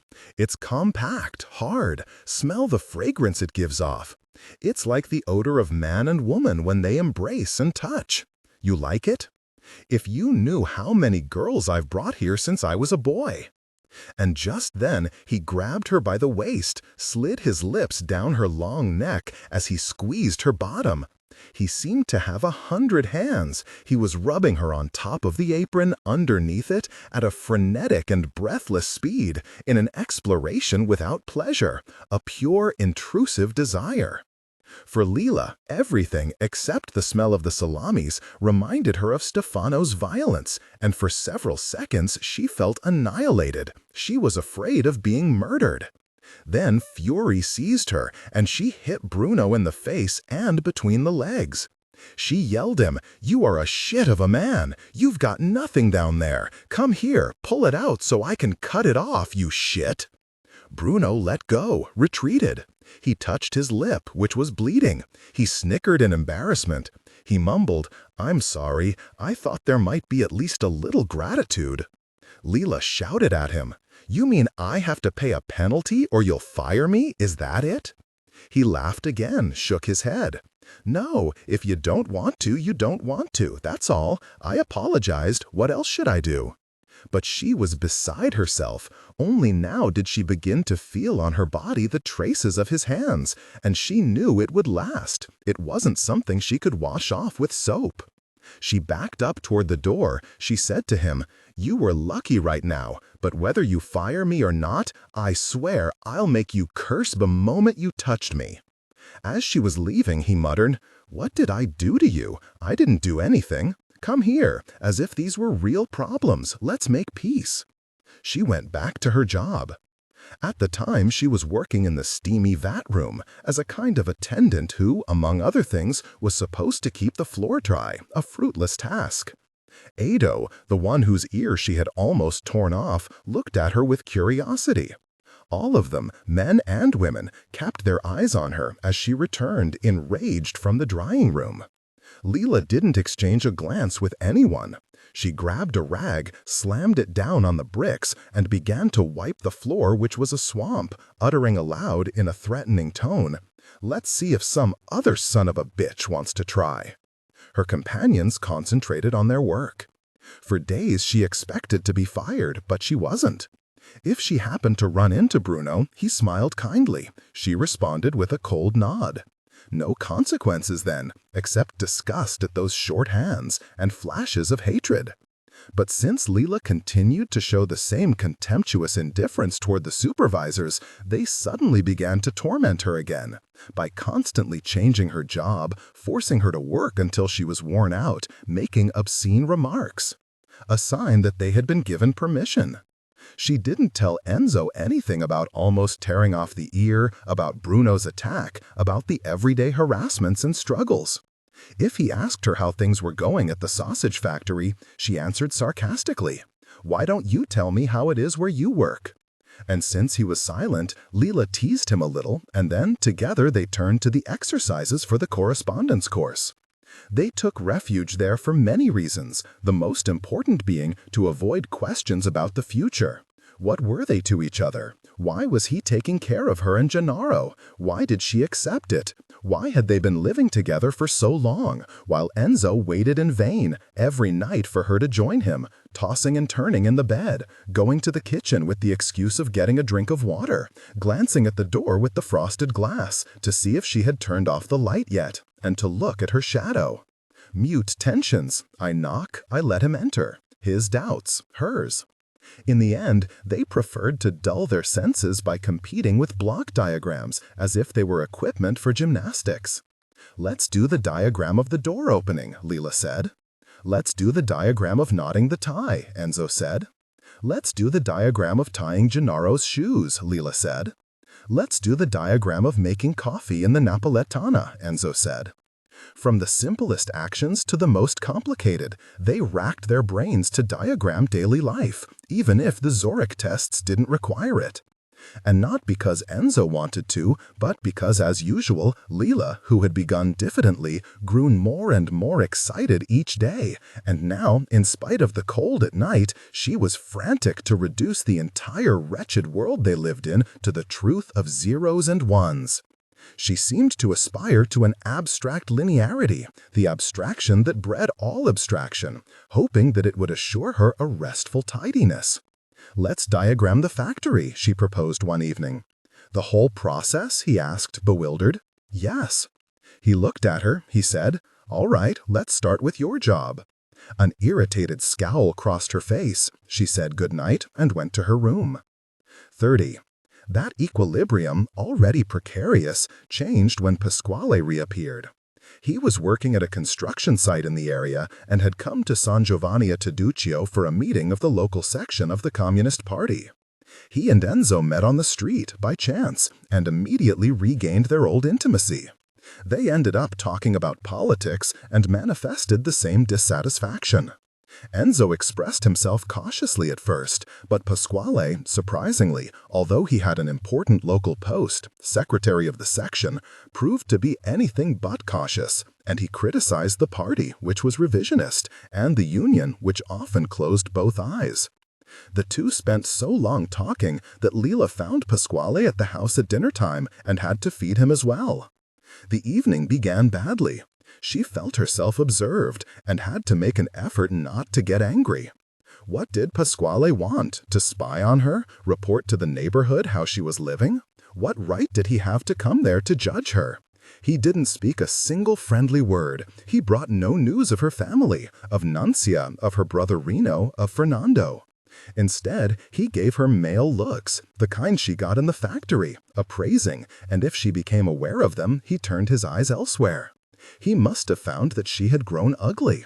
Surely he was thinking, how could I, as a boy, have fallen in love with this woman? I was a fool.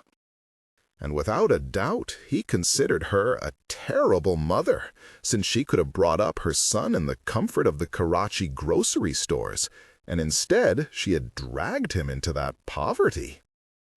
At a certain point, Leela said huffily to Enzo, "You clean up, I'm going to bed."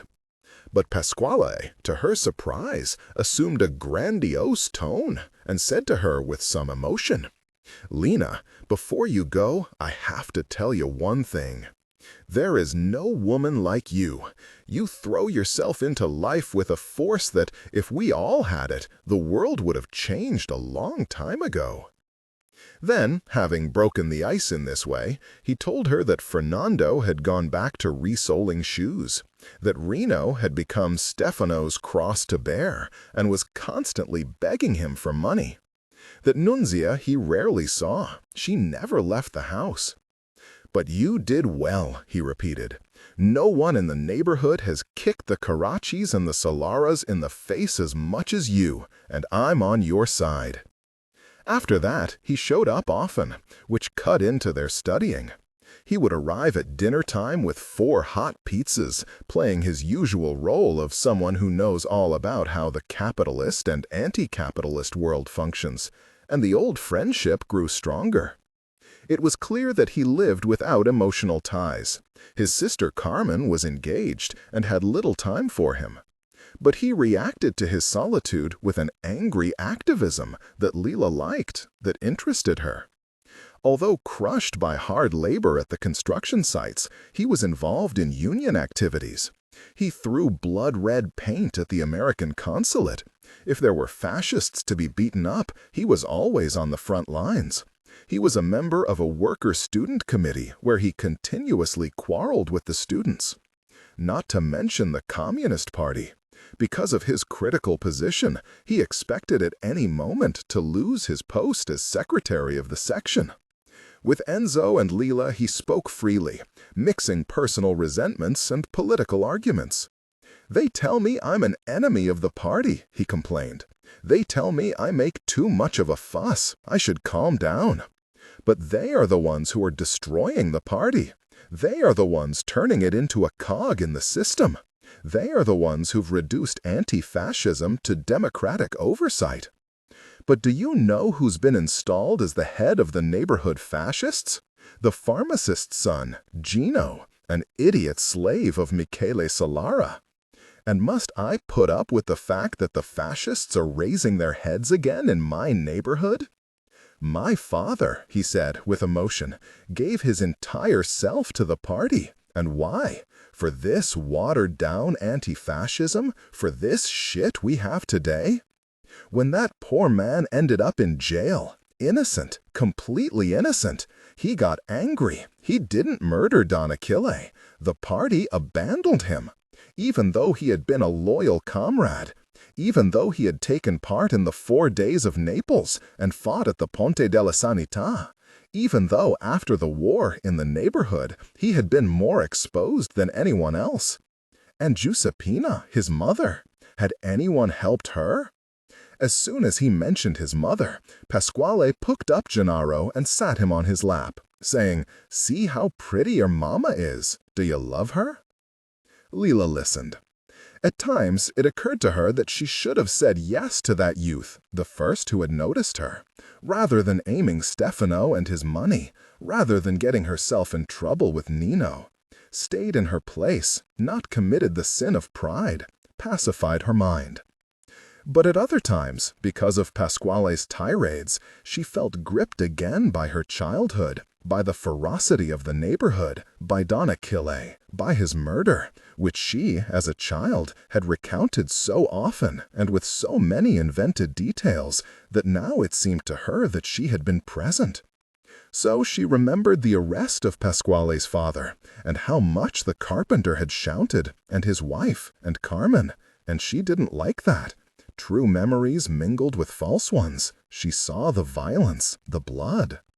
Then she roused herself, uneasily, escaped from the flood of Pasquale's bitterness, and to soothe herself she urged him to recall, I don't know, Christmas and Easter in his family, his mother Giuseppina's cooking.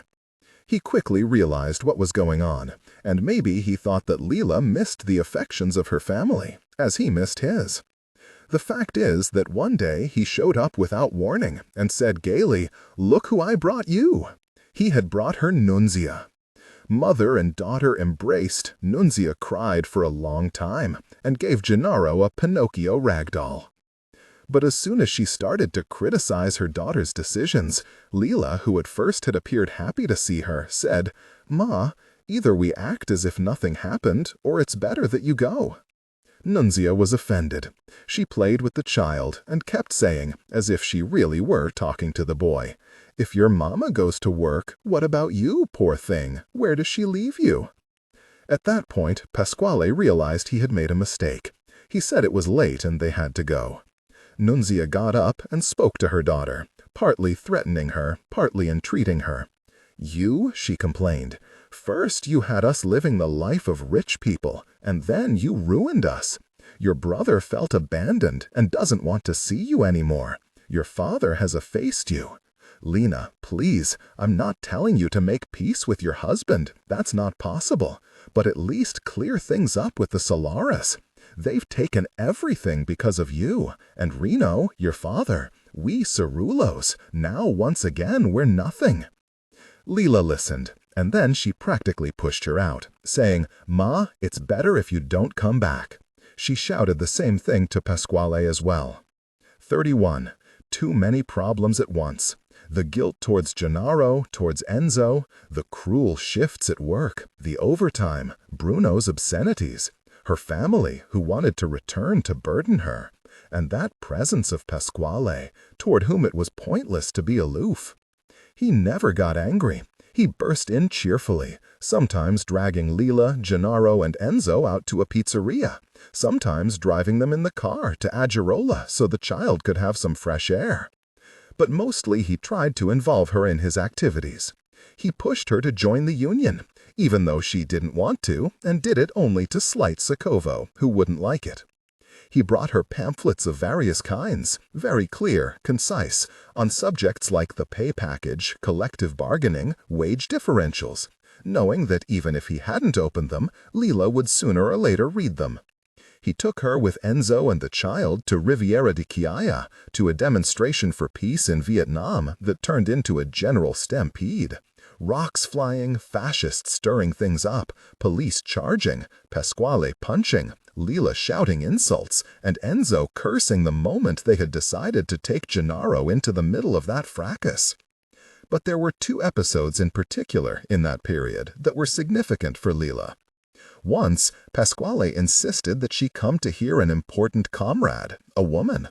Leela accepted the invitation. She was curious. But she heard almost none of the speech, a speech more or less about the party and the working class, because the important comrade arrived late, and when the meeting finally began, Gennaro was fidgety, and she had to amuse him, taking him out to the street to play, bringing him back inside, taking him out again. Yet the little she heard was enough for her to understand how much dignity the woman had, and how distinct she was in every way from the working and lower middle-class audience. So when she noticed that Pasquale, Enzo, and some others weren't satisfied with what the speaker was saying, she thought that they were unfair, that they should be grateful to that educated woman who had come to waste her time with them. And when Pasquale made a speech so argumentative that the comrade delegate lost her temper and, her voice cracking, exclaimed in irritation, "That's enough! I'm going to get up and leave!" That reaction pleased her. She took her side. But evidently her feelings were, as usual, muddled.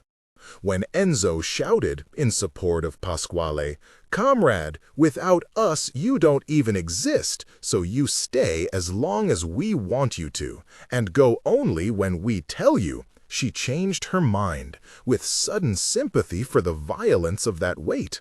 It seemed to her that the woman deserved it. She went home angry at the child, who had ruined the evening for her. Much more lively was a meeting of the committee that Pasquale, with his thirst for engagement, had joined. Lila went not only because it meant a lot to him, but because it seems to her that the restlessness that drove him to try and to understand was good. The committee met in Naples, in an old house on Via di Tribunali.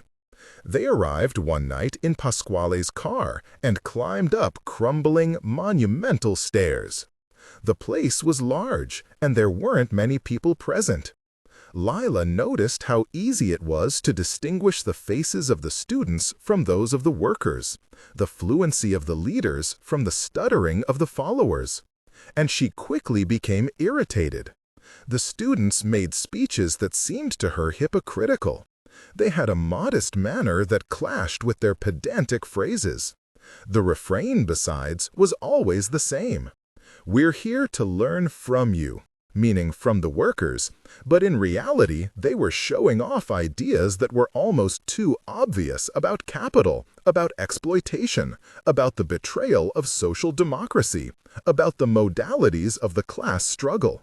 Furthermore, she discovered the few girls, who were mostly silent, flirted eagerly with Enzo and Pasquale, especially Pasquale, who was the more sociable and was treated with great friendliness. He was a worker who, although he carried a Communist Party card and had been the head of a section, had chosen to bring his experience of the proletariat into a revolutionary meeting. When he and Enzo spoke, the students, who among themselves did nothing but quarrel, always registered approval. Enzo, as usual, said only a few loaded words. Pasquale, on the other hand, recounted with an inexhaustible patter, half in Italian, half in dialect, the progress that the political work was making at the construction sites around Naples, hurling small polemical darts at the students, who hadn't been very active. At the conclusion, without warning, he dragged her, Lila, into it. He introduced her by her name and last name, he called her a worker comrade who had a job in a small food factory, and he heaped praises on her. Lila furrowed her brow and narrowed her eyes. She didn't like them all looking at her like a rare animal. And when, after Pasquale, a girl spoke, the first of the girls to speak, she became even more annoyed. First of all, because the girl expressed herself like a book. Second, because she kept referring to her, calling her Comrade Cerullo.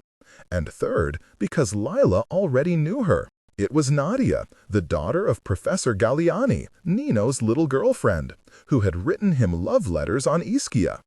For a moment she was afraid that Nadia had in turn recognized her, but although the girl addressed her as she spoke, she gave no sign of remembering her.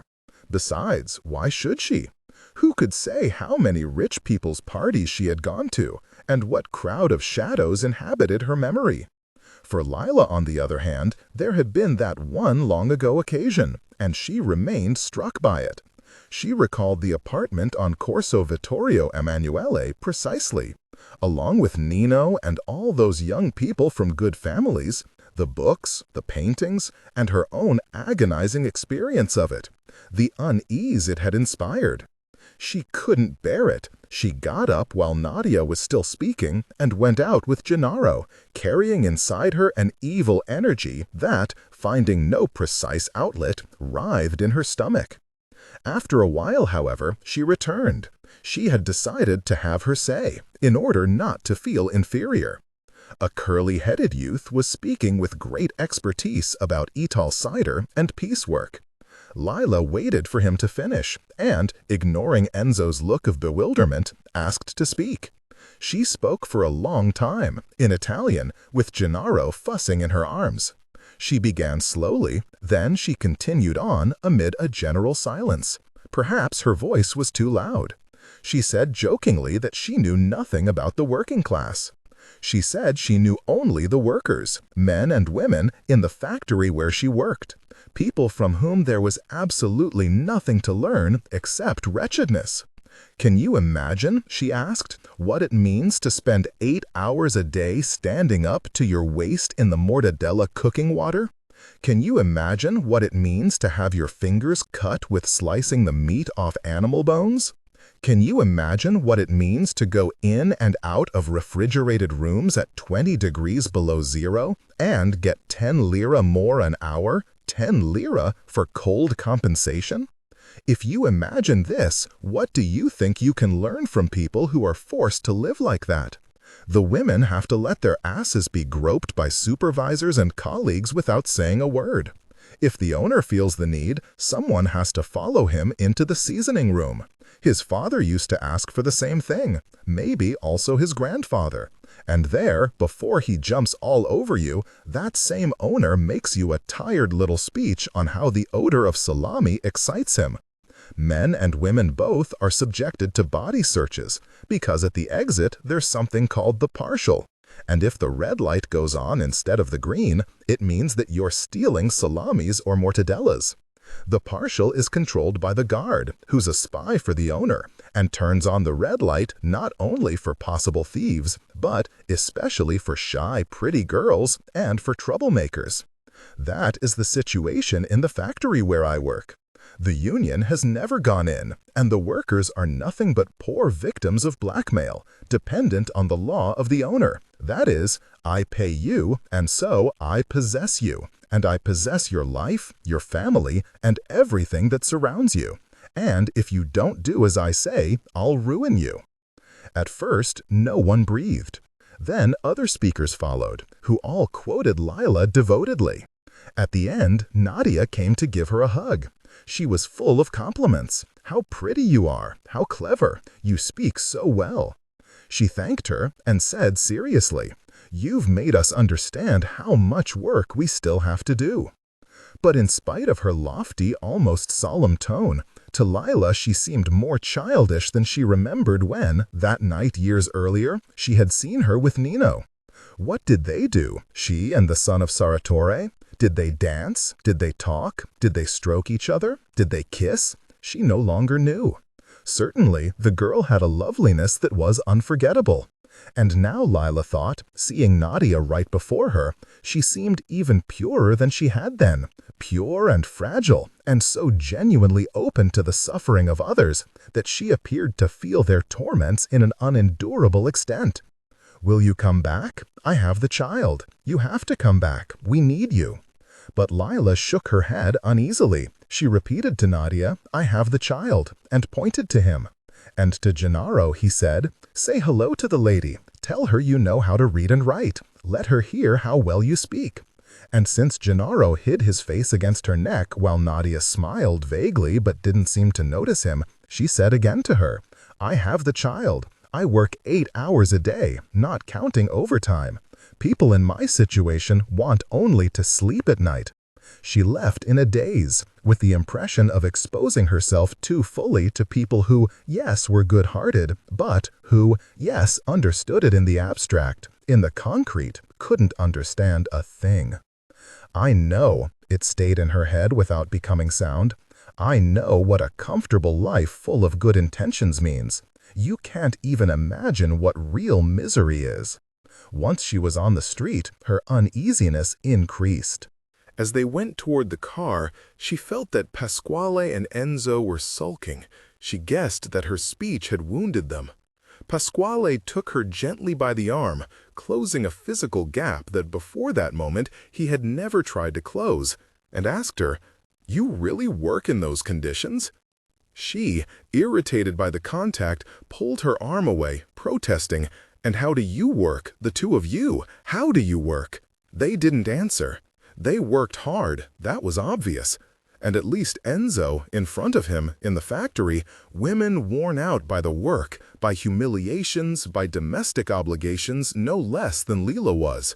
Yet now they were both angry because of the conditions she worked in. They couldn't tolerate it.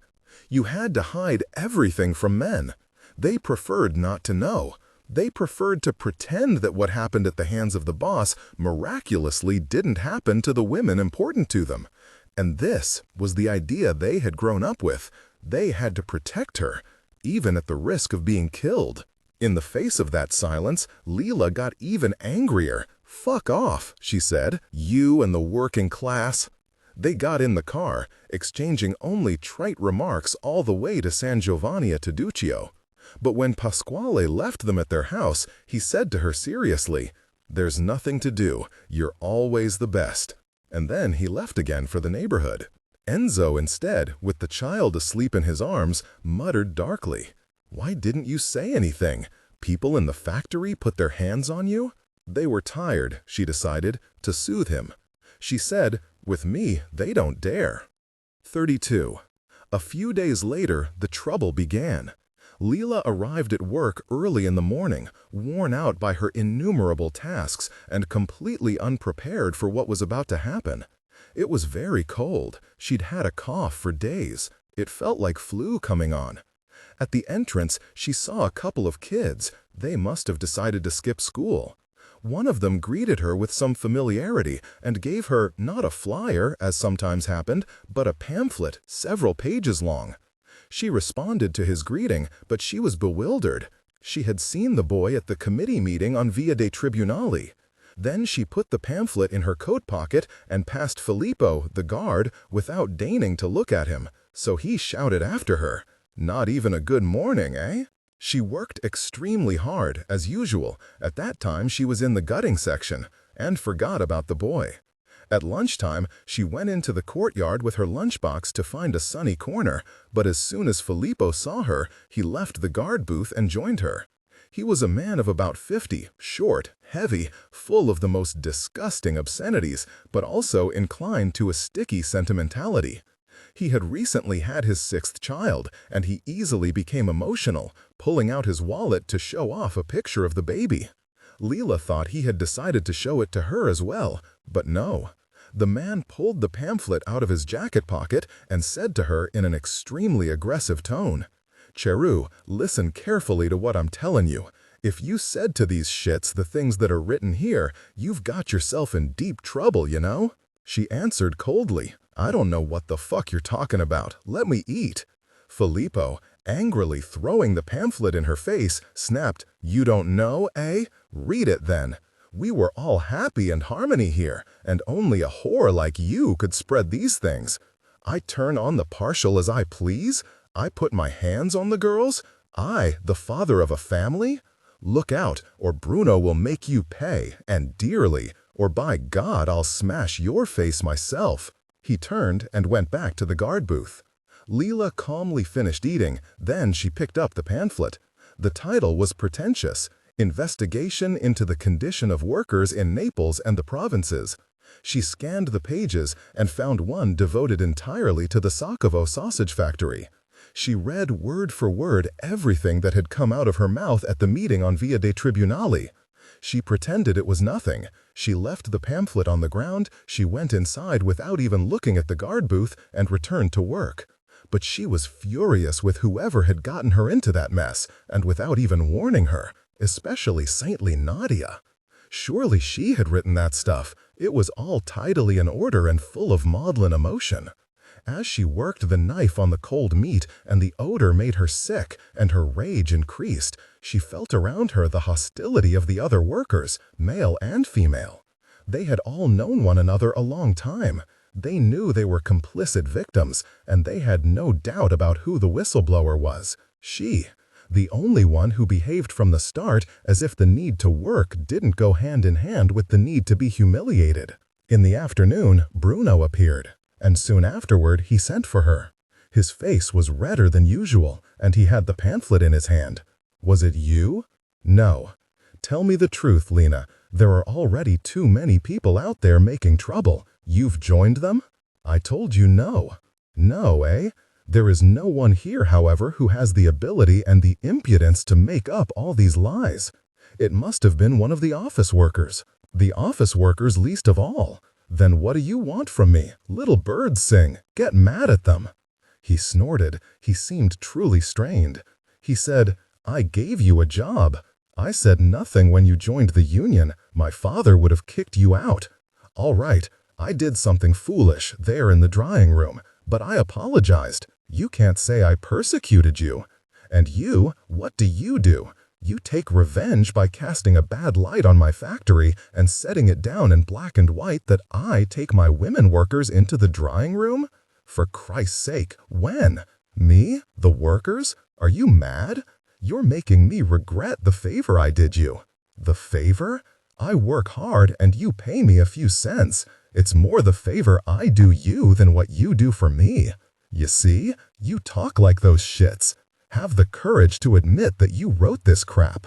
I didn't write anything." Bruno twisted his mouth. He looked at the pages in front of him, and she understood that he was hesitating. He couldn't make up his mind. Move to a harsher tone? Threaten her? Fire her? Retreat and try to find out if there were other initiatives like that being prepared? She made up her mind and said in a low voice, reluctantly but with a small, charming expression that clashed with the memory of his violence, still vivid in her body, 3 conciliatory phrases. "Trust me, I have a small child. I honestly didn't do this thing."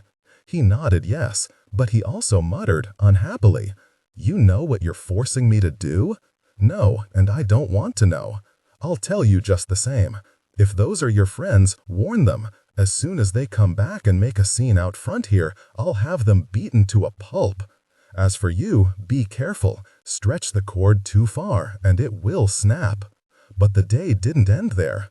On the way out, when Leela passed, the red light of the partial went on. It was the usual ritual. Every day the guard cheerfully chose 3 or 4 victims. The shy girls, eyes lowered, let him feel them up. The savvy older women laughed, saying, "Philly, if you have to touch, go on, but hurry up, I've got to go make dinner." This time, Filippo stopped only Leela. It was cold. A strong wind was blowing. The guard came out of his booth. Leela shivered. She said, "If you so much as brush me, by God, I'll murder you or have you murdered." Filippo, grim, pointed to a small cafe table that was always next to the booth. "Empty your pockets one at a time. Put the stuff there." Leela found a fresh sausage in her coat. With disgust, she felt the soft meat inside the casing. She pulled it out and burst into laughter, saying, "What shits you people are, all of you." 33. Threats to report her for theft, deductions from her salary, fines, and insults. Filippo's hurled at her, and hers at Filippo. Bruno didn't appear, and yet he was surely still in the factory. His car was in the courtyard. Leela guessed that from then on, things would get even worse for her. She went home wearier than usual. She got angry at Gennaro, who wanted to stay at the neighbors. She made dinner. She told Enzo that he would have to study on his own, and she went to bed early. Since she couldn't get warm under the covers, she got up and put on a wool sweater over her nightgown. She was getting back in bed when suddenly, for no obvious reason, her heart was in her throat and began pounding so hard that it seemed like someone else's. She already knew those symptoms. They went along with the thing that later, 11 years later, in 1980, she called dissolving boundaries. But the signs had never manifested themselves so violently, and this was the first time it had happened when she was alone, without people around who, for one reason or another, set off that effect. Then she realized with a jolt of horror that she wasn't alone. From her unstuck head, figures and voices of the day were emerging, floating through the room. The two boys from the committee, the guard, her fellow workers, Bruno in the drying room, Nadia, all moving too rapidly, as in a silent film. Even the flashes of red light from the partial came at very narrow intervals, and Filippo, who was tearing the sausage out of her hands and yelling threats. All a trick of the mind. Except for Gennaro, in the cot beside her, with his regular breathing, there were no real persons or sounds in the room. But that didn't soothe her. In fact, it magnified the fear. Her heartbeats were now so powerful that they seemed capable of exploding the interlocking solidity of objects. The tenacity of the grip that held the walls of the room together had weakened. The violent knocking in her throat was shaking the bed, cracking the plaster, unsoldering the upper part of her skull. Maybe it would shatter the child. Yes, it would shatter him like a plastic puppet, splitting open his chest and stomach and head to reveal his insides. "I have to get him away," she thought. "The closer he is to me, the more likely he'll break." But she remembered another baby that she had pushed out, the baby that had never taken shape in her womb, Stefano's child. "I pushed him out, or at least that's what Pinuccia and Gigliola said behind my back. And maybe I really did. I expelled him deliberately. Why hasn't anything, so far, really gone well for me? And why should I keep the things that haven't worked?" The beating showed no sign of diminishing. The figures of smoke pursued her with the sound of their voices. She got out of the bed again and sat on the edge. She was soaked with a sticky sweat. It felt like frozen oil. She placed her bare feet against Gennaro's bed, pushed it gently to move it away, but not too far. If she kept him next to her, she was afraid of breaking him. If she pushed him too far away, she was afraid of losing him. She went into the kitchen, taking small steps and leaning on the furniture, the walls, but repeatedly looking behind her out of fear that the floor would cave in and swallow up Gennaro. She drank from the faucet, washed her face, and suddenly her heart stopped, throwing her forward as if it had braked abruptly. Over. Objects were sticking together again. Her body slowly settled. The sweat dried. Leela was trembling now, and so tired that the walls were spinning around her. She was afraid she would faint. "I have to go to Enzo," she thought, "and get warm. Get in his bed now. Press myself against his back while he sleeps. Go to sleep myself." But she gave it up. She felt on her face the pretty little expression she had made when she said to Bruno, "Trust me, I have a small child. I didn't do this thing." A charming affectation, perhaps seductive, the body of a woman acting autonomously in spite of disgust. She was ashamed. How could she behave like that after what Sokalum had done to her in the drying room?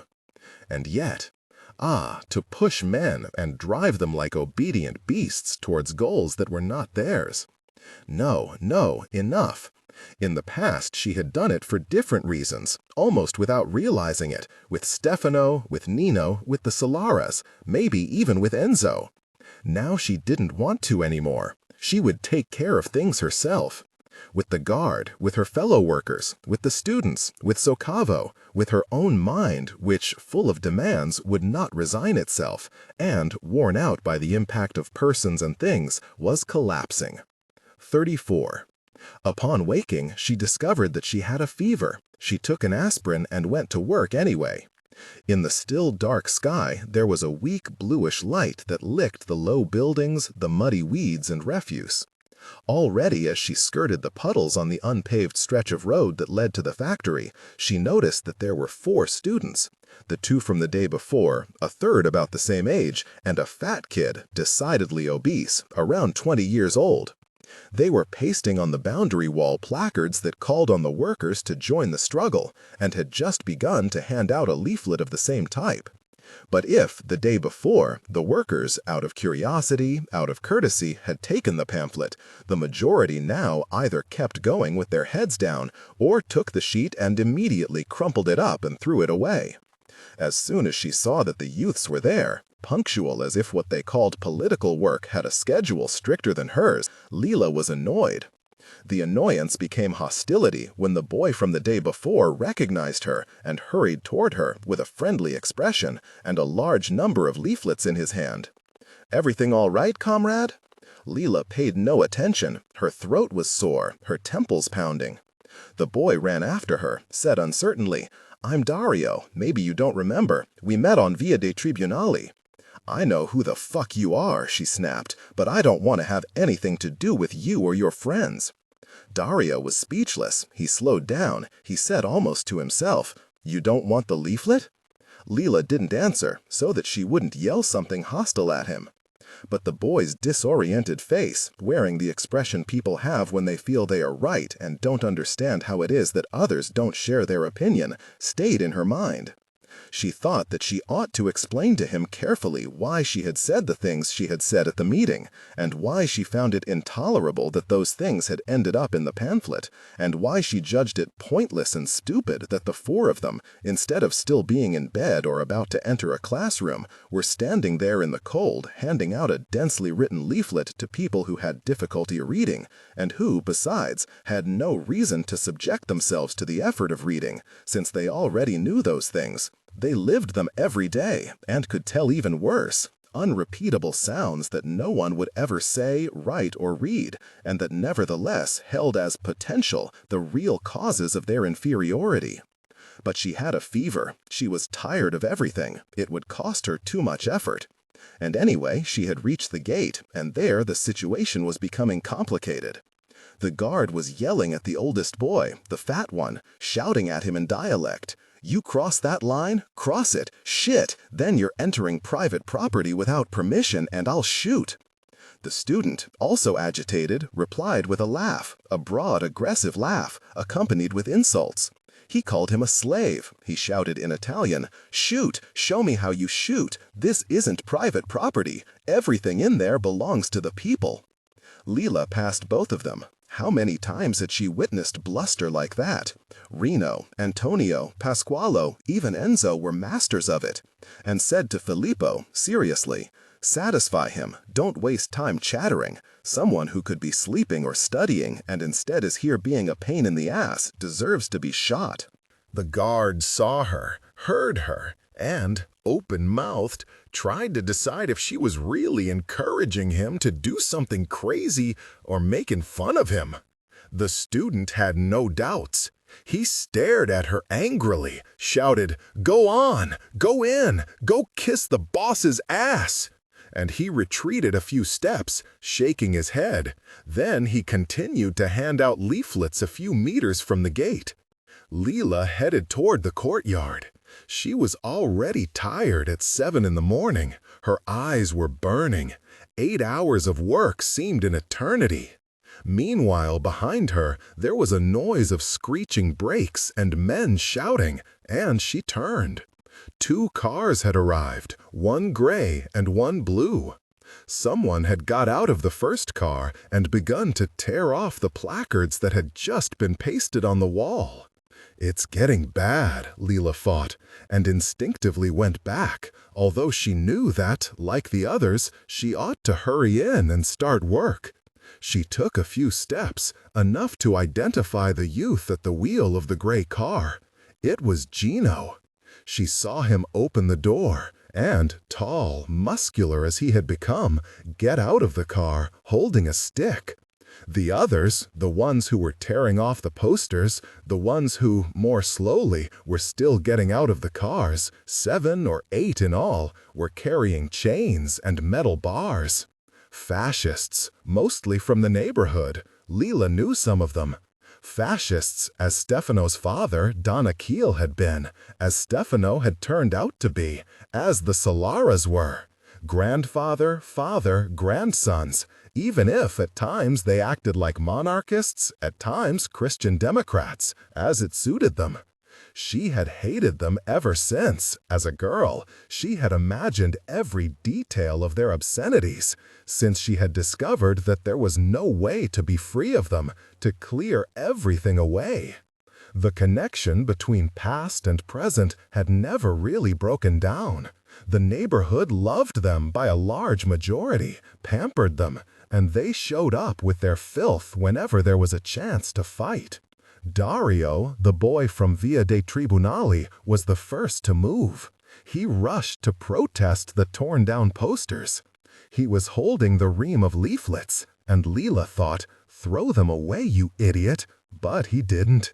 She heard him saying in Italian useless things like, "Stop it, you have no right," and at the same time saw him turn to his friends for help. He doesn't know anything about fighting. Never lose sight of your adversary. In the neighborhood, there'd be no talk. At most, there'd be some yelling, wide-eyed, to inspire fear. And meanwhile, you were the first to strike, causing as much injury as possible. Without stopping, it was up to others to stop you if they could. One of the youths who were tearing down the posters acted just like that. He punched Dario in the face with no warning, knocking him to the ground amid the leaflets he had dropped.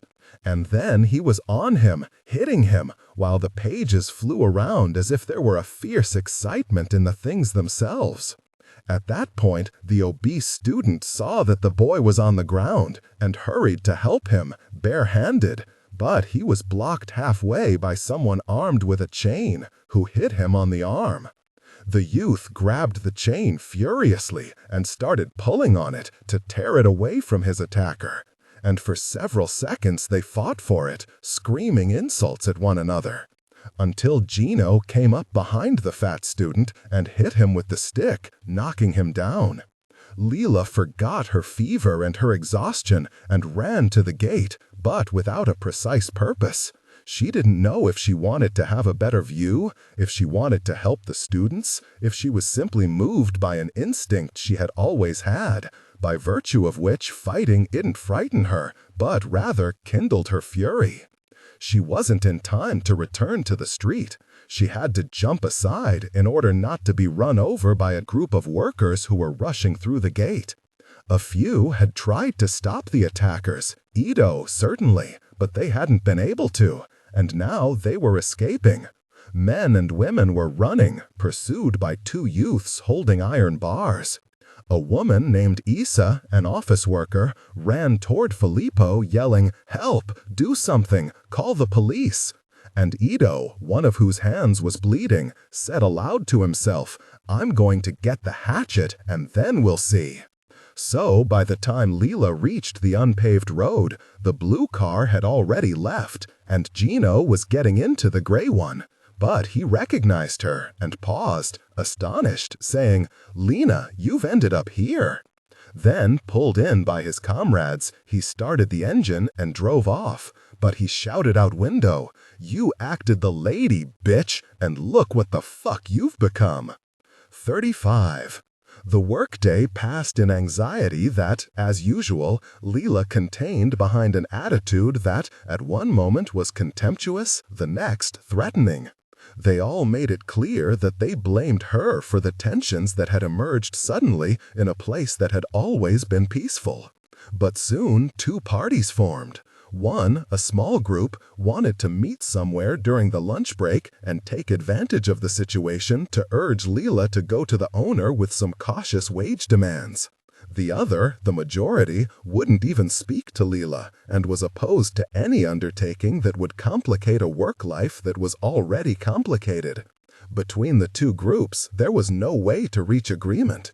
In fact, Ito, who belonged to the first party and was worried about the injury to his hand, went so far to say to someone who belonged to the second, "If my hand gets infected, if they cut it off, I'm coming to your house. I'll pour a can of gasoline on it and set you and your family on fire." Leela ignored both factions. She kept to herself and worked, head down, with her usual efficiency, driving away the conversation, the insults, and the cold. But she reflected on what awaited her. A whirl of different thoughts passed through her feverish head. What had happened to the injured students? Where had they gone? What trouble had they got her into? Gino would talk about her in the neighborhood. He would tell Mikhail Solara everything. It was humiliating to ask Bruno for favors, and yet there was no other way. She was afraid of being fired. She was afraid of losing a salary that, even though it was miserable, allowed her to love Enzo without considering him fundamental to her survival and that of Gennaro. Then she remembered the terrible night. What had happened to her? Should she go to a doctor? And if the doctor found some illness, how would she manage with work and the child? Careful, don't get agitated. She needed to put things in order. Therefore, during the lunch break, oppressed by her cares, she resigned herself to going to Bruno. She wanted to tell her about the nasty trick of the saucer, about Gino's fascists, reiterate that it wasn't her fault. First, however, despising herself, she went to the bathroom to comb her hair and put on a little lipstick. But the secretary said with hostility that Bruno wasn't there and almost certainly wouldn't be all week. Anxiety gripped her again. Increasingly nervous, she thought of asking Pasquale to keep the students from returning to the gate. She said to herself that once the boys from the committee disappeared, the fascists too would disappear. The factory would settle back into its old ways. But how to find Peluso? She didn't know where he worked. She didn't want to look for him in the neighborhood. She was afraid of running into her mother, her father, and especially her brother, with whom she didn't want to fight. So, exhausted, she added up all her troubles and decided to turn directly to Nadia. At the end of her shift, she hurried home, left a note for Enzo to prepare dinner, bundled Gennaro up carefully in coat and hat, and set off, bus after bus, to Corso Vittorio Emanuele. The sky was pastel-colored, with not even a puff of a cloud, but the late afternoon light was fading and a strong wind was blowing in the violet air. She remembered the house in detail, the entrance, all of it, and the humiliation of the past intensified the bitterness of the present. How brittle the past was, continually crumbling, falling on her. From that house where she had gone with me to a party that had made her suffer, Nadia, Nino's old girlfriend, had tumbled out to make her suffer even more. But she wasn't one to stay quiet. She walked up the hill, dragging Gennaro. She wanted to say to that girl, "You and the others are making trouble for my son. For you, it's only an amusement. Nothing terrible will happen to you. For me, for him, no, it's a serious thing. So either do something to fix it, or I'll bash your face in." That was what she intended to say, and she coughed, and her rage mounted. She couldn't wait to explode. She found the street door open. She climbed the stairs. She remembered herself and me and Stefano, who had taken us to the party, the clothes, the shoes, every word that we had said to each other on the way and on the way back. She rang. Professor Galliani herself opened the door, just as she remembered her, polite, orderly, just like her house. In comparison, Leela felt dirty because of the odor of raw meat that clung to her, the cold that clogged her chest, the fever that confused her feelings, the child whose whining and dialect irritated her. She asked abruptly, "Is Nadia here?" "No, she's out." "When will she be back?" "I'm sorry, I don't know. In 10 minutes, in an hour, she does as she likes." "Could you tell her that Lena came to see her?" "Is it urgent?" "Yes." "Do you want to tell me?" "Tell her what?" Leela gave a start. She looked past the professor. She glimpsed the ancient nobility of furniture and lamps, the book-filled library that had captivated her, the precious paintings on the walls. She thought, this is the world that Nino aspired to before he got mixed up with me. She thought, what do I know of this other Naples? Nothing. I'll never live there, and neither will Gennaro. Let it be destroyed then. Let fire and ashes come. Let the lava reach the top of the hills. Then finally she answered, "No, thank you. I have to talk to Nadia." And she was about to leave. It had been a fruitless journey. But she liked the hostile attitude with which the professor had spoken of her daughter, and she exclaimed in a suddenly frivolous tone, "Do you know that years ago I was in this house at a party? I don't know what I expected, but I was bored. I couldn't wait to leave." 36. Professor Galliani, too, must have seen something she liked, maybe a frankness verging on rudeness. When Leela mentioned our friendship, the professor seemed pleased.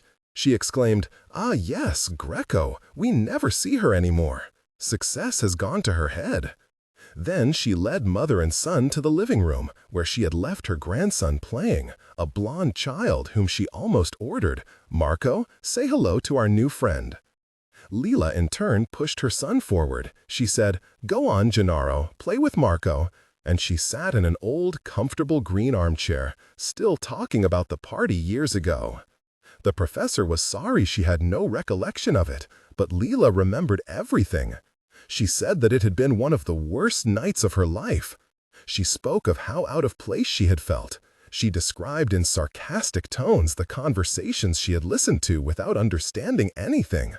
"I was very ignorant," she exclaimed, with an excessive gaiety, "and today even more than I was then." Professor Galliani listened and was impressed by her sincerity, by her unsettling tone, by the intense Italian of her sentences, by her skillfully controlled irony. She must have felt in Leela, I imagine, that elusive quality that seduced and at the same time alarmed, a siren power. It could happen to anyone. It happened to her. And the conversation broke off only when Gennaro slapped Marco, insulting him in dialect and grabbing a small green car. Leela got up quickly and, seizing her son by the arm, forcefully slapped the hand that had hit the other child. And although Professor Galliani said weakly, "Let it go, they're children," she rebuked him harshly, insisting that he return the toy. Marco was crying, but Gennaro didn't shed a tear. Instead, he threw the toy at him with contempt. Leela hit him again, hard, on the head. "We're going," she said, nervously. "No, stay a little longer." Leela sat down again. "He's not always like that. He's a very handsome child. Right, Gennaro, you're a good boy." "He isn't good. He isn't at all good. But he's clever. Even though he's little, he can read and write all the letters, capitals and small. What do you say, Gennaro? Do you want to show the professor how you read?" She picked up a magazine from a beautiful glass table, pointed to a word at random on the cover, and said, "Go on, read." Gennaro refused. Leela gave him a pat on the shoulder, repeated in a threatening tone, "Read, Gennaro." The child reluctantly deciphered D-E-T. Then he broke off, staring angrily at Marco's little car. Marco hugged it to his chest, gave a small smile, and read, confidently, Destinazione. Leela was disappointed. She darkened. She looked at Galliani's grandson with annoyance. "He reads well, because I devote a lot of time to him. His parents are always out. How old is he?" 3.5. "He seems older." "Yes, he's sturdy." "How old is your son?" "He's 5, Leela admitted reluctantly. The professor caressed Gennaro and said to him, "Mama made you a difficult word, but you're a clever boy. I can see that you know how to read." Just then there was a commotion. The door to the stairs opened and closed. The sound of footsteps scurrying through the house. Male voices, female voices. "Here are my children," Professor Galliani said, and called out, "Nadia." But it wasn't Nadia who came into the room. Instead, a thin, very pale, very blonde girl, with eyes of a blue so blue that it looked fake, burst in noisily. The girl opened wide her arms and cried to Marco, "Who's going to give his mama a kiss?" The child ran to her, and she embraced him, kissed him, followed by Armando, Professor Galliani's son. Lila remembered him, too, immediately, and looked at him as he practically tore Marco from his mother's arms, crying, "Immediately, at least 30 kisses for Papa." Marco began to kiss his father on the cheek, counting 1, 2, 3, 4. "Nadia," Professor Galliani called again in a suddenly irritated tone, "are you deaf? Come, there's someone here to see you." Nadia finally looked into the room. Behind her was Pasquale. 37. Lila's bitterness exploded again. So Pasquale, when work was over, rushed to the house of those people, amid mothers and fathers and grandmothers and aunts and happy babies, all affectionate, all well-educated, all so broad-minded. They welcomed him as one of them, although he was a construction worker and still bore the dirty traces of his job. Nadia embraced her in her affectionate way. "Lucky you're here," she said. "Leave the child with my mother. We have to talk." Lila replied aggressively that yes, they had to talk right away. That's why she was there. And since she said emphatically that she had only a minute, Pasquale offered to take her home in the car. So they left the living room, the children, the grandmother, and also Armando, also the blonde girl, whose name was Isabella. In Nadia's room, a large room with a bed, a desk, shelves full of books, posters showing singers, films, and revolutionary struggles that Lila knew little about. There were 3 other young men, 2 whom she had never seen, and Dario, banged up from the beating he'd had, sprawled on Nadia's bed with his shoes on the pink quilt. All 3 were smoking. The room was full of smoke. Lila didn't wait. She didn't even respond to Dario's greeting. She said that they had got her in trouble, that their lack of consideration had put her at risk of being fired, that the pamphlet had caused an uproar, that they shouldn't come to the gate anymore, that because of them the fascists had showed up, and everyone was now angry with both the Reds and the Blacks. She hissed at Dario. "As for you, if you don't know how to fight, stay home. You know they could kill you." Pasquale tried to interrupt her a few times, but she cut him off contemptuously, as if his mere presence in that house were a betrayal. The others instead listened in silence. Only when Lila had finished did Armando speak. He had his mother's delicate features and thick black eyebrows. The violet trace of his carefully shaved beard rose to his cheekbones, and he spoke in a warm, thick voice. He introduced himself. He said that he was very happy to meet her, that he regretted he hadn't been there when she spoke at the meeting, that, however, what she had told them they had discussed among themselves, and since they had considered it an important contribution, they had decided to put everything in writing. "Don't worry," he concluded calmly, "we'll support you and your comrades in every way." Lila coughed. The smoke in the room irritated her throat. "You should have informed me." "It's true, but there wasn't time. If you really want the time, you find it. We are few, and our initiatives are more every day. What work do you do? In what sense? What do you do for a living?" "I'm a doctor." "Like your father?" "Yes." "And at this moment, are you risking your job? Could you end up in the street at any moment along with your son?"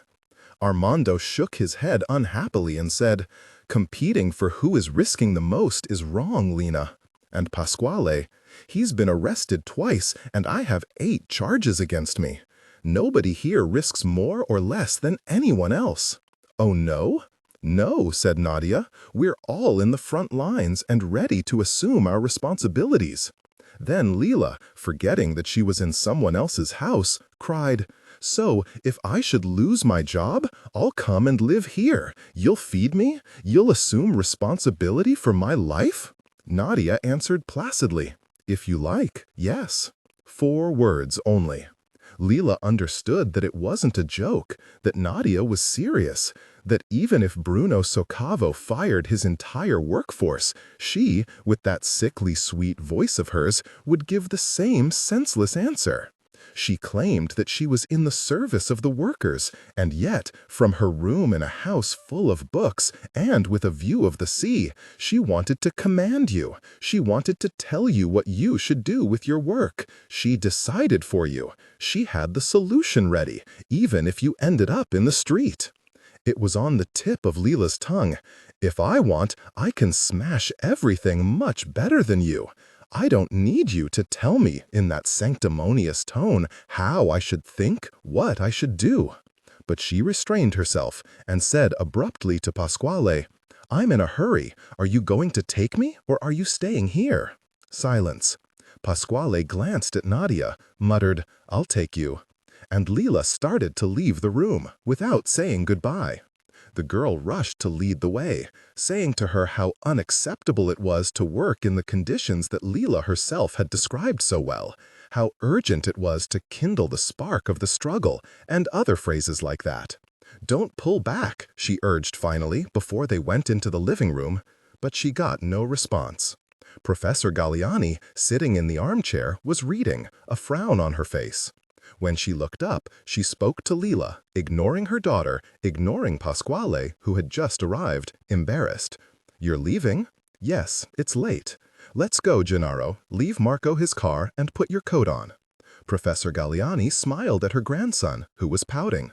Marco gave it to him. Leela narrowed her eyes, reduced them to cracks. "You're all so generous in this house. Thank you." The professor watched as she struggled with her son to get his coat on. "May I ask you something?" "Go ahead." "What did you study?" The question seemed to irritate Nadia, who broke in, "Mama, Lena has to go."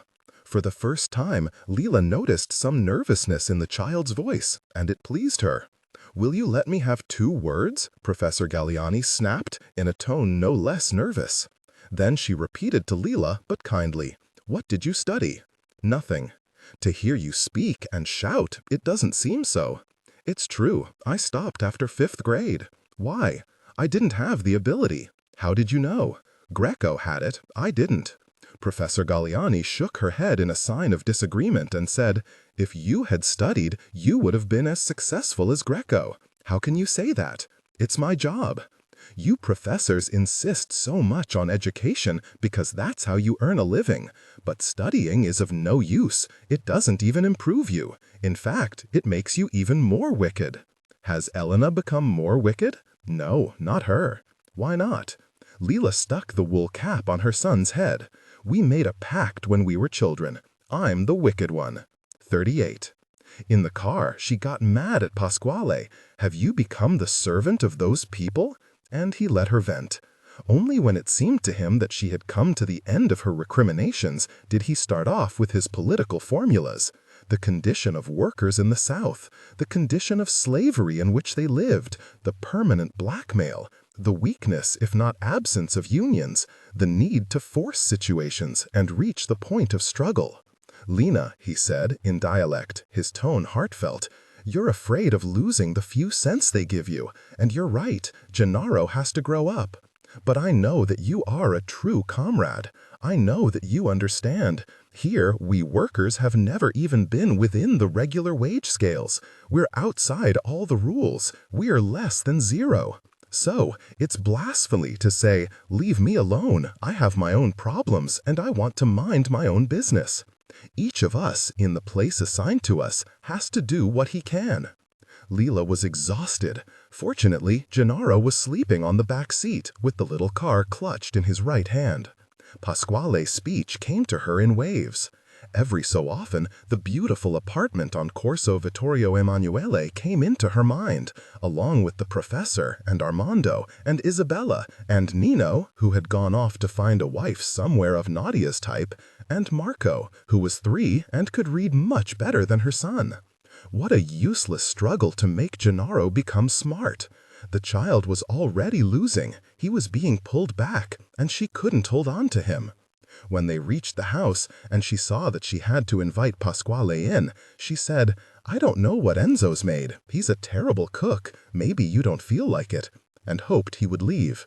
But he answered, "I'll stay 10 minutes, then go."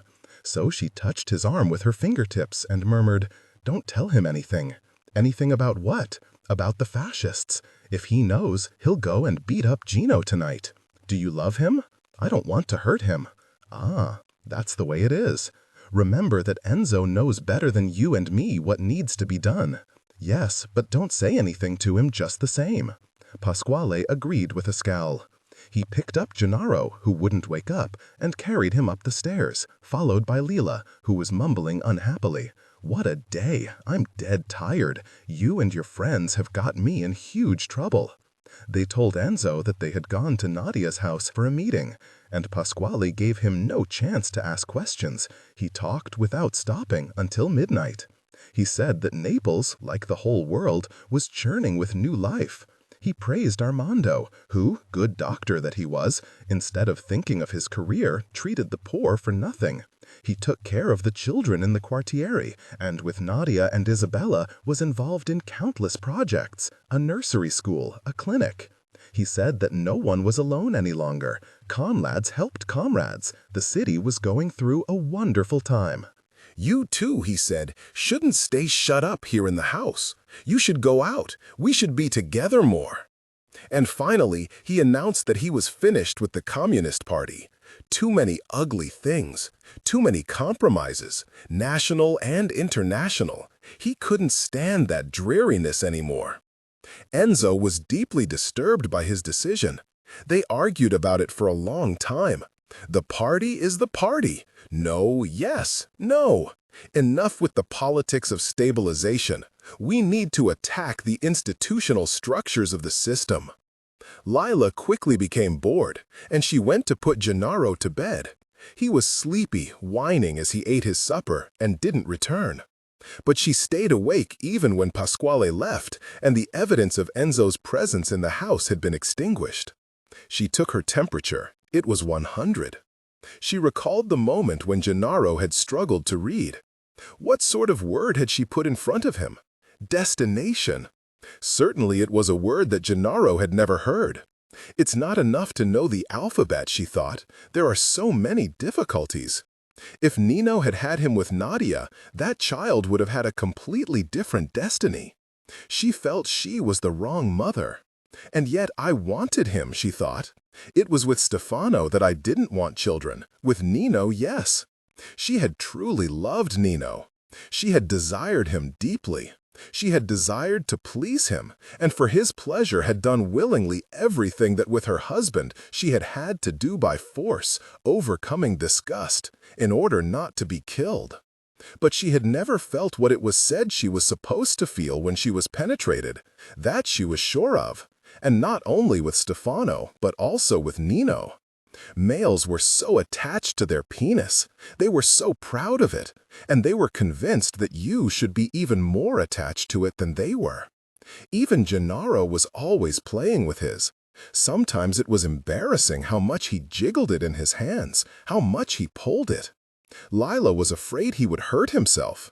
And even to wash it or get him to pee, she had had to make an effort, get used to it. Enzo was so discreet, never in his underwear in the house, never a vulgar word. For that reason, she felt an intense affection for him and was grateful to him for his devoted wait in the other room, which had never been interrupted by a wrong move. The control he exercised over things and himself seemed to her the only consolation. But then a sense of guilt emerged. What consoled her certainly made him suffer. And the thought that Enzo was suffering because of her was added to all the terrible things of that day. Events and conversations whirled chaotically in her head for a long time. Tones of voice, single words. How should she act the next day in the factory? Was there really all that fervor in Naples and the world, or were Pasquale and Nadia and Armando imagining it to allay their anxieties, out of boredom, to give themselves courage? Should she trust them with the risk of becoming captive to fantasies?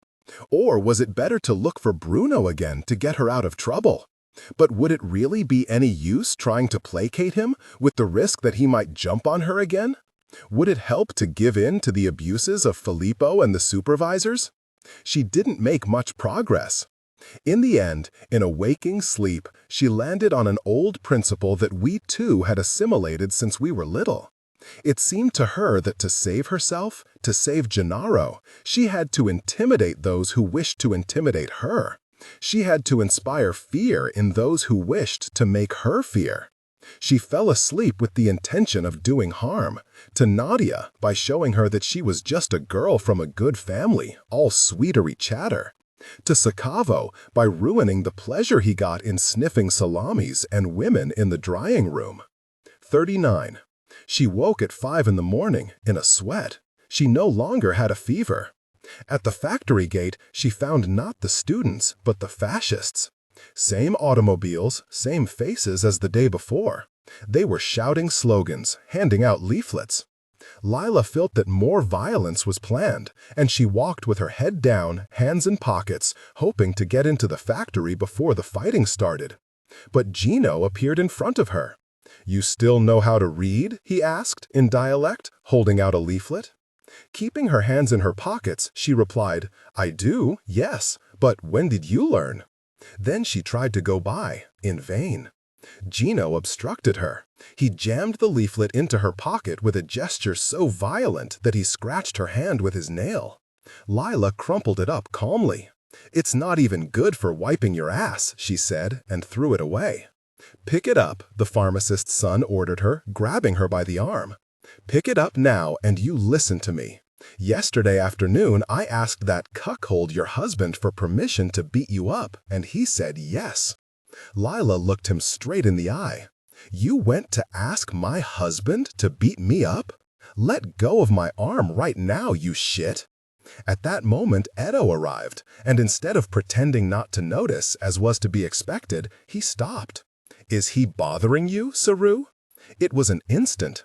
Gino pushed him in the face. Edo ended up on the ground. Lila's heart jumped to her throat, and everything began to speed up. She picked up a rock and, gripping it solidly, struck the pharmacist's son right in the chest. There was a long moment. While Gino shoved her back against a light pole, while Edo tried to get up, another car appeared on the unpaved road, raising dust. Lila recognized Pasquale's broken-down car. Here, she thought, Armando listened to me. Maybe Nadia, too. They're well-brought-up people. But Pasquale couldn't resist. He's coming to make war. In fact, the doors opened, and 5 men got out, including him. They were men from the construction sites, carrying knotty clubs, and they began hitting the fascists with a methodical ferocity. They didn't get angry. They planted a single, precise blow intended to knock down the adversary. Lila immediately saw that Pasquale was heading toward Gino, and since Gino was still a few steps away from her, she grabbed one of his arms with both hands and said, "You'd better go, or they'll kill you." But he didn't go. Rather, he pushed her away again and rushed at Pasquale. Lila helped Edo get up and tried to drag him into the courtyard, but it was difficult. He was heavy, and he was writhing, shouting insults, bleeding. He calmed down a little only when he saw Pasquale hit Gino with his stick and knock him to the ground. The confusion increased. Debris the men picked up along the side of the street flew like bullets. Men were spitting and screaming insults. Pasquale, leaving Gino unconscious, had rushed into the courtyard, with a man wearing only an undershirt and loose blue pants streaked with cement. Both were now bludgeoning Filippo's booth. He was locked inside, terrorized. Shouting obscenities, they smashed the windows, while the wail of a police siren grew louder. Lila noticed yet again the anxious pleasure of violence. Yes, she thought, you have to strike fear into those who wish to strike fear into you. There is no other way.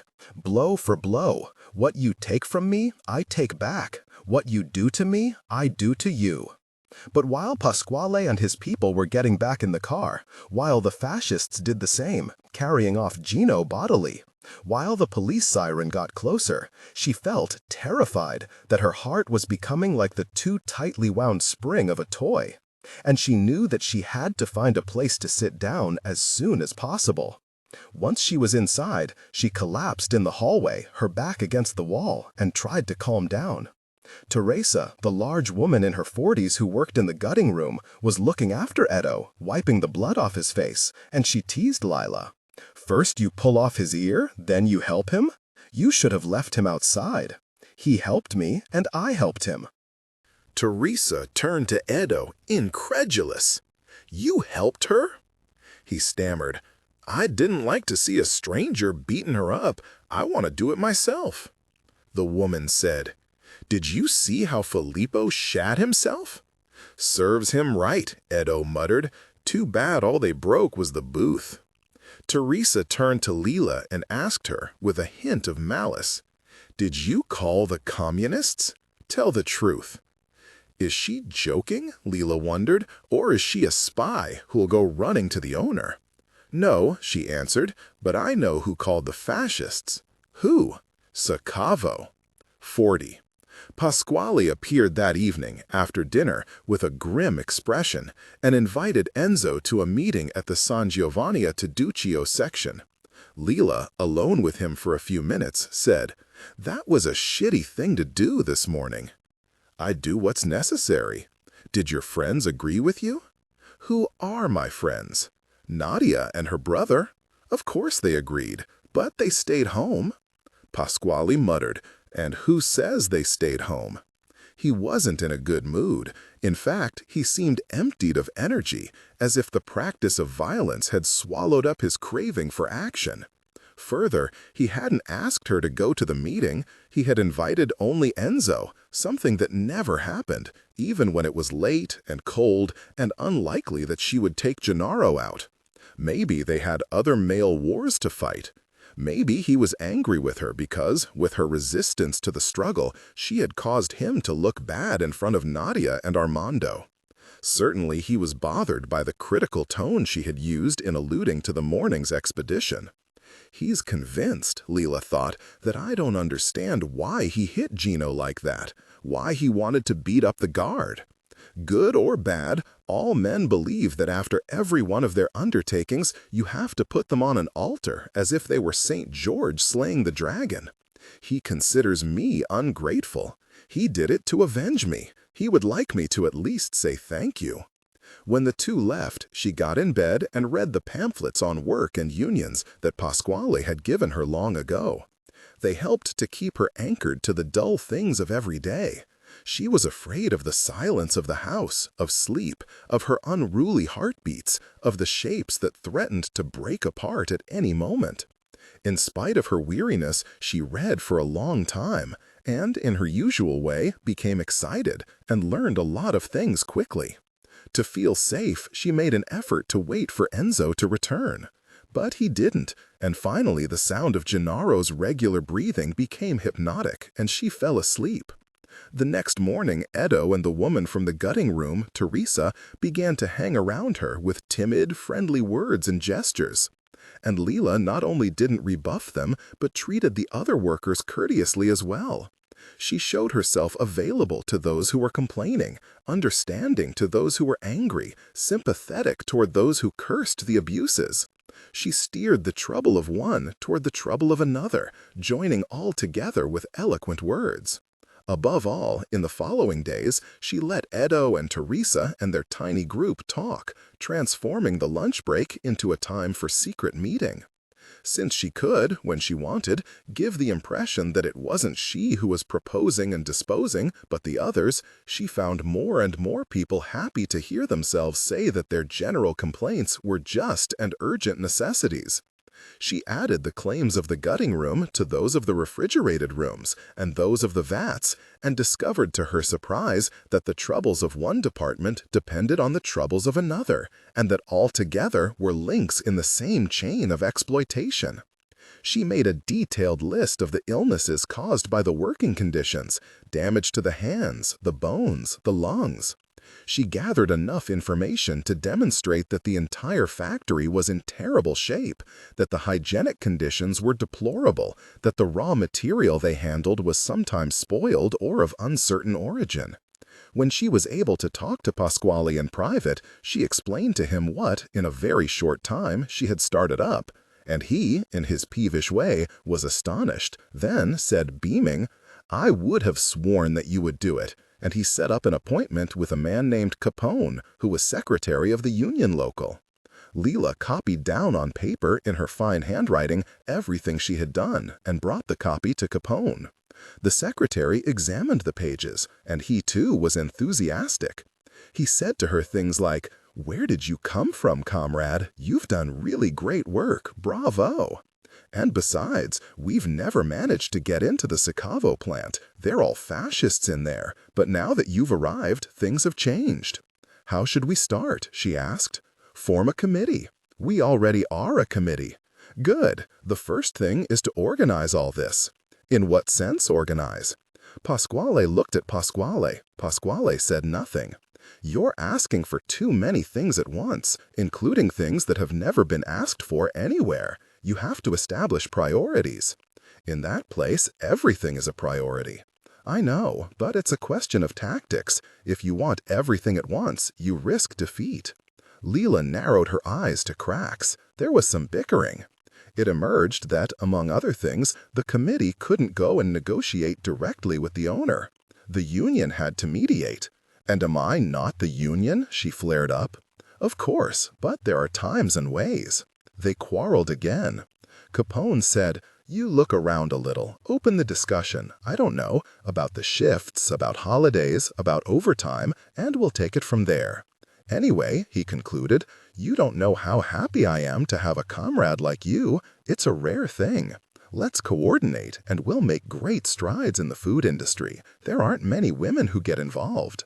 At that point, he put his hand on his wallet, which was in his back pocket, and asked, "Do you want some money for expenses?" "What expenses?"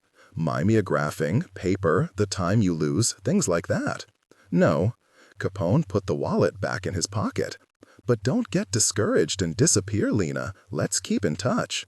Look, I'm writing down here your name and surname. I want to talk about you at the union. We have to use you."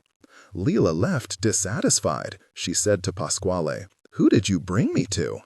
But he calmed her, assured her that Capone was an excellent person, said he was right. You had to understand, there was strategy and there were tactics. Then he became excited, almost moved. He was about to embrace her, had second thoughts, said, "Move ahead, Lena, screw the bureaucracy. Meanwhile, I'll inform the committee." Leela didn't choose among the objectives. She confined herself to compressing the first draft, which was very long, into one densely written sheet, which she handed over to Edo. A list of requests that had to do with the organization of the work, the pace, the general condition of the factory, the quality of the product, the permanent risk of being injured or sick, the wretched compensations, wage increases. At that point, the problem arose of who was to carry that list to Bruno. "You go," Leela said to Edo. "I get angry easily." "Better. I'm not suitable." "You're very suitable." "No, you go. You're a member of the union. And then you're a good speaker. You'll put him in his place right away." 41. Leela had known from the start that it would be up to her. She took her time. She left Gennaro at the neighbors and went with Pasquale to a meeting of the committee on Via de Tribunale, called to discuss also the Sacavo situation. There were 12 this time, including Nadia, Armando, Isabella, and Pasquale. Leela circulated the paper she had prepared for Capone. In that first version, all the demands were more carefully argued.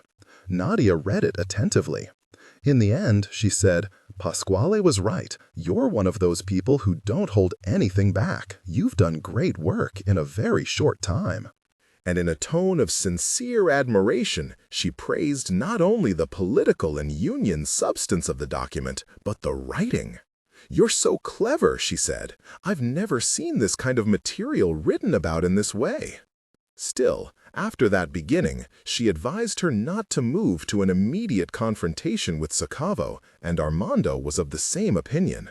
"Let's wait to get stronger and grow," he said. "The situation concerning the Sacavo factory needs to develop. We've got a foot in there, which is already a great result. We can't risk getting swept away out of pure recklessness." Dario asked, "What do you propose?"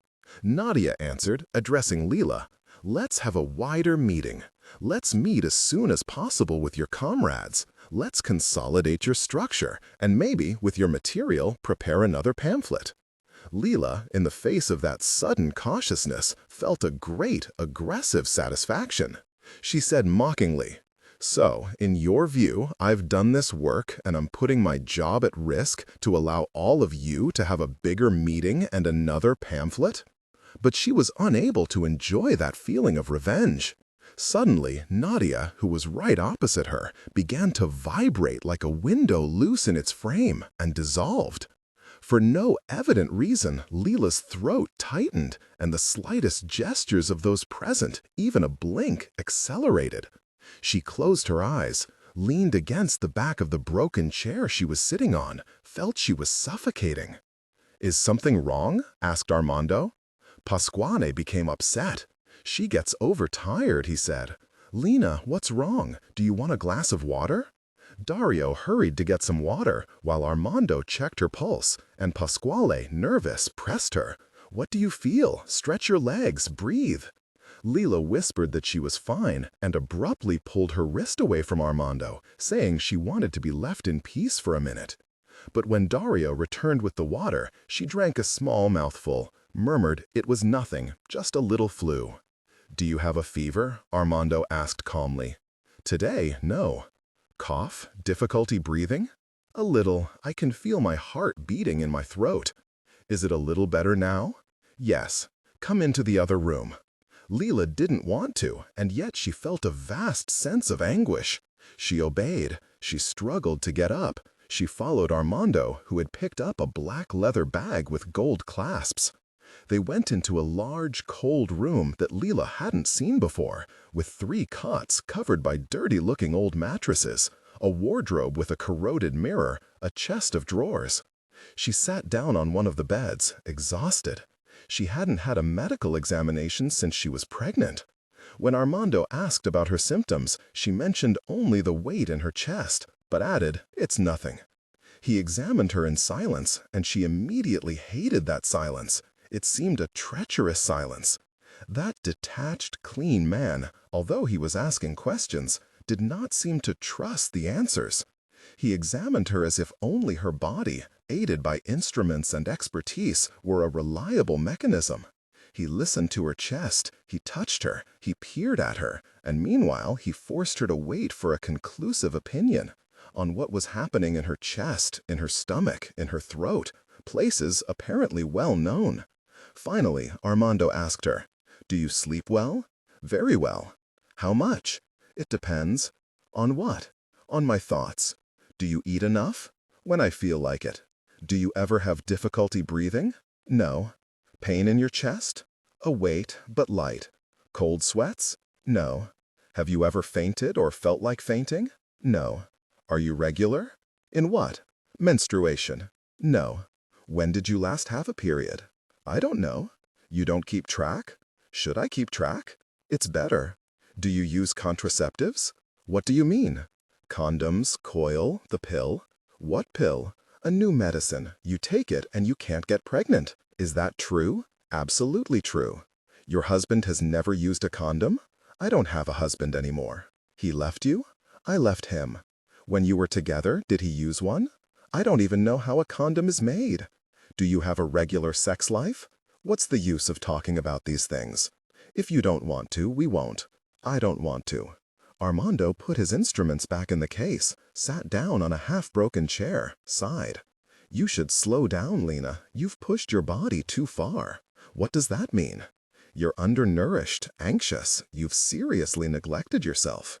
And so, you have a little catarrh, I'll give you a syrup. And so, you should have a series of tests, your liver is a little enlarged.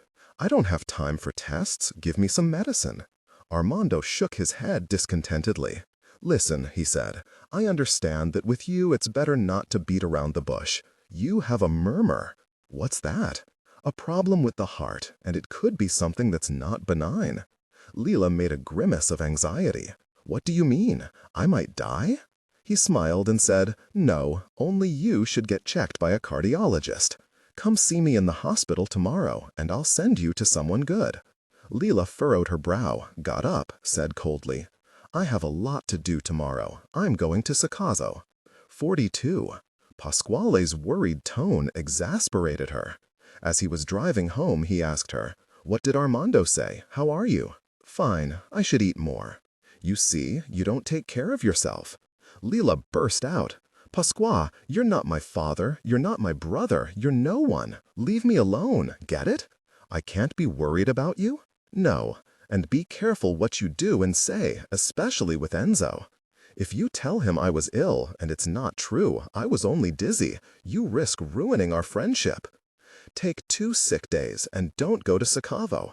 Capone advised against it, and the committee advised against it.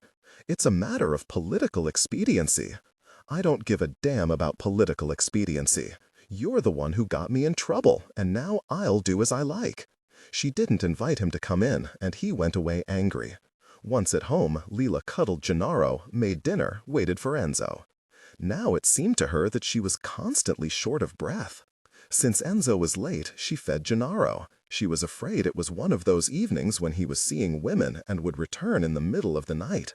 When the child spilled a glass of water, the caresses stopped, and she yelled at him as if you were an adult, in dialect. Will you hold still a moment? I'll hit you. Why do you want to ruin my life? Just then Enzo returned, and she tried to be nice. They ate, but Leela had the impression that the food was struggling to get to her stomach, that it was scratching her chest. As soon as Gennaro fell asleep, they turned to the installments of the Zurich course, but Enzo soon got tired and tried, politely, to go to bed. His attempts were vain. Leela kept going until it was late. She was afraid of shutting herself in her room. She feared that as soon as she was alone in the dark, the symptoms she hadn't admitted to Armando would appear all together and kill her. He asked her softly, "Will you tell me what's wrong?" "Nothing." "You come and go with Pasquale. Why? What secrets do you have?" "It's things to do with the union. He made me join, and now I have to take care of them." Enzo looked disheartened, and she asked, "What's wrong?" "Pasquale told me what you're doing in the factory." "You told him, and you told the people on the committee. Why am I the only one who doesn't deserve to know?" Leela became agitated. She got up. She went to the bathroom. Pasquale hadn't held out. What had he told? Only about the union seed that she wanted to plant at Sacavo, or also about Gino, about her not feeling well at Via dei Tribunali? He hadn't been able to stay silent. Friendship between men had its unwritten but inviolable pacts, not like that between women. She flushed the toilet, returned to Enzo, and said, "Pasqua is a spy. Pasqua is a friend, whereas you, what are you?" His tone hurt. She gave in unexpectedly, suddenly. Her eyes filled with tears, and she tried in vain to push them back, humiliated by her own weakness. "I don't want to make more trouble for you than I already have," she sobbed. "I'm afraid you'll send me away." Then she blew her nose and added in a whisper, "Can I sleep with you?" Enzo stared at her in disbelief. "Sleep how?" "However you want." "And do you want it?" Lila gazed at the water pitcher in the middle of the table with its comical rooster's head. "Gennaro liked it," she whispered. "The crucial thing is for you to hold me close." Enzo shook his head unhappily. "You don't want me." "I want you, but I don't feel anything." "You don't feel anything for me? What do you mean? I love you, and every night I wish you would call me and hold me close. But beyond that, I don't want anything." Enzo turned pale. His handsome face was contorted as if by an intolerable grief, and he observed, I disgust you. No, no, let's do what you want, right away, I'm ready. He had a desolate smile and was silent for a while. Then he couldn't bear her anxiety. He muttered, "Let's go to bed." Each in our own room? No, in my bed. Lila, relieved, went to get undressed. She put on her nightgown, went to him, trembling with cold. He was already in bed. "I'll go here?" "All right." She slid under the covers, rested her head on his shoulder, put an arm around his chest. Enzo remained motionless. She felt immediately that he gave off a violent heat. "My feet are cold," she whispered. "Can I put them near yours?" "Yes." "Can I caress you a little?" "Leave me alone." Slowly, the cold disappeared. The pain in her chest dissolved. She forgot the grip on her throat. She gave in to the respite of his warmth. "Can I sleep?" she asked, dazed by weariness. "Sleep." 43. At dawn she started. Her body reminded her that she had to wake up. Immediately, the terrible thoughts arrived, all very clear. Her sick heart, Gennaro's regressions, the fascists from the neighborhood, Nadia's self-importance, Pasquale's untrustworthiness, the list of demands. Only afterward did she realize that she had slept with Enzo, but that he was no longer in the bed. She rose quickly, in time to hear the door closing. Had he arisen as soon as she fell asleep? Had he been awake all night? Had he slept in the other room with the child? Or had he fallen asleep with her, forgetting every desire? Certainly he had had breakfast alone and had left the table set for her and Gennaro. He had gone to work, without a word, keeping his thoughts to himself. Lila, too, after taking her son to the neighbor, hurried to the factory. "So, did you make up your mind?" Ado asked, a little sulkily. "I'll make up my mind when I like," Lila answered, returning to her old tone of voice. "We're a committee, you have to inform us." "Did you circulate the list?" "Yes." "What do the others say?" "Silence means consent." "No," she said. "Silence means they're shitting in their pants." Capone was right, also Nadia and Armando. It was a weak initiative, a forced effort. Lila worked at cutting the meat furiously. She had a desire to hurt and be hurt, to jab her hand with the knife, let it slip, now, from the dead flesh to her own living flesh. To shout, hurl herself at the others, make them all pay for her inability to find an equilibrium. Ah, Lena Cerullo, you are beyond correction. Why did you make that list? You don't want to be exploited? You want to improve your condition and the condition of these people? You're convinced that you and they, starting from here, from what you are now, will join the victorious march of the proletariat of the whole world? No way. March to become what? Now and forever workers? Workers who slave from morning to night but are empowered? Nonsense. Hot air to sweeten the pill of toil. You know that it's a terrible condition. It shouldn't be improved but eliminated. You've known it since you were a child. Improve? Improve yourself? You, for example, are you improved? Have you become like Nadia or Isabella? Is your brother improved? Has he become like Armando? And your son, is he like Marco? No, we remain us, and they are they. So why don't you resign yourself? Blame the mind that can't settle down, that is constantly seeking a way to function. Designing shoes, getting busy setting up a shoe factory, rewriting Nino's articles, tormenting him until he did as you said, using for your own purposes the installments from Zurich with Enzo, and now demonstrating to Nadia that if she is making the revolution, you are even more. The mind, ah yes, the evil is there. It's the mind's discontent. The body, ah yes, I've had it with myself, with everything. I've even had it with Gennaro. His fate, if all goes well, is to end up in a place like this, crawling to some boss for another 5 lire. So, Cerullo, take up your responsibilities and do what you have always had in mind. Frighten Sakovo. Eliminate his habit of fucking the workers in the drying room. Show the student with the wolf face what you've prepared. That summer on Ischia. The drinks, the house in Forio, the luxurious bed where I was with Nino. The money came from this place, from this evil smell, from these days spent in disgust, from this poorly paid labor. What did I cut here? A revolting yellowish pulp spurted out. The world turns, but, luckily, if it falls, it breaks. Right before the lunch break, she made up her mind. She said to Ado, "I'm going." But she didn't have time to take off her apron. The owner's secretary appeared in the gutting room to tell her, "Dr. Sokovo wants you urgently in the office." Lila thought that some spy had told Bruno what was coming. She stopped work, took the sheet of demands from the closet, and went up. She knocked on the door of the office and went in. Bruno was not alone in the room.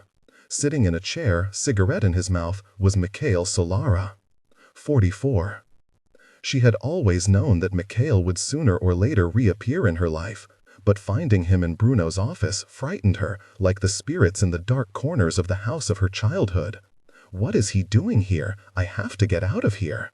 But Solara, seeing her, stood up, spread his arms wide, seemed genuinely moved.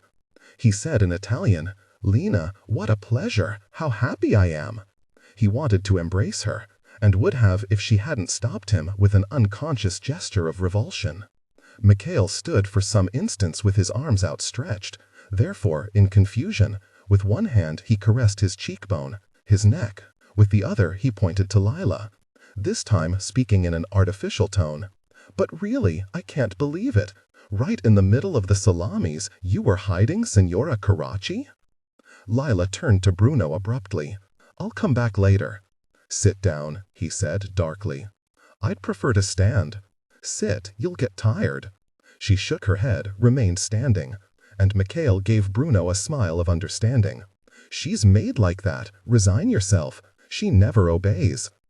To Lila, it seemed that Solara's voice had more power than in the past. He stressed the end of every word, as if he had been practicing his pronunciation. Maybe to save her strength, maybe just to contradict him, she changed her mind and sat down. Mikhail also changed position, but so that he was turned completely toward her, as if Bruno were no longer in the room. He observed her carefully, affectionately, and said in a tone of regret, "Your hands are ruined. Too bad. As a girl you had such nice ones." Then he began to talk about the shop in Piazza dei Martiri in the manner of one imparting information, as if Lila were still his employee and they were having a work meeting. He mentioned new shelves, new light fixtures, and how he had had the bathroom door that opened onto the courtyard walled up again. Lila remembered that door and said softly, in dialect, "I don't give a fuck about your shop." "You mean ours. We invented it together. With you, I never invented anything." Mikhail smiled again, shaking his head in a sign of mild dissent. "Those who put in the money," he said, "do and undo, just away those who work with their hands and their head. Money invents scenarios, situations, people's lives." You don't know how many people I can make happy or ruin just by signing a check. And then he began chatting again, placidly. He seemed eager to tell her the latest news, as if they were two friends catching up. He began with Alfonso, who had done his job in Piazza dei Martiri well and now earned enough to start a family. But he had no wish to marry. He preferred to keep poor Marisa in the condition of fiancé for life and continued to do as he liked. So he, as his employer, had encouraged him. A regular life is good for one's employees, and had offered to pay for the wedding celebration. Thus, finally, in June, the marriage would take place. "You see," he said, "if you had continued to work for me rather than Alfonso, I would have given you everything you asked for. You would have been a queen." Then, without giving her time to answer, he tapped the ashes of his cigarette into an old bronze ashtray and announced that he too was getting married, also in June, and to Giliola, naturally, the great love of his life. "Too bad I can't invite you," he complained. "I would have liked to, but I don't want to embarrass your husband."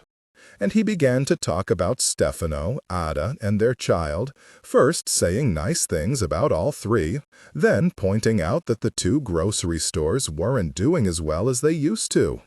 As long as his father's money lasted, he explained, Karachi kept afloat. But commerce is a rough sea now. Stefano's been shipping water for quite some time. He can't manage things anymore. Competition, he said, had increased. New stores were constantly opening. Marcello himself, for example, had got it into his head to expand the late Don Carlos' old store and transform it into one of those places where you can get anything, from soap to light bulbs, mortadella, and candy. And he had done it. The business was booming. It was called Everything for Everyone. You're saying that you and your brother have managed to ruin Stefano, too? What do you mean, ruin, Lena? We do our job, and that's all. In fact, when we can help our friends, we help them happily. Guess who Marcello has working in the new store? I don't know. Your brother. You've reduced Reno to being your clerk? Well, you abandoned him, and that fellow is carrying all of them on his shoulders. Your father, your mother, a child, Pinuccia, who's pregnant again. What could he do?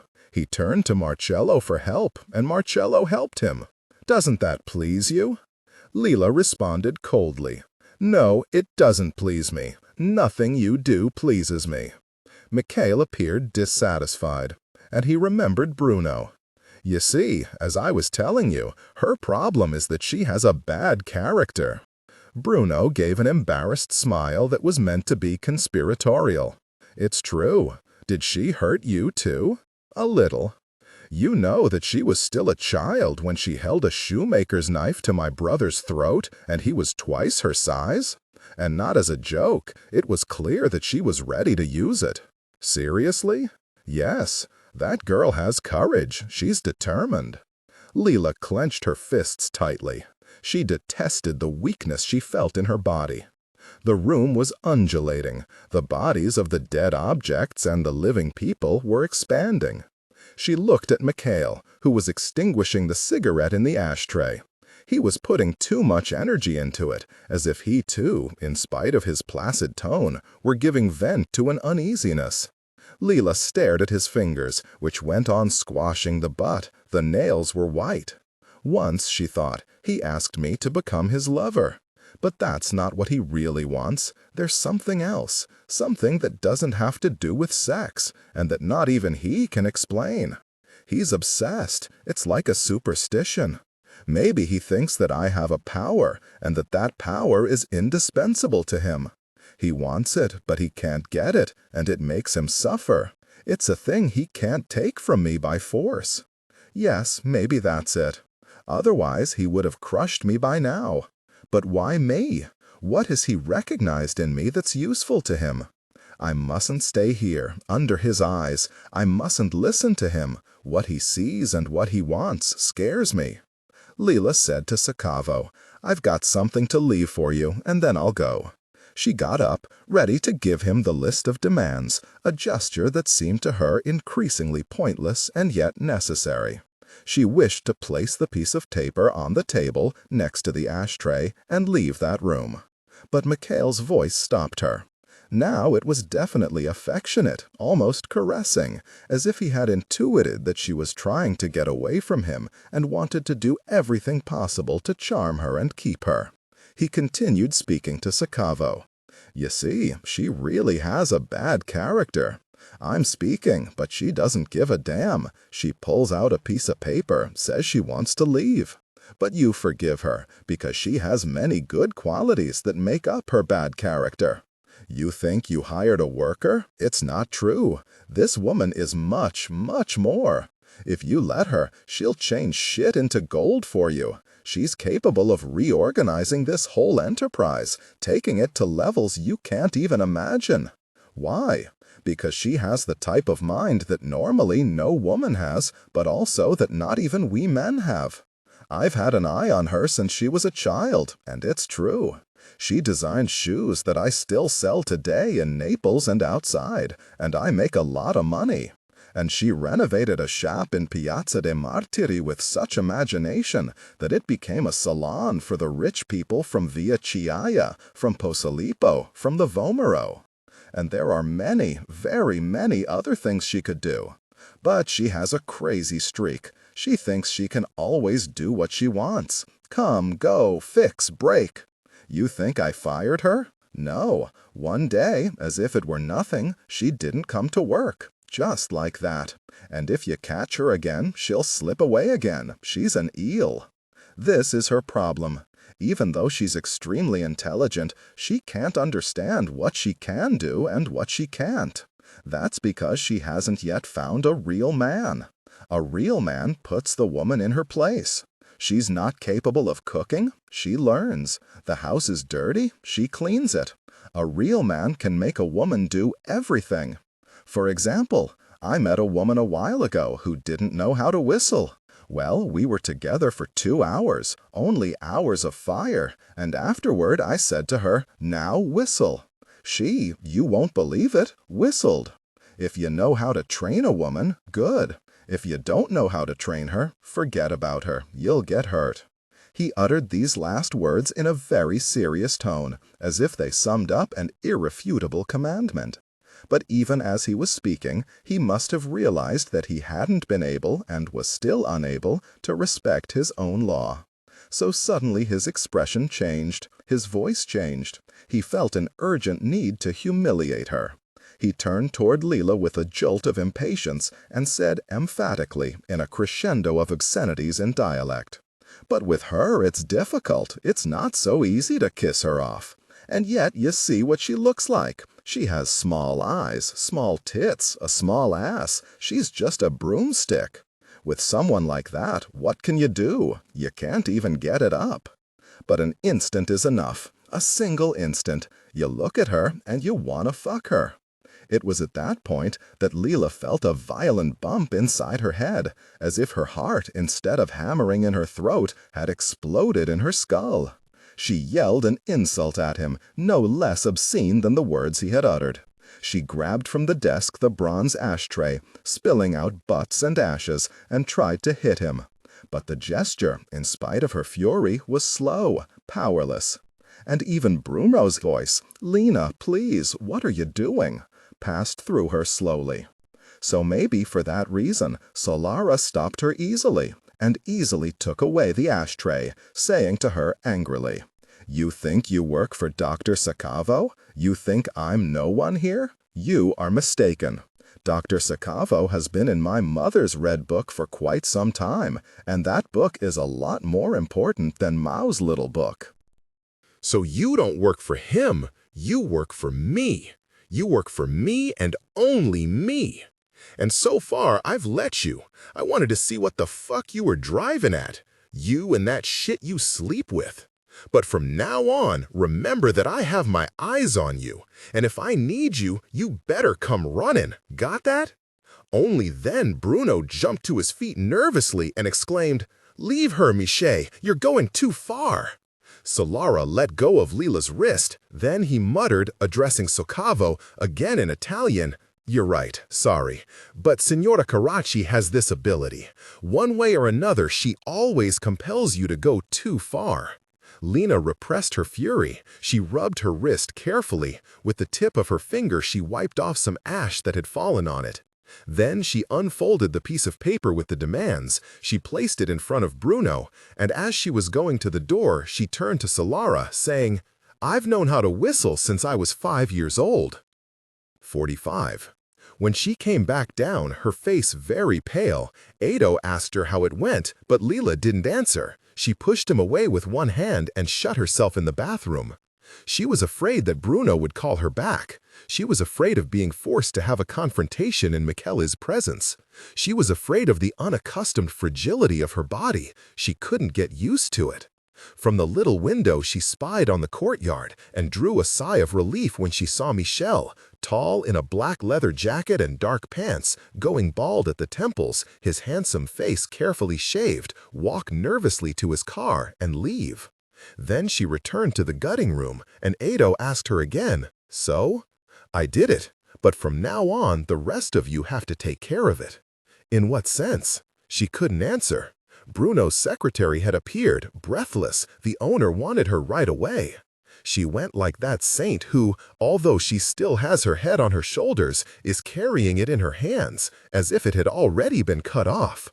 Bruno, as soon as he saw her, almost screamed. "You people want to have coffee in bed in the morning? What is this latest thing, Lena? Do you have any idea? Sit down and explain. I can't believe it." Lena explained to him, demand by demand, in the tone she used with Gennaro when he refused to understand.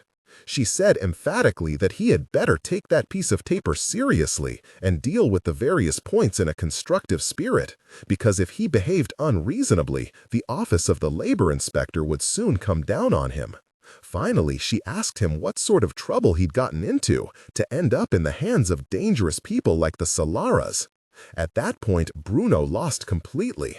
His red complexion turned purple, his eyes grew bloodshot. He yelled that he would ruin her, that a few extra lira for the 4 dickheads she had set against him would be enough to settle everything.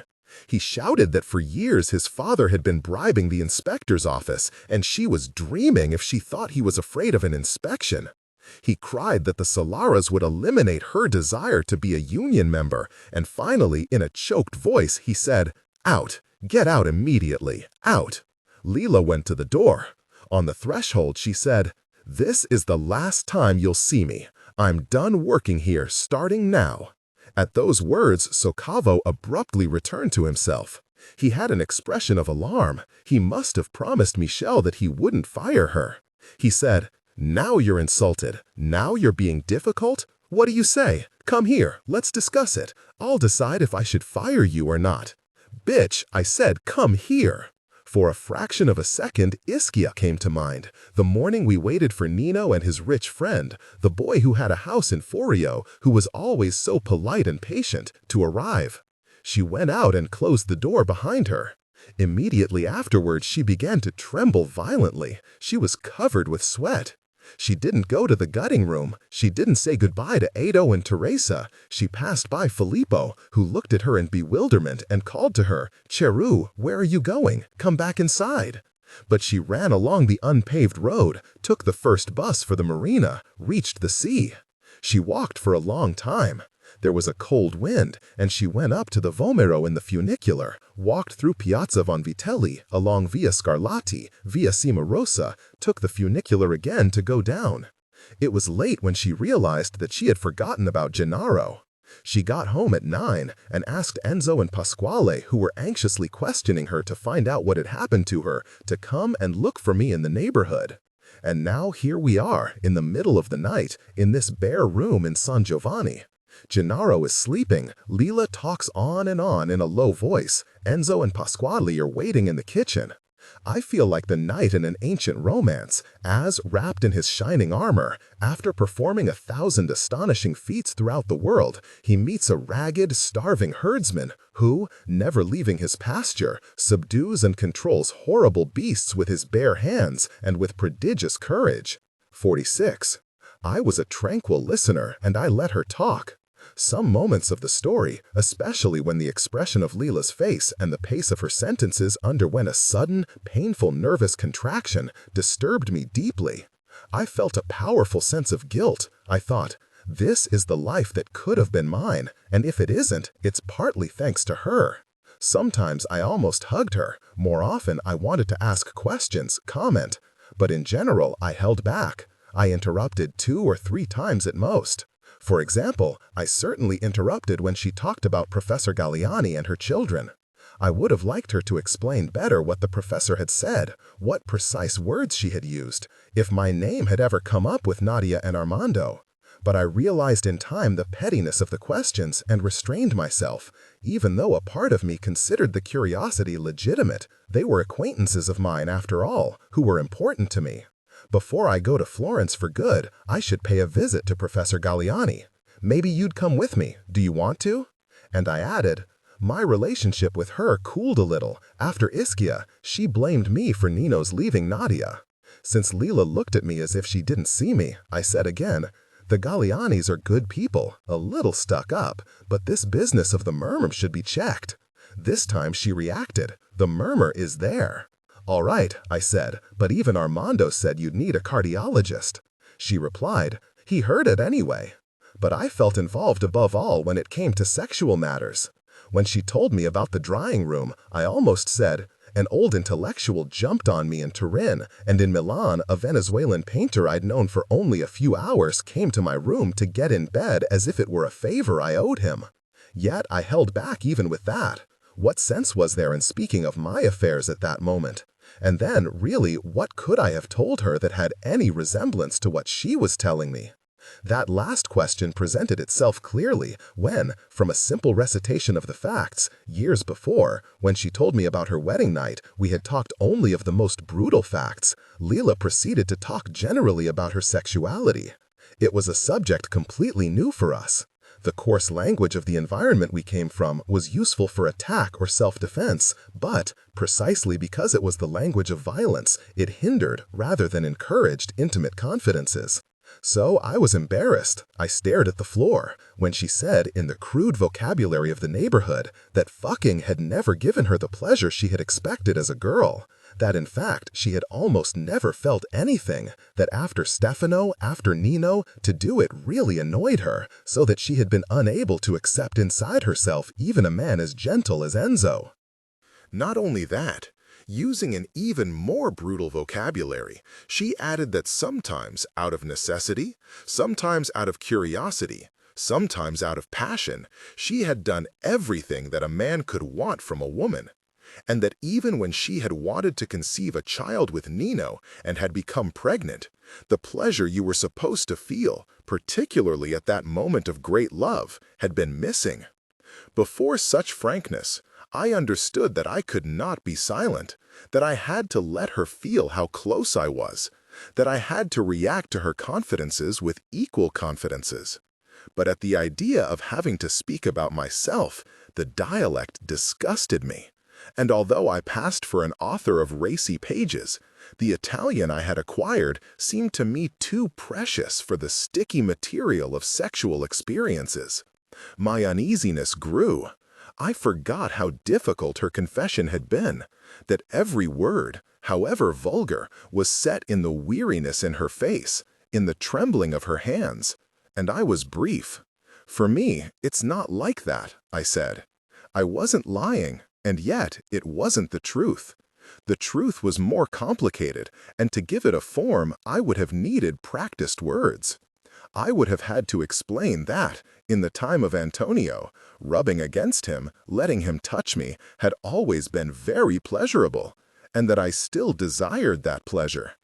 I would have had to admit that being penetrated had disappointed me too, that the experience was spoiled by the sense of guilt, by the discomfort of the conditions, by the fear of being caught, by the haste arising from that, by the terror of getting pregnant. But I would have had to add that Franco, the little I knew of sex, was largely from him. Before entering me, and afterward, let me rub against one of his legs, against his stomach, and that this was nice, and sometimes made the penetration nice too. As a result, I would have had to tell her, I was now waiting for marriage. Pietro was a very gentle man. I hoped that in the tranquility and the legitimacy of marriage, I would have the time and the comfort to discover the pleasure of coitus. There, if I had expressed myself like that, I would have been honest. But the two of us, at nearly 25, did not have a tradition of such articulate confidences. There had been only small general allusions when she was engaged to Stefano and I was with Antonio. Bashful phrases, hints. As for Donato Saratore, as for Franco, I had never talked about either one. So I kept to those few words. For me, it's not like that, which must have sounded to her as if I were saying, maybe you're not normal. And in fact, she looked at me in bewilderment and said, as if to protect herself, in the book you wrote something else. So she had read it. I murmured defensively, I don't even know anymore what ended up in there. Dirty stuff ended up in there, she said, stuff that men don't want to hear and women know but are afraid to say. But now what? Are you hiding? She used more or less those words. Certainly she said, dirty. She too then cited the risque pages, and did it like Gigliola, who had used the word dirt. I expected that she would offer an evaluation of the book as a whole, but she didn't. She used it only as a bridge to go back and repeat what she called several times, insistently, the bother of fucking. "That is in your novel," she exclaimed, "and if you told it, you know it. It's pointless for you to say, for me it's not like that." And I mumbled, "Yes, maybe it's true, but I don't know." And while she, with a tortured lack of shame, went on with her confidences, the great excitement, the lack of satisfaction, the sense of disgust, I thought of Nino, and the questions I had so often turned over reappeared. Was that long night full of tales a good moment to tell her? Should I warn her that for Gennaro she couldn't count on Nino, that he already had another child, that he left children behind him heedlessly? Should I take advantage of that moment, of those admissions of his, to let her know that in Milan he had said an unpleasant thing about her? Leela is made badly, even when it comes to sex. Should I go so far as to tell her that in those agitated confidences of hers, even in that way of reading the dirty pages of my book, now, while she was speaking, I seemed to find confirmation that Nino was, in essence, right? What in fact had Saratore's son intended, if not what she herself was admitting? Had he realized that for Leela being penetrated was only a duty, that she couldn't enjoy the union? He, I said to myself, is experienced. He has known many women. He knows what good female sexual behavior is, and so he recognizes when it's bad. To be made badly when it comes to sex means evidently not to be able to feel pleasure in the male's thrusting. It means twisting with desire and rubbing yourself to quiet that desire. It means grabbing his hands and placing them against your sex, as sometimes I did with Franco, ignoring his annoyance, the boredom of the one who has already had his orgasm and now would like to go to sleep. My uneasiness increased. I thought, I wrote that in my novel. Is that what Gigliola and Leela recognized? Was that what Nino recognized, perhaps, and the reason he wanted to talk about it? I let everything go and whispered somewhat randomly, "I'm sorry." "What? That your pregnancy was without joy?" She responded with a flash of sarcasm. Imagine how I felt. My last interruption came when it had begun to get light, and she had just finished telling me about the encounter with Mikhail. I said, "That's enough. Calm down. Take your temperature." It was 101. I hugged her tight. I whispered, "Now I'll take care of you. And until you're better, we'll stay together. And if I have to go to Florence, you and the child will come with me." She refused energetically. She made the final confession of that night. She said she had been wrong to follow Enzo to San Giovanni a Teduccio. She wanted to go back to the neighborhood. To the neighborhood? Yes. You're crazy. As soon as I feel better, I'll do it. I rebuked her. I told her it was a thought induced by the fever, that the neighborhood would exhaust her, that to set foot there was stupid. "I can't wait to leave," I exclaimed. "You're strong," she answered, to my astonishment. "I have never been. The better and truer you feel, the farther away you go. If I merely pass through the tunnel of the Stradone, I'm scared. Remember when we tried to get to the sea but it started raining? Which of us wanted to keep going, and which of us made an about-face? You or me? I don't remember. But, anyway, don't go back to the neighborhood." I tried in vain to make her change her mind. We discussed it for a long time. "Go," she said finally. "Talk to the two of them. They've been waiting for hours. They haven't closed their eyes, and they have to go to work. What shall I tell them? Whatever you want." I pulled the covers up. I also covered Gennaro, who had been tossing in his sleep all night. I realized that Leela was already falling asleep. I whispered, "I'll be back soon." She said, "Remember what you promised." "What? You've already forgotten?" "If something happens to me, you've got to take Gennaro." "Nothing will happen to you." As I went out of the room, Leela started in her half-sleep. She whispered, "Watch me until I fall asleep. Watch me always, even when you leave Naples. That way I'll know that you see me and I'm at peace." 47. In the time that passed between that night and the day of my wedding, I was married on May 17, 1969 in Florence, and after a honeymoon of just 3 days in Venice, enthusiastically began my life as a wife. I tried to do all I could for Leela. At first, in fact, I thought simply that I would help her until she got over the flu. I had things to do about the house in Florence. I had a lot of engagements because of the book. The telephone rang constantly, and my mother grumbled that she had given the number to half the neighborhood, but no one called her. To have that thingamajig in the house, she said, is just a bother, since the calls were almost always for me. I wrote notes for hypothetical new novels. I tried to fill the gaps in my literary and political education. But my friend's general state of weakness soon led me to neglect my own affairs and occupy myself with her. My mother realized right away that we had resumed our friendship. She found it shameful. She flew into a rage. She was full of insults for both of us. She continued to believe that she could tell me what to do and what not to. She limped after me, criticizing me.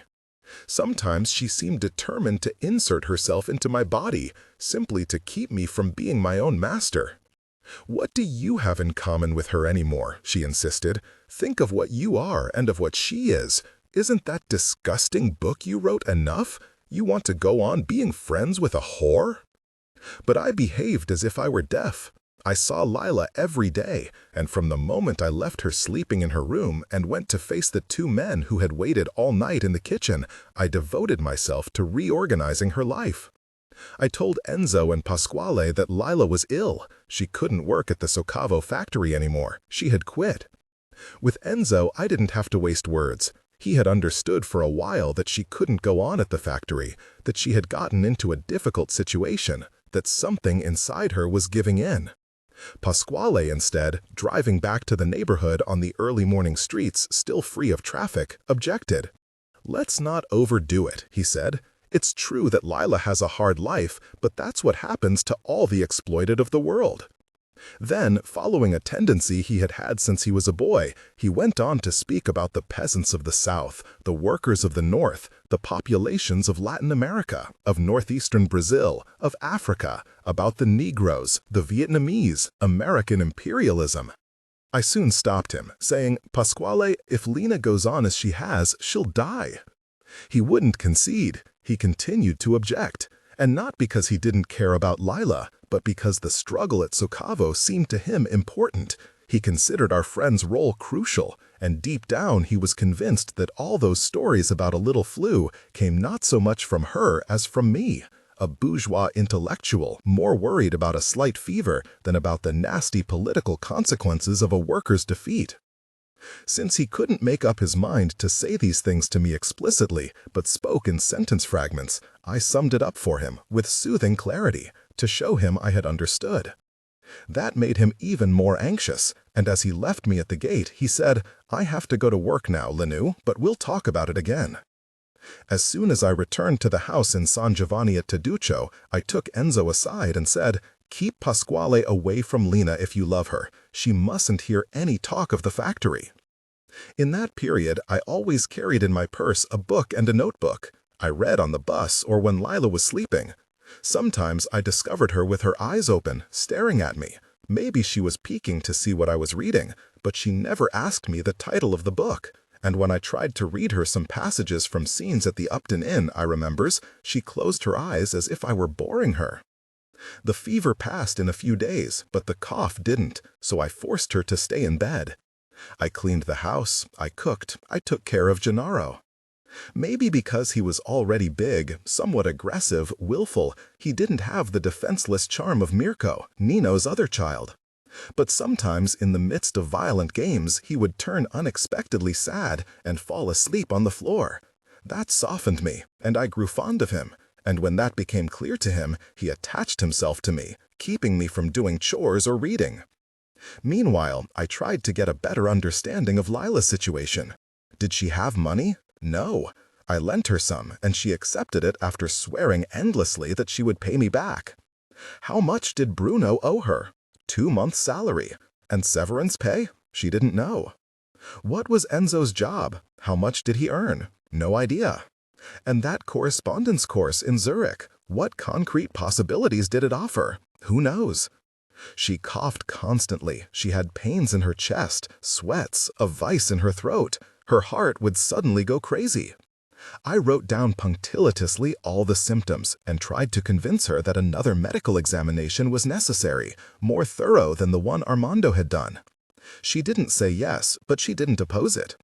One evening before Enzo returned, Pasquale looked in. He said very politely that he, his comrades on the committee, and some workers at the Socavo factory wanted to know how she was. I replied that she wasn't well, she needed rest, but he asked to see her just the same, to say hello. I left him in the kitchen. I went to Lila. I advised her not to see him. She made a face that meant, "I'll do as you want." I was moved by the fact that she gave in to me, she who had always commanded, done and undone without arguing. 48. At home that same night, I made a long call to Pietro, telling him in detail all Lila's troubles and how important it was to me to help her. He listened patiently. At a certain point, he even exhibited a spirit of collaboration. He remembered a young Pisan Greek scholar who was obsessed with computers and imagined that they would revolutionize philology. I was touched by the fact that, although he was a person who was always buried in his work, on this occasion, for love of me, he made an effort to be useful. "Find him," I begged him. "Tell him about Enzo. You never know. Maybe some job prospects might turn up." He promised he would, and added that, if you remembered correctly, Maria Rosa had had a brief romance with a young Neapolitan lawyer. Maybe he could find him and ask if he could help. To do what? To get your friend's money back. I was excited. Call Maria Rosa. All right, I insisted. Don't just promise. Call her, please. He was silent for a moment. Then he said, "Just then, you sounded like my mother." "In what sense?" "You sounded like her when something is very important to her." "I'm very different, unfortunately." He was silent again. "You're different, fortunately. But in these types of things, there's no one like her. Tell her about that girl and you'll see, she'll help you." I telephoned Adele. I did it with some embarrassment, which I overcame by reminding myself of all the times I had seen her at work, for my book, in the search for the apartment in Florence. She was a woman who liked to be busy. If she needed something, she picked up the telephone and, link by link, put together the chain that led to her goal. She knew how to ask in such a way that saying no was impossible. And she crossed ideological borders confidently. She respected no hierarchies. She tracked down cleaning women, bureaucrats, industrialists, intellectuals, and ministers, and she addressed all with cordial detachment, as if the favor she was about to ask she was in fact already doing for them. Amid 1,000 awkward apologies for disturbing her, I told Adele in detail about my friend, and she became curious, interested, angry. At the end, she said, "Let me think. Of course. Meanwhile, can I give you some advice? Of course. Don't be timid. You're a writer. Use your role. Test it. Make something of it. These are decisive times. Everything is turning upside down. Participate. Be present. And begin with the scum in your area. Put their backs to the wall. How? By writing. Frighten Socavo to death, and others like him. Promise you'll do it? I'll try." She gave me the name of an editor at l'Unità. 49. The telephone call to Pietro, and especially the one to my mother-in-law, released a feeling that until that moment I had kept at bay, that in fact I had repressed, but that was alive and ready to advance. It had to do with my changed status. It was likely that the Iorotis, especially Guido, but perhaps Adele herself, considered me a girl who, although very eager, was far from the person they would have chosen for their son. It was just as likely that my origin, my dialectal cadence, my lack of sophistication in everything had put the breadth of their views to a hard test. With just a slight exaggeration, I could hypothesize that even the publication of my book was part of an emergency plan intended to make me presentable in their world. But the fact remained, incontrovertible, that they had accepted me, that I was about to marry Pietro with their consent, that I was about to enter a protective family, a sort of well-fortified castle from which I could proceed without fear, or to which I could retreat if I were in danger. So it was urgent that I get used to that new membership, and above all, I had to be conscious of it. I was no longer a small match seller almost down to the last match. I had won for myself a large supply of matches. And so, I suddenly understood I could do for Leela much more than I had calculated on doing. It was with this perspective that I had my friend give me the documentation she had collected against Saccovo. She handed it over passively, without even asking what I wanted to do with it. I read with increasing absorption. How many terrible things she had been able to say precisely and effectively.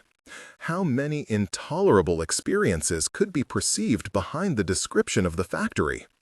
I turned the pages in my hands for a long time. Then, suddenly, almost without coming to a decision, I looked in the telephone book. I called Saccovo. I subdued my voice to the right tone. I asked for Bruno. He was cordial. What a pleasure to talk to you. I called. He said, "You've done so many great things, Elena. I saw a picture of you in Roma. Bravo! What a wonderful time we had on Ischia." I answered that it was a pleasure to talk to him too, but that Ischia was far away, and for better and worse, we had all changed. That in his case, for example, I had heard some nasty rumors that I hoped were not true. He understood immediately and protested. He spoke harshly of Leela, of her ungratefulness, of the trouble she had caused him. I changed my tone. I said that I believed Leela more than him. "Take a pen and paper," I said. "Write down my number. Got it? Now give instructions for her to be paid down to the last lira you owe her, and let me know when I can come and get the money. I wouldn't like to see your picture in the papers, too." I hung up before he could object, feeling proud of myself. I hadn't shown the least emotion. I had been curt, a few remarks in Italian, polite first, then aloof. I hoped that Pietro was right. Was I really acquiring Adele's tone? Was I learning, without realizing it, her way of being in the world? I decided to find out whether I was capable, if I wanted, of carrying out the threat I had ended the phone call with. Agitated, as I had not been when I called Bruno, still the boring boy who had tried to kiss me on the beach of Chitara, I dialed the number of the editorial offices of l'Unità. While the telephone rang, I hoped that the voice of my mother yelling at Elisa in dialect in the background wouldn't be heard. "My name is Elena Greco," I said to the switchboard operator, and I didn't have time to explain what I wanted before the woman exclaimed, "Elena Greco, the writer?" She had read my book and was full of compliments. I thanked her. I felt happy, strong. I explained, unnecessarily, that I had in mind an article about a factory on the outskirts, and I gave the name of the editor Adele had suggested. The operator congratulated me again. Then she resumed a professional tone. "Hold on," she said. A moment later, a very hoarse male voice asked me in a teasing tone since when practitioners of literature had been willing to dirty their pens on the subject of piecework, shifts, and overtime, very boring subjects that young, successful novelists in particular stayed away from. "What's the angle?" he asked. "Construction? Longshoremen? Miners?" "It's a sausage factory," I said. "Not a big deal." The man continued to make fun of me. "You don't have to apologize. It's fine. If Elena Greco, to whom this newspaper devoted no less than half a page of profuse praise, decides to write about sausages, can we poor editors possibly say, 'That doesn't interest us'? Are 30 lines enough? Too few? Let's be generous. Make it 60. When you're finished, will you bring it to me in person or dictate it?" I began working on the article right away. I had to squeeze out of Leela's pages my 60 lines, and for love of her, I wanted to do a good job. But I had no experience of newspaper writing, apart from when, at the age of 15, I had tried to write about the conflict with the religion teacher for Nino's journal, with terrible results. I don't know, maybe it was that memory that complicated things. Or maybe it was the editor's sarcastic tone that rang in my ears, especially when, at the end of the call, he asked me to give his best to my mother-in-law. Certainly, I took a lot of time. I wrote and rewrote stubbornly. But even when the article seemed to be finished, I wasn't satisfied, and I didn't take it to the newspaper. I have to talk to Leela first, I said to myself. It's a thing that should be decided together. I'll turn it in tomorrow. The next day, I went to see Leela. She seemed particularly unwell. She complained that when I wasn't there, certain presences took advantage of my absence and emerged from objects to bother her and Gennaro. Then she realized that I was alarmed and, in a tone of amusement, said it was all nonsense. She just wanted me to be with her more. We talked a lot, I soothed her, but I didn't give her the article to read. What held me back was the idea that if L'Unità rejected the piece, I would be forced to tell her that they hadn't found it good, and I would feel humiliated. It took a phone call from Adele that night to give me a solid dose of optimism and make up my mind. She had consulted her husband and also Maria Rosa. She had moved half the world in a few hours. Luminaries of medicine, socialist professors who knew about the Union, a Christian Democrat whom she called a bit foolish but a good person and an expert in workers' rights.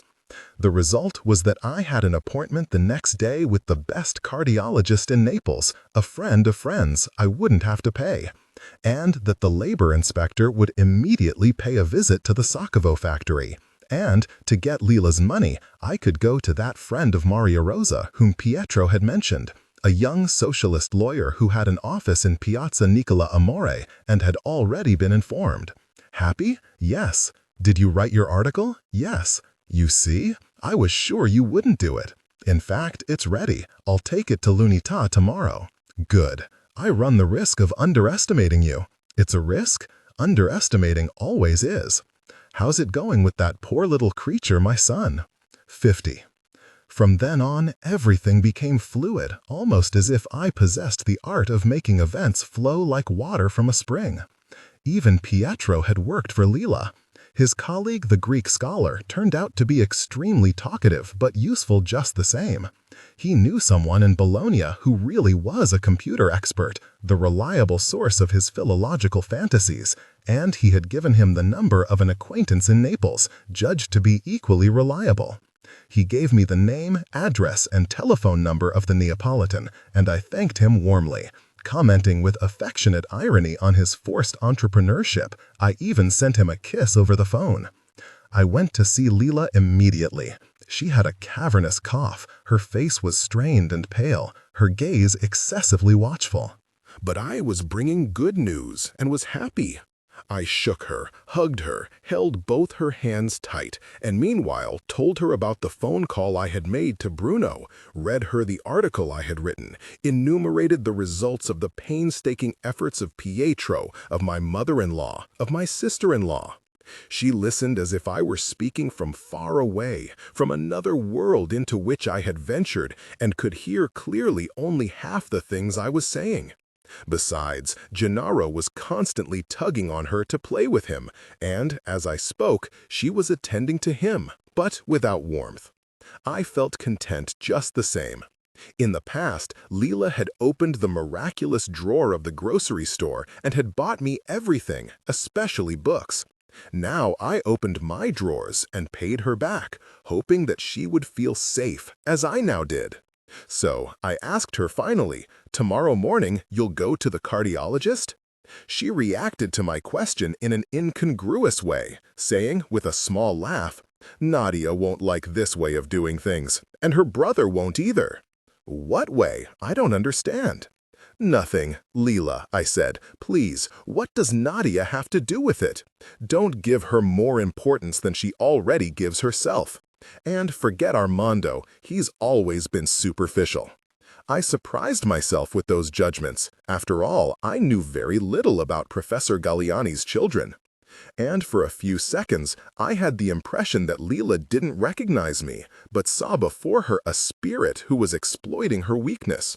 In fact, rather than criticizing Nadia and Armando, I only wanted her to understand that the hierarchies of power were different, that compared to the Iratas, the Gallianis didn't count, that people like Bruno Sacavo or that thug Miquel counted even less, that, in other words, she should do as I said and not worry. But as I was speaking, I realized I was in danger of boasting, and I caressed her cheek, saying that, of course, I admired Armando and Nadia's political engagement. And then I added, laughing, "But trust me." She muttered, "Okay, well, go to the cardiologist." I persisted, "And for Enzo, what appointment should I make? What time? What day?" "Whenever you want, but after 5. As soon as I got home, I went back to the telephone. I called the lawyer. I explained Lila's situation in detail. I called the cardiologist. I confirmed the appointment. I telephoned the computer expert. He worked at the Department of Public Works. He said that the Zurich courses were useless, but that I could send Enzo to see him on such and such a day at such an address. I called L'Unità. The editor said, "You're certainly taking your sweet time. Are you bringing me this article, or are we waiting for Christmas?" I called Sacavo's secretary and asked her to tell her boss that, since I hadn't heard from him, my article would be out soon in L'Unità. That last phone call provoked an immediate, violent reaction. Sacavo called me 2 minutes later, and this time he wasn't friendly. He threatened me. I answered that, momentarily, he would have the inspector on his back and a lawyer who would take care of Lila's interests. Then, that evening, pleasantly overexcited, I was proud of fighting against injustice out of affection and conviction, in spite of Pasquale and Franco, who thought they could still give me lessons. I hurried to L'Unità to deliver my article. The man I had talked to was middle-aged, short, and fat, with small, lively eyes that permanently sparkled with a benevolent irony. He invited me to sit down on a dilapidated chair, and he read the article carefully. "And this is 60 lines. To me, it seems like 150. I reddened. I said softly, "I counted several times. It's 60. "Yes, but written by hand and in a script that couldn't be read with a magnifying glass." "But the piece is very good, comrade. Find a typewriter somewhere and cut what you can." "Now? And when? For once, I've got something people will actually look at if I put it on the page, and you want to make me wait for doomsday?" 51. What energy I had in those days! We went to the cardiologist, a big-name professor who had a house and office in Via Crispi. I took great care with my appearance for the occasion. Although the doctor was from Naples, he was connected with Adele's world, and I didn't want to make a bad impression. I brushed my hair, wore a dress that she had given me, used a subtle perfume that resembled hers, put on light makeup. I wanted the professor, if he spoke to my mother-in-law on the telephone, or if by chance they met, to speak well of me. Lila instead looked as she did every day at home, careless of her appearance. We sat in a grand waiting room with 19th-century paintings on the walls, a noble woman in an armchair with a Negro servant in the background, a portrait of an old lady, and a large, lively hunting scene. There were 2 other people waiting, a man and a woman, both old, both with the tidy, elegant look of prosperity. We waited in silence. Lila, who on the way had repeatedly praised my appearance, said only in a low voice, "You look like you came out of one of these paintings. You're the lady, and I'm the maid." We didn't wait long. A nurse called us. For no obvious reason, we went ahead of the patients who were waiting. Now Lila became agitated. She wanted me to be present at the examination. She swore that alone she would never go in, and she pushed me forward as if I were the one being examined. The doctor was a bony man in his 60s, with thick gray hair. He greeted me politely. He knew everything about me, and chatted for 10 minutes as if Lila weren't there. He said that his son had also graduated from the Normale, but 6 years before me. He noted that his brother was a writer and had a certain reputation, but only in Naples. He was full of praise for the Iratas. He knew a cousin of Adele's very well, a physicist. He asked me, "When is the wedding?" May 17th. The 17th? That's bad luck. Please change the date. It's not possible. Leela was silent the whole time. She paid no attention to the professor. I felt her curiosity on me. She seemed amazed by my every gesture and word. When, finally, the doctor turned to her, questioning her at length, she answered unwillingly, in dialect or in an ugly Italian that imitated dialect patterns. Often I had to interrupt to remind her of symptoms that she had reported to me, or to stress those which she minimized. Finally, she submitted to a thorough examination and exhaustive tests with a sullen expression, as if the cardiologist and I were doing her a wrong. I looked at her thin body in a threadbare pale blue slip that was too big for her. Her long neck seemed to be struggling to hold up her head. The skin was stretched over her bones like tissue paper that might tear at any moment.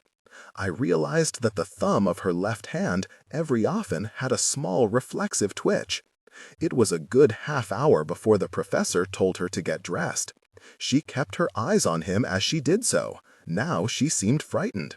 The cardiologist went to the desk, sat down, and finally announced that everything was in order. He hadn't found a murmur. "Signora," he said, "you have a perfect heart." But the effect of the verdict on Leela was apparently dubious. She didn't seem pleased. In fact, she seemed irritated. It was I who felt relieved, as if it were my heart, and it was I who showed signs of worry when the professor, again addressing me and not Leela, as if her lack of reaction had offended him, added, with a frown, that, however, given the general state of my friend, urgent measures were necessary. "The problem," he said, "isn't the cough. The signora has a cold, has had a slight flu, and I'll give her some cough syrup." The problem, according to him, was that she was exhausted, run down. Leela had to take better care of herself, eat regularly, have a tonic treatment, get at least 8 hours of sleep a night. "The majority of your friend's symptoms," he said, "will vanish when she regains her strength." In any case, he concluded, I would advise a neurological examination. It was the penultimate word that roused Leela. She scowled, leaned forward, said in Italian, "Are you saying that I have a nervous illness?" The doctor looked at her in surprise, as if the patient he had just finished examining had been magically replaced by another person. "Not at all. I'm only advising an examination. Did I say or do something I shouldn't have? No, madam, there's no need to worry. The examination serves only to get a clear picture of your situation. A relative of mine," said Leela, "a cousin of my mother's, was unhappy. She'd been unhappy her whole life. In the summer, when I was little, I would hear her through the open window, shouting, laughing. Or I would see her on the street doing slightly crazy things. But it was unhappiness, and so she never went to a neurologist. In fact, she never went to any doctor. It would have been useful to go. Nervous illnesses are for ladies. Your mother's cousin isn't a lady? No. And you? Even less so. Do you feel unhappy? I'm very well." The doctor turned to me again irritably. "Absolute rest. Have her do this treatment regularly. If you have some way of taking her to the country, it would be better." Leela burst out laughing. She returned to dialect. "The last time I went to a doctor, he sent me to the beach, and it brought me a lot of grief." The professor pretended not to hear. He smiled at me as if to elicit a conspiratorial smile, gave me the name of a friend who was a neurologist, and telephoned himself so that the man would see us as soon as possible. It wasn't easy to drag Leela to the new doctor's office. She said she didn't have time to waste. She was already bored enough by the cardiologist. She had to get back to Gennaro, and above all, she didn't have money to throw away, nor did she want me to throw away mine. I assured her that the examination would be free, and in the end, reluctantly, she gave in. The neurologist was a small, lively man, completely bald, who had an office in an old building in Toledo, and displayed in his waiting room an orderly collection of philosophy books. He liked to hear himself talk, and he talked so much that, it seemed to me, he paid more attention to the thread of his own discourse than to the patient. He examined her and addressed me. He asked her questions and propounded to me his observations, taking no notice of the responses she gave. In the end, he concluded abstractedly that Leela's nervous system was in order, just like her cardiac muscle. But, he said, continuing to address me, "My colleague is right, dear Dottoressa Greco. The body is weakened, and as a result, both the irascible and the concupiscible passions have taken advantage of it to get the upper hand over reason. Let's restore well-being to the body, and restore health to the mind." Then he wrote out a prescription in indecipherable marks, but pronouncing aloud the names of the medicines, the doses. Then he moved on to advice. He advised, for relaxation, long walks, but avoiding the sea. Better, he said, the woods of Capodimonte or Camaldoli. He advised reading, but only during the day, never at night. He advised keeping the hands employed, even though a careful glance at Leela's would have been enough to realize that they had been too much employed. When he began to insist on the neurological benefits of crochet work, Leela became restless in her chair, and, without waiting for the doctor to finish speaking, she asked him, following the course of her own secret thoughts, "As long as we're here, could you give me the pills that prevent you from having children?" The doctor frowned, and so, I think, did I. The request seemed out of place. "Are you married?" I was, not now. "In what sense, not now?" "I'm separated." "You're still married?" "Well, have you had children?" "I have one." "One isn't much.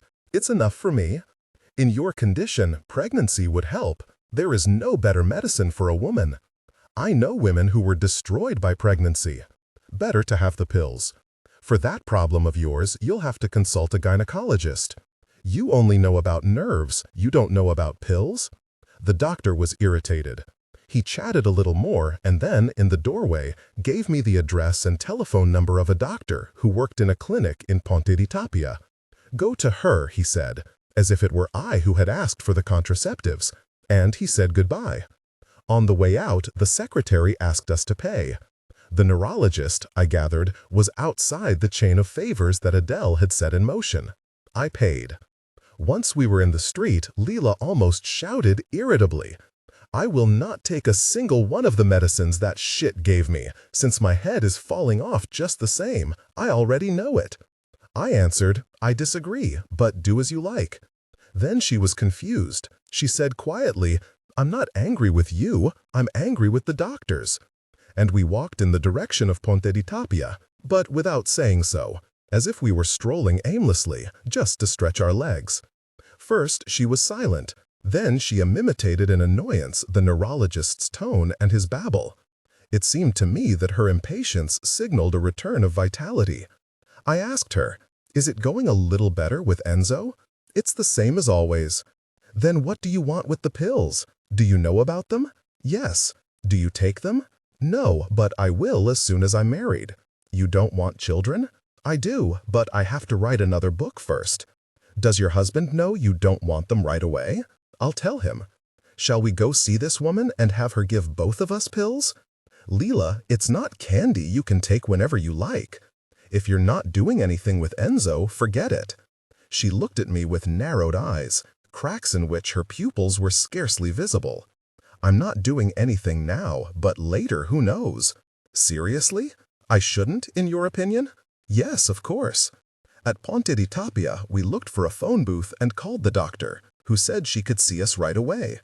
On the way to the clinic, I made it clear to Leela that I was glad she was getting close to Enzo, and she seemed encouraged by my approval.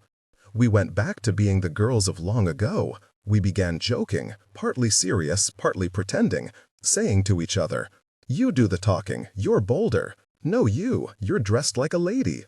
"I'm not in a hurry." "I'm not either." "Then why are we going?" The doctor was waiting for us at the entrance, in a white coat. She was a cordial woman with a shrill voice. She invited us to the cafe and treated us like old friends. She emphasized repeatedly that she wasn't a gynecologist, but she was so full of explanations and advice that while I kept to myself, somewhat bored, Leela asked increasingly explicit questions, made objections, asked new questions, offered ironic observations. They became very friendly. Finally, along with many recommendations, she gave each of us a prescription. The doctor refused to be paid because she said it was a mission she and her friends had. As she left, she had to go back to work. Instead of shaking hands, she embraced us. Leela, once we were in the street, said seriously, "Finally, a good person." She was cheerful then. I hadn't seen her like that for a long time. 52. In spite of the editor's enthusiasm, Lunita put off publishing my article. I was anxious, afraid that it wouldn't come out at all. But the day after the neurological exam, I went out early to the newsstand and scanned the paper, jumping rapidly from page to page, until, at last, I found it. I expected that it would run, heavily cut, amid the local items. But instead, it was in the national news, complete, with my byline, which pierced me like a long needle when I saw it in print. Pietro called me, happy about it, and Adele too. She said that her husband had liked the article very much, and so had Maria Rosa. But the surprising thing was that the head of my publishing house, along with two well-known intellectuals who had been connected to the firm for years, and Franco Morai, telephoned to congratulate me. Franco had asked Maria Rosa for my number, and he spoke with respect. He said that he was pleased, that I had provided an example of a thorough investigation into the condition of workers, that he hoped to see me soon to talk about it. I expected at that point that through some unforeseen channel, Nino would communicate his approval, but in vain. I was disappointed. There was no word from Pasquale either, but then, out of political disgust, he had long ago stopped reading the party newspaper. The editor from Lunita, however, consoled me, seeking me out to tell me how much the editorial office had liked the piece, and encouraging me, in his usual teasing way, to buy a typewriter and write more good articles. I have to say that the most disorienting phone call was from Bruno Soccavo. He had his secretary call me, then he got on the phone. He spoke in a melancholy tone, as if the article, which he didn't even mention at first, had hit him so hard that it had sapped his energy. He said that in our time on Ischia and our beautiful walks on the beach, he had loved me as he had never loved. He declared his utter admiration for the direction that, although I was very young, I had given to my life. He swore that his father had handed over to him a business in a lot of trouble, beset by evil practices, and that he was merely the blameless inheritor of a situation that, in his eyes, was deplorable. He stated that my article, finally he mentioned it, had been illuminating, and that he wished to correct as soon as possible the many defects inherited from the past. He was sorry about the misunderstandings with Leela and told me that the administration was arranging everything with my lawyer. He concluded softly, "You know the Solaras. In this difficult situation, they're helping me give the Soccavo factory a new face." And he added, "Mikhail sends you warm greetings." I exchanged the greetings, I took note of his good intentions, and hung up. But right away I called Maria Rosa's lawyer friend to tell him about that phone call. He confirmed that the money question had been resolved, and I met him a few days later in the office where he worked. He wasn't much older than me, well-dressed and likable, except for unpleasantly thin lips. He wanted to take me out for coffee. He was full of admiration for Guido Irata. He remembered Pietro well. He gave me the sum that Soccavo had paid for Leela. He urged me to be careful not to have my purse snatched. He described the chaos of students and union members and police he had found at the gates. He said that the labor inspector had also showed up at the factory. And yet he didn't seem satisfied. Only when we were saying goodbye, he asked me at the door, "You know the Solaras? They're from the neighborhood where I grew up. You know that they are behind Soccavo?" "Yes." "And you're not worried?" "I don't understand. I mean, the fact that you've known them forever and that you studied outside Naples, maybe you can't see the situation clearly. It's very clear. In recent years, the Solaras have expanded. In this city, they're important. And so?" He pressed his lips together, shook my hand. "And so? Nothing. We've got the money. Everything's in order. Say hello to Maria Rosa and Pietro. When's the wedding? Do you like Florence?" 53. I gave the money to Leela, who counted it twice with satisfaction, and wanted to give me back immediately the amount I had lent her. Enzo arrived soon afterward. He had just been to see the person who knew about computers. He seemed pleased, naturally within the bounds of his impassiveness, which, maybe even against his own wishes, choked off emotions and words. Leela and I struggled to get the information out of him, but finally a fairly clear picture emerged. The expert had been extremely kind.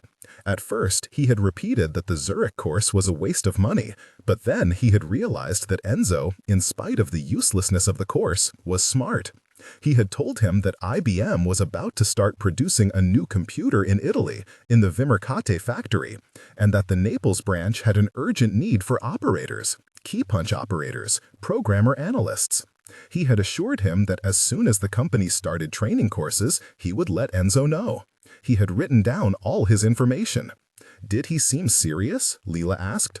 Enzo, to give proof of the man's seriousness, nodded at me, said he knew all about Lanuccia's fiancé. Meaning, he told me he's the son of an important person. Annoyance showed in Leela's face.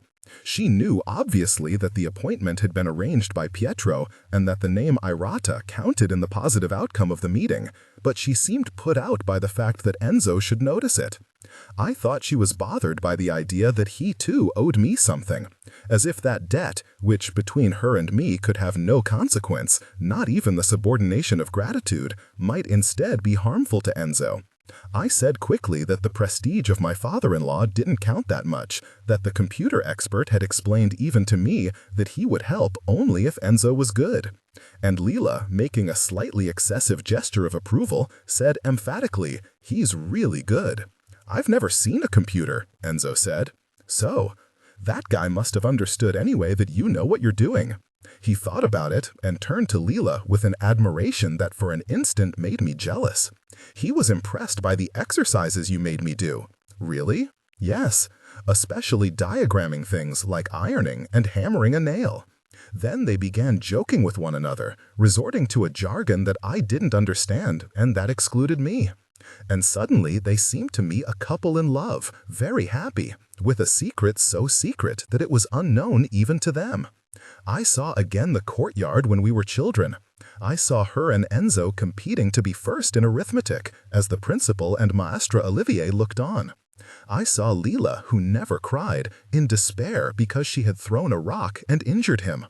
I thought, their way of being together comes from something better in the neighborhood. Maybe Leela is right to want to go back. 54. I began to pay attention to the 4 rent signs fixed to the building entrances. Meanwhile, an invitation to the wedding of Gigliola Spagnuolo and Mikhail Solara arrived, not for my family, but for me. And a few hours later, by hand, came another invitation. Marisa Saratore and Alfonso Carracci were getting married, and both the Solara family and the Carracci family addressed me with deference, Egregia Doctoressa Elena Greco. Almost immediately, I considered the 2 wedding invitations an opportunity to find out if it was a good idea to encourage Leela's return to the neighborhood. I planned to go and see Mikhail, Alfonso, Gigliola, and Marisa, apparently to offer congratulations and to explain that I would not be in Naples when the weddings took place, but in fact, to discover if the Solaras and the Carraccis still wanted to torture Leela. It seemed to me that Alfonso was the only person capable of telling me in a dispassionate way how resentful Stefano still was.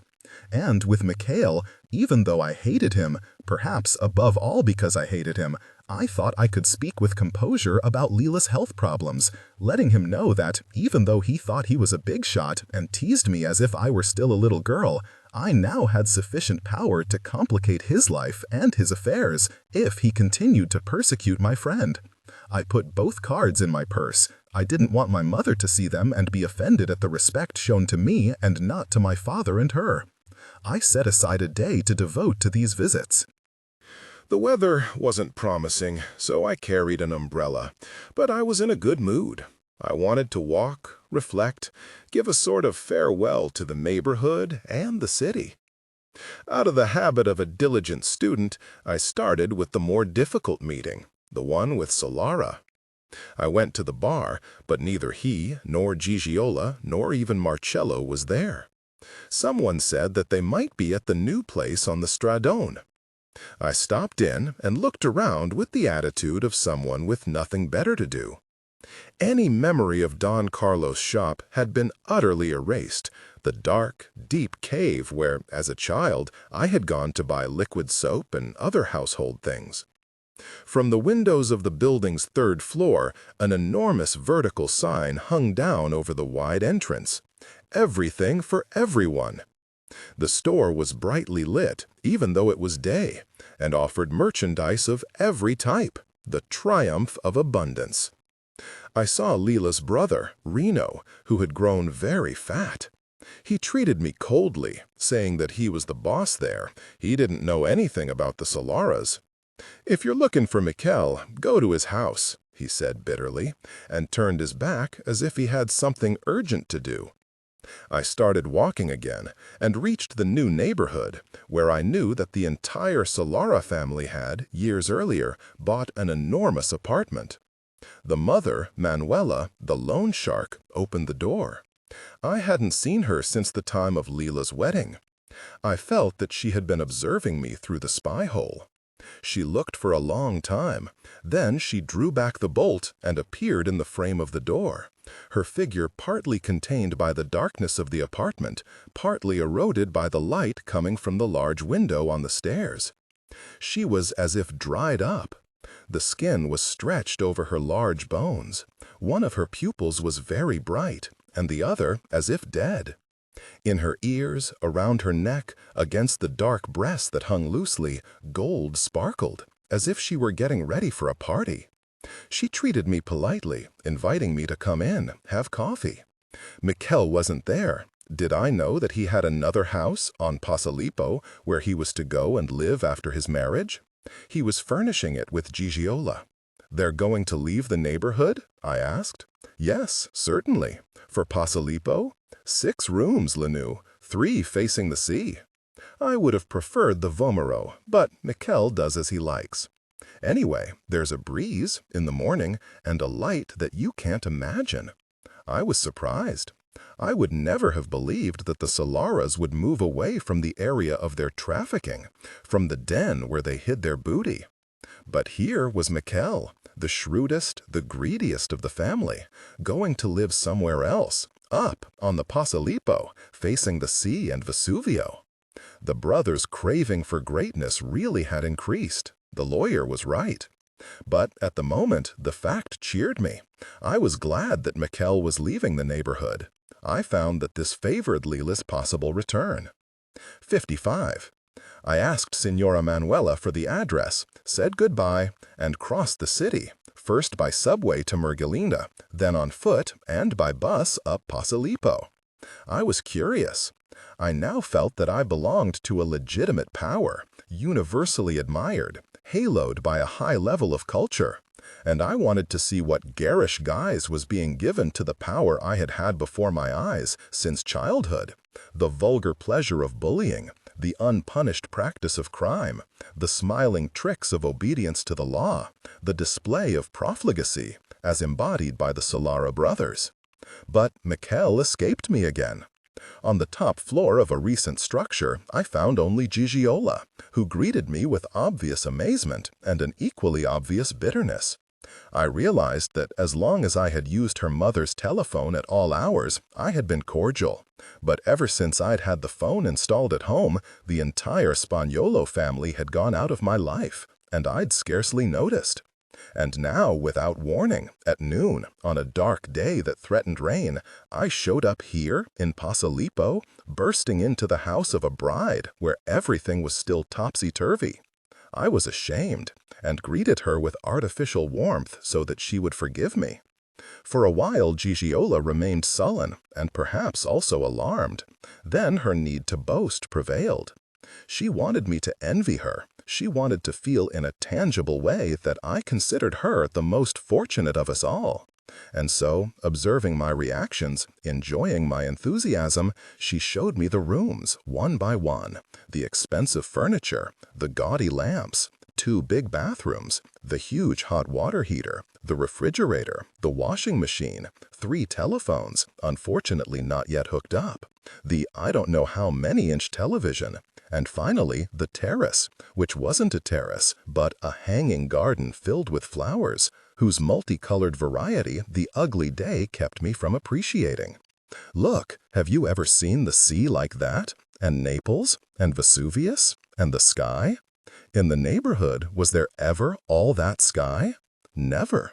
The sea was of lead, and the gulf clasped it like the rim of a crucible. A dense, churning mass of black clouds was rolling toward us. But in the distance, between sea and clouds, there was a long gash that collided with the violet shadow of Vesuvius, a wound from which a dazzling whiteness dripped.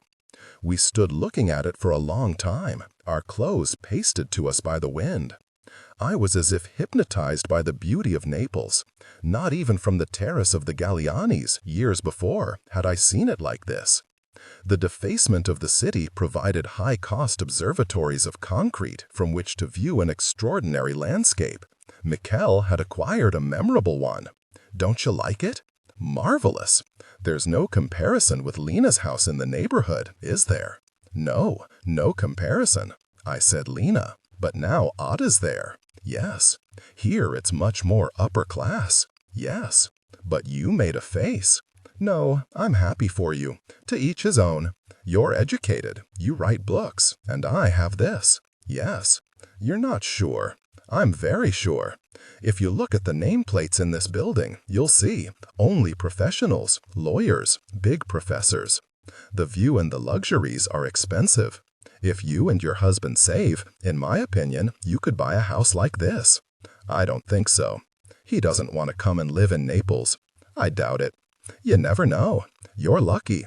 I've heard Pietro's voice on the telephone quite a few times, and I saw him from the window. It's obvious that he's a clever man. He's not like Mikel. He'll do what you want. At that point, she dragged me inside. She wanted us to eat something. She unwrapped prosciutto and provolone. She cut slices of bread. It's still camping, she apologized. But sometime when you're in Naples with your husband, come and see me. I'll show you how I've arranged everything. Her eyes were big and shining. She was excited by the effort of leaving no doubts about her prosperity. But that improbable future, Pietro and I coming to Naples and visiting her and Mikel, must have appeared perilous. For a moment she was distracted, she had bad thoughts, and when she resumed her boasting, she had lost faith in what she was saying. She began to change. I've been lucky too, she repeated. Yet she spoke without satisfaction, rather with a kind of sarcasm addressed to herself. Carmen, she enumerated, ended up with the gas pump attendant on the Stradone. Pinuccia is poisoned by that idiot Reno. Ada is Stefano's whore. Instead, I have Mikel, lucky me, who is handsome, intelligent, bosses everybody, is finally making up his mind to marry me. And you see where he's put me. You don't know what a celebration he's prepared. Not even the Shah of Persia, when he married Soraya, had a wedding like ours. Yes, lucky. I grabbed him as a child. I was the sly one. And she went on, but taking a self-mocking turn. She wove the praises of her own cleverness, slipping slowly from the luxuries that she had acquired by winning Solara to the solitude of her duties as a bride. Michelle, she said, is never here. It's as if I were getting married by myself. And she suddenly asked me, as if she really wanted an opinion, do you think I exist? Look at me. In your view, do I exist? She hit her full breasts with her open hand, but she did it as if to demonstrate physically that the hand went right through her, that her body, because of Michelle, wasn't there. He had taken everything of her, immediately, when she was almost a child. He had consumed her, crumpled her, and now that she was 25, he was used to her. He didn't even look at her anymore. He fucks here and there as he likes. The revulsion I feel when someone asks how many children do you want and he brags. He says, ask Gigliola. I already have children. I don't even know how many. Does your husband say such things? Does your husband say, with Lenuccia I want 3, with the others I don't know? In front of everyone he treats me like a rag for wiping the floor. And I know why. He's never loved me. He's marrying me to have a faithful servant. That's the reason all men get married. And he keeps saying to me, "What the fuck am I doing with you? You don't know anything. You have no intelligence. You have no taste. This beautiful house is wasted. With you, everything becomes disgusting." She began to cry, saying between her sobs, "I'm sorry. I'm talking like this because you wrote that book I liked, and I know you've suffered. Why do you let him say those things to you? Because otherwise he won't marry me. But after the wedding, make him pay for it. How? He doesn't give a damn about me. Even now I never see him. Imagine afterward. Then I don't understand you. You don't understand me because you're not me. Would you take someone if you knew very well that he was in love with someone else?" I looked at her in bewilderment. Michel has a lover. Lots of them. He's a man. He sticks it in wherever he can. But that's not the point. What is? "Lenu, if I tell you, you mustn't repeat it to anyone, otherwise Michel will kill me." I promised, and I kept the promise. I write it here, now, only because she's dead. She said, "He loves Lena, and he loves her in a way he never loved me, in a way he'll never love anyone." Nonsense. You mustn't say it's nonsense, Lenu, otherwise it's better that you go. It's true. He's loved Lena since the terrible day when she put the shoemaker's knife to Marcello's throat. "I'm not making it up," he told me. And she told me things that disturbed me profoundly. She told me that not long before, in that very house, Michel had gotten drunk one night and told her how many women he had been with. The precise number. 122, paying and free. "You're on that list," he said emphatically, "but you're certainly not among those who gave me the most pleasure. You know why? Because you're an idiot, and even to fuck well, it takes a little intelligence. For example, you don't know how to give a blowjob. You're hopeless, and it's pointless to explain it to you. You can't do it. It's too obvious that it disgusts you." And he went on like that for a while, making speeches that became increasingly crude. With him, vulgarity was normal. Then he wanted to explain clearly how things stood. He was marrying her because of the respect he felt for her father, a skilled pastry maker he was fond of. He was marrying her because one had to have a wife, and even children, and even an official house. But there should be no mistake. She was nothing to him. He hadn't put her on a pedestal. She wasn't the one he loved best, so she had better not be a pain in the ass, believing she had some rights. Brutal words. At a certain point, Michel himself must have realized it, and he became gripped by a kind of melancholy. He had murmured that women for him were all games, with a few holes for playing in. All, except one. Lena was the only woman in the world he loved, yes, as in the films, and respected. He told me, Gigiola sobbed, that she would have known how to furnish this house. He told me that giving her money to spend, yes, that would be a pleasure. He told me that with her, he could have become truly important in Naples. He said to me, "You remember what she did with the wedding photo? You remember how she fixed up the shop? And you, and Pinuccia, and all the others, what the fuck are you? What the fuck do you know how to do?" He had said those things to her, and not only those. He had told her that he thought about Leela night and day, but not with normal desire. His desire for her didn't resemble what he knew. In reality, he didn't want her. That is, he didn't want her the way he generally wanted women, to feel them under him, to turn them over, turn them again, open them up, break them, step on them, and crush them. He didn't want her in order to have sex and then forget her. He wanted the subtlety of her mind, with all its ideas. He wanted her imagination. And he wanted her without ruining her, to make her last. He wanted her not to screw her. That word applied to Leela disturbed him. He wanted to kiss her and caress her. He wanted to be caressed, helped, guided, commanded. He wanted to see how she changed with the passage of time, how she aged. He wanted to talk with her and be helped to talk. You understand? He spoke of her in a way that to me, when we are about to get married, he has never spoken. I swear it's true. He whispered, "My brother Marcello and that dickhead Stefano and Enzo with his cheeky face, what have they understood of Lena? Do they know what they've lost, what they might lose? No, they don't have the intelligence. I alone know what she is, who she is. I recognized her, and I suffer thinking of how she's wasted." He was raving, just like that, unburdening himself, and I listened to him without saying a word until he fell asleep. I looked at him and I said, "How is it possible that Michel is capable of that feeling? It's not him speaking, it's someone else." And I hated that someone else. I thought, now I'll stab him in his sleep and take back my Michel. Lila, no, I'm not angry with her. I wanted to kill her years ago when Michel took the shop on Piazza dei Martiri away from me and sent me back behind the counter in the pastry shop. Then I felt like shit. But I don't hate her anymore. She has nothing to do with it. She always wanted to get out of it. She's not a fool like me. I'm the one marrying him. She'll never take him. In fact, since Michel will grab everything there is to grab, but not her, I've loved her for quite a while. At least there's someone who can make him shit blood. I listened. Now and then I tried to play it down, to console her. I said, "If he's marrying you, it means that whatever he says, you're important to him. Don't feel hopeless." Gigiola shook her head energetically. She dried her cheeks with her fingers.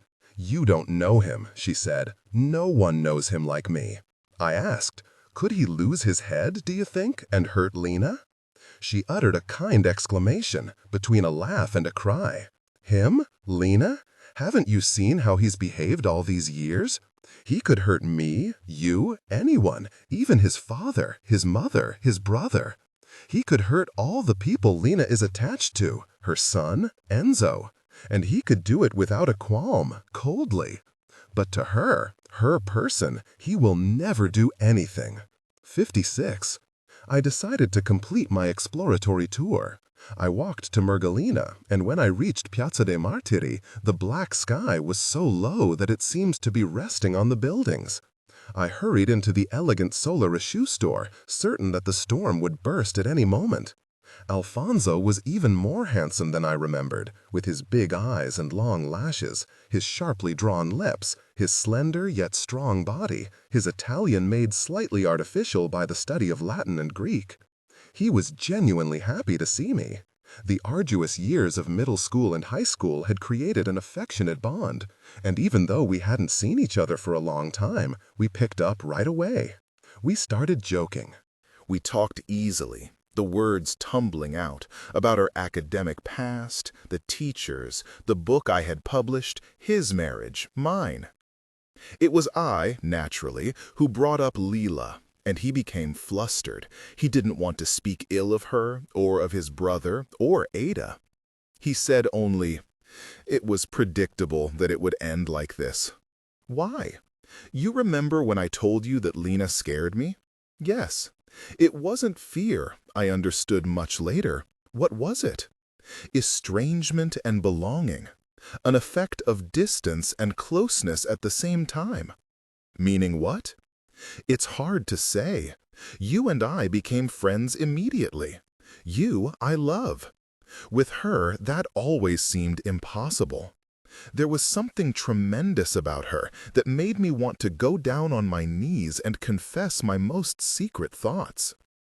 I said ironically, "Great, an almost religious experience." He remained serious. "No, only an admission of inferiority. But when she helped me study, that was great, yes. She would read the textbook and immediately understand it. Then she'd summarize it for me in a simple way. There have been, and still are today, moments when I think, if I had been born a woman, I would have wanted to be like her. In fact, in the Carracci family, we were both alien bodies. Neither she nor I could endure. So her faults never mattered to me. I always felt on her side. Is Stefano still angry with her? I don't know. Even if he hates her, he has too many problems to be aware of it. Lena is the least of his troubles at the moment. The statement seemed sincere and, above all, well-founded. I put Lena aside. I went back instead to asking him about Marisa, the Sarratore family, finally Nino. He was vague about all of them, especially Nino, whom no one, by Donato's wishes, he said, had dared to invite to the intolerable wedding that was in store for him. "You're not happy to be getting married?" I ventured. He looked out the window. There was a lightning and thunder, but still no rain. He said, "I was fine the way I was." "And Marisa?" "No, she wasn't fine." "You wanted her to be your fiancé for life?" "I don't know." "So finally you've satisfied her. She went to Mikkel." I looked at him uncertainly. "In what sense?" He laughed, a nervous laugh. "She went to him. She set him against me." I was sitting on a pouf. He was standing, against the light. He had a tense, compact figure, like the toreador in a bullfighting film. "I don't understand. You're marrying Marisa because she asked Solara to tell you that you had to do it?" "I'm marrying Marisa in order not to upset Mikkel. He put me in here. He trusted my abilities. I'm fond of him." "You're crazy." "You say that because you all have the wrong idea about Mikkel. You don't know what he's like." His face contracted. He tried vainly to hold back tears. He added, "Marisa is pregnant." "Ah, so that was the real reason." I took his hand. In great embarrassment, I tried to soothe him. He became quiet with a great effort and said, "Life is a very ugly business, Lenu." "It's not true. Marisa will be a good wife and a fine mother. I don't give a damn about Marisa." "Now don't overdo it." He fixed his eyes on me. I felt he was examining me as if to understand something about me that left him bewildered. He asked, "Lena never said anything, even to you?" "What should she have said?" He shook his head, suddenly amused. "You see I'm right? She is an unusual person." "Once I told her a secret. I was afraid, and I needed to tell someone the reason for my fear. I told her, and she listened attentively, and I calmed down. It was important for me to talk to her. It seemed to me that she listened not with her ears, but with an organ that she alone had, and that made the words acceptable. At the end, I didn't ask her, as one usually does, 'Swear please not to betray me.' But it's clear that if she hasn't told you, she hasn't told anyone, not even out of spite, not even in the period that was hardest for her, when my brother hated her and beat her." I didn't interrupt him. I felt only that I was sorry because he had confided something to Leela and not to me, although I had been his friend forever. He must have realized that, and he decided to make up for it. He hugged me tight and whispered in my ear, "Lenu, I'm a queer. I don't like girls." When I was about to leave, he said softly, embarrassed, "I'm sure you already knew." This increased my unhappiness. In fact, it had never occurred to me. 57.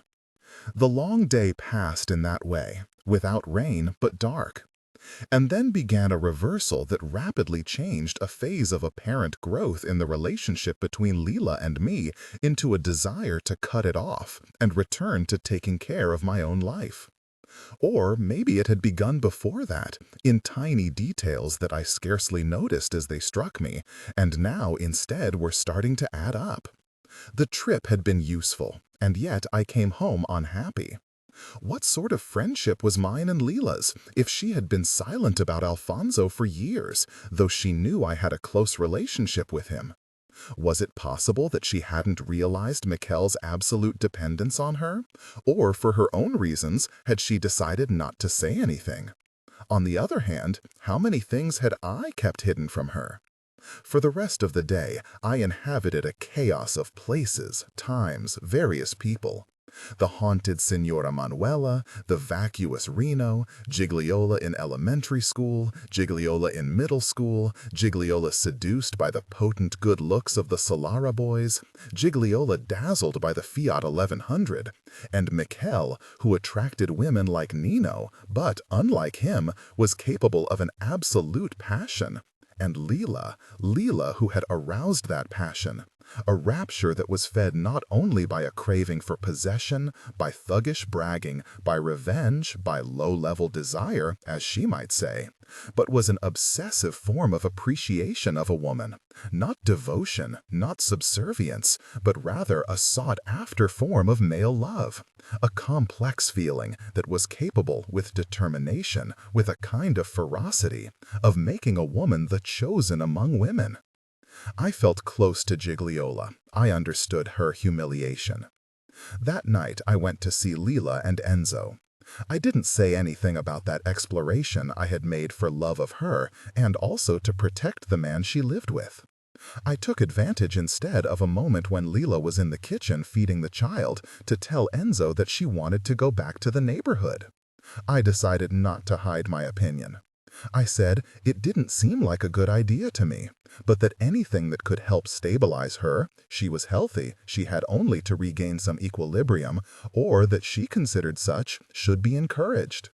All the more since time had passed, and as far as I knew, in the neighborhood they wouldn't be worse off than in San Giovanni a Teduccio. Enzo shrugged. I have nothing against it. I'll have to get up earlier in the morning, return a little later in the evening.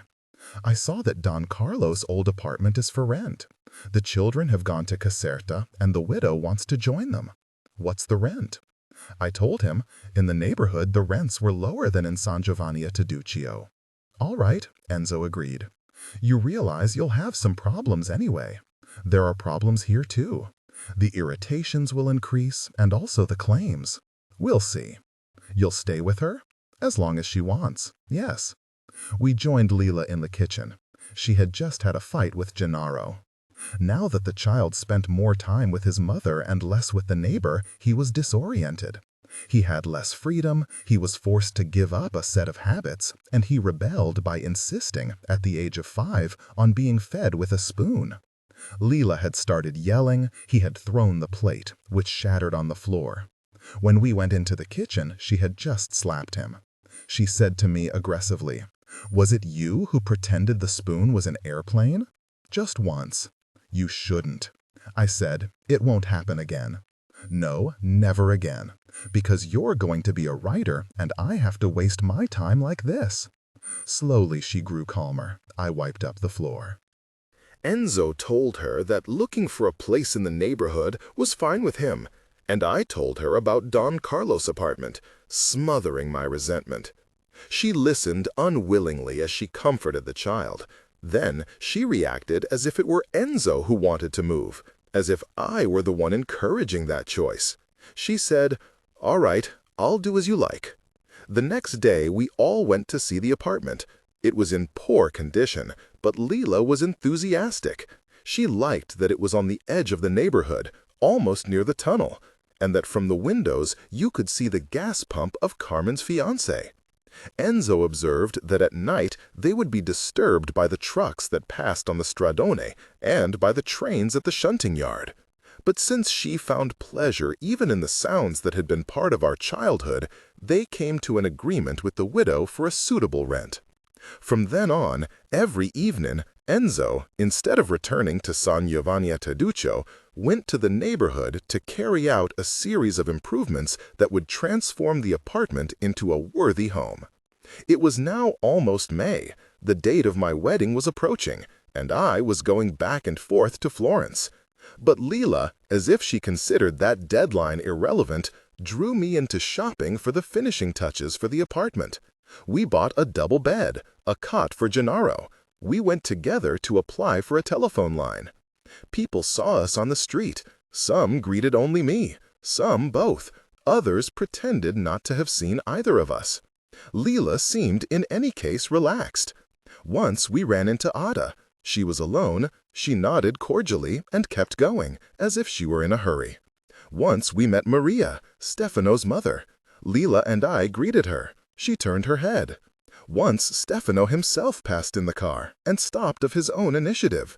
He got out of the car, spoke only to me, cheerfully, asked about my wedding, praised Florence, where he had been recently with Ada and the child. Finally patted Gennaro, gave a nod to Leela, and left. Once we saw Fernando, Leela's father. Bent and very aged, he was standing in front of the elementary school, and Leela became agitated. She told Gennaro that she wanted him to meet his grandfather. I tried to restrain her, but she wanted to go anyway, and Fernando, behaving as if his daughter weren't present, looked at his grandson for a few seconds and said plainly, "If you see your mother, tell her she's a whore," and went off. But the most disturbing encounter, even if at the time it seemed the least significant, was a few days before she finally moved to the new apartment. Just as we came out of the house, we ran into Melina, who was holding by the hand her granddaughter Maria, the child of Stefano and Ada. She had her usual absent-minded air, but she was nicely dressed. She had peroxidized her hair, her face was heavily made up. She recognized me but not Leela, or maybe at first she chose to speak only to me.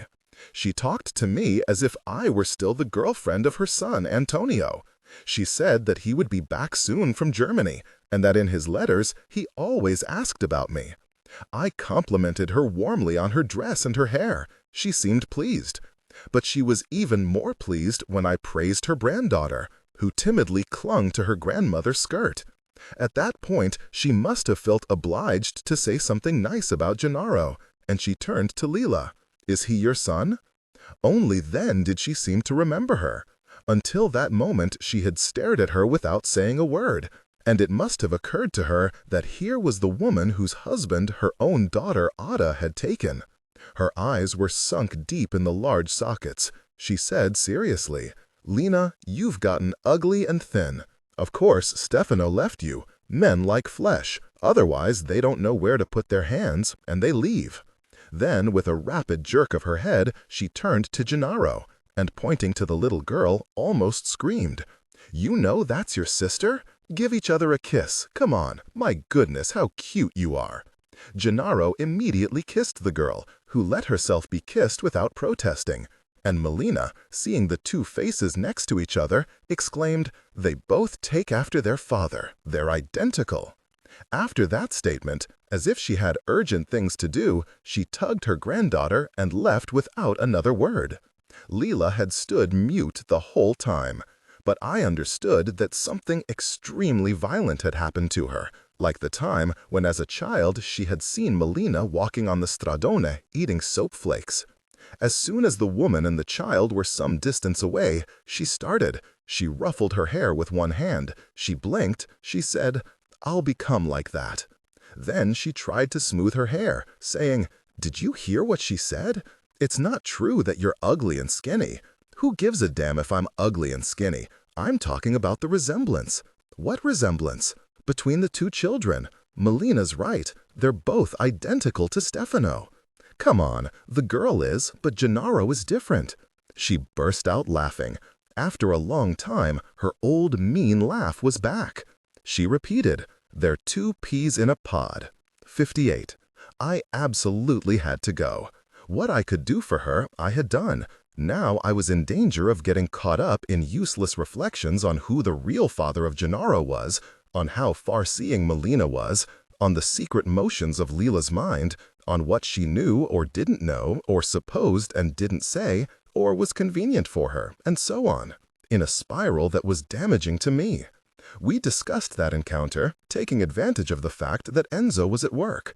I used cliches like, "A woman always knows who the father of her children is."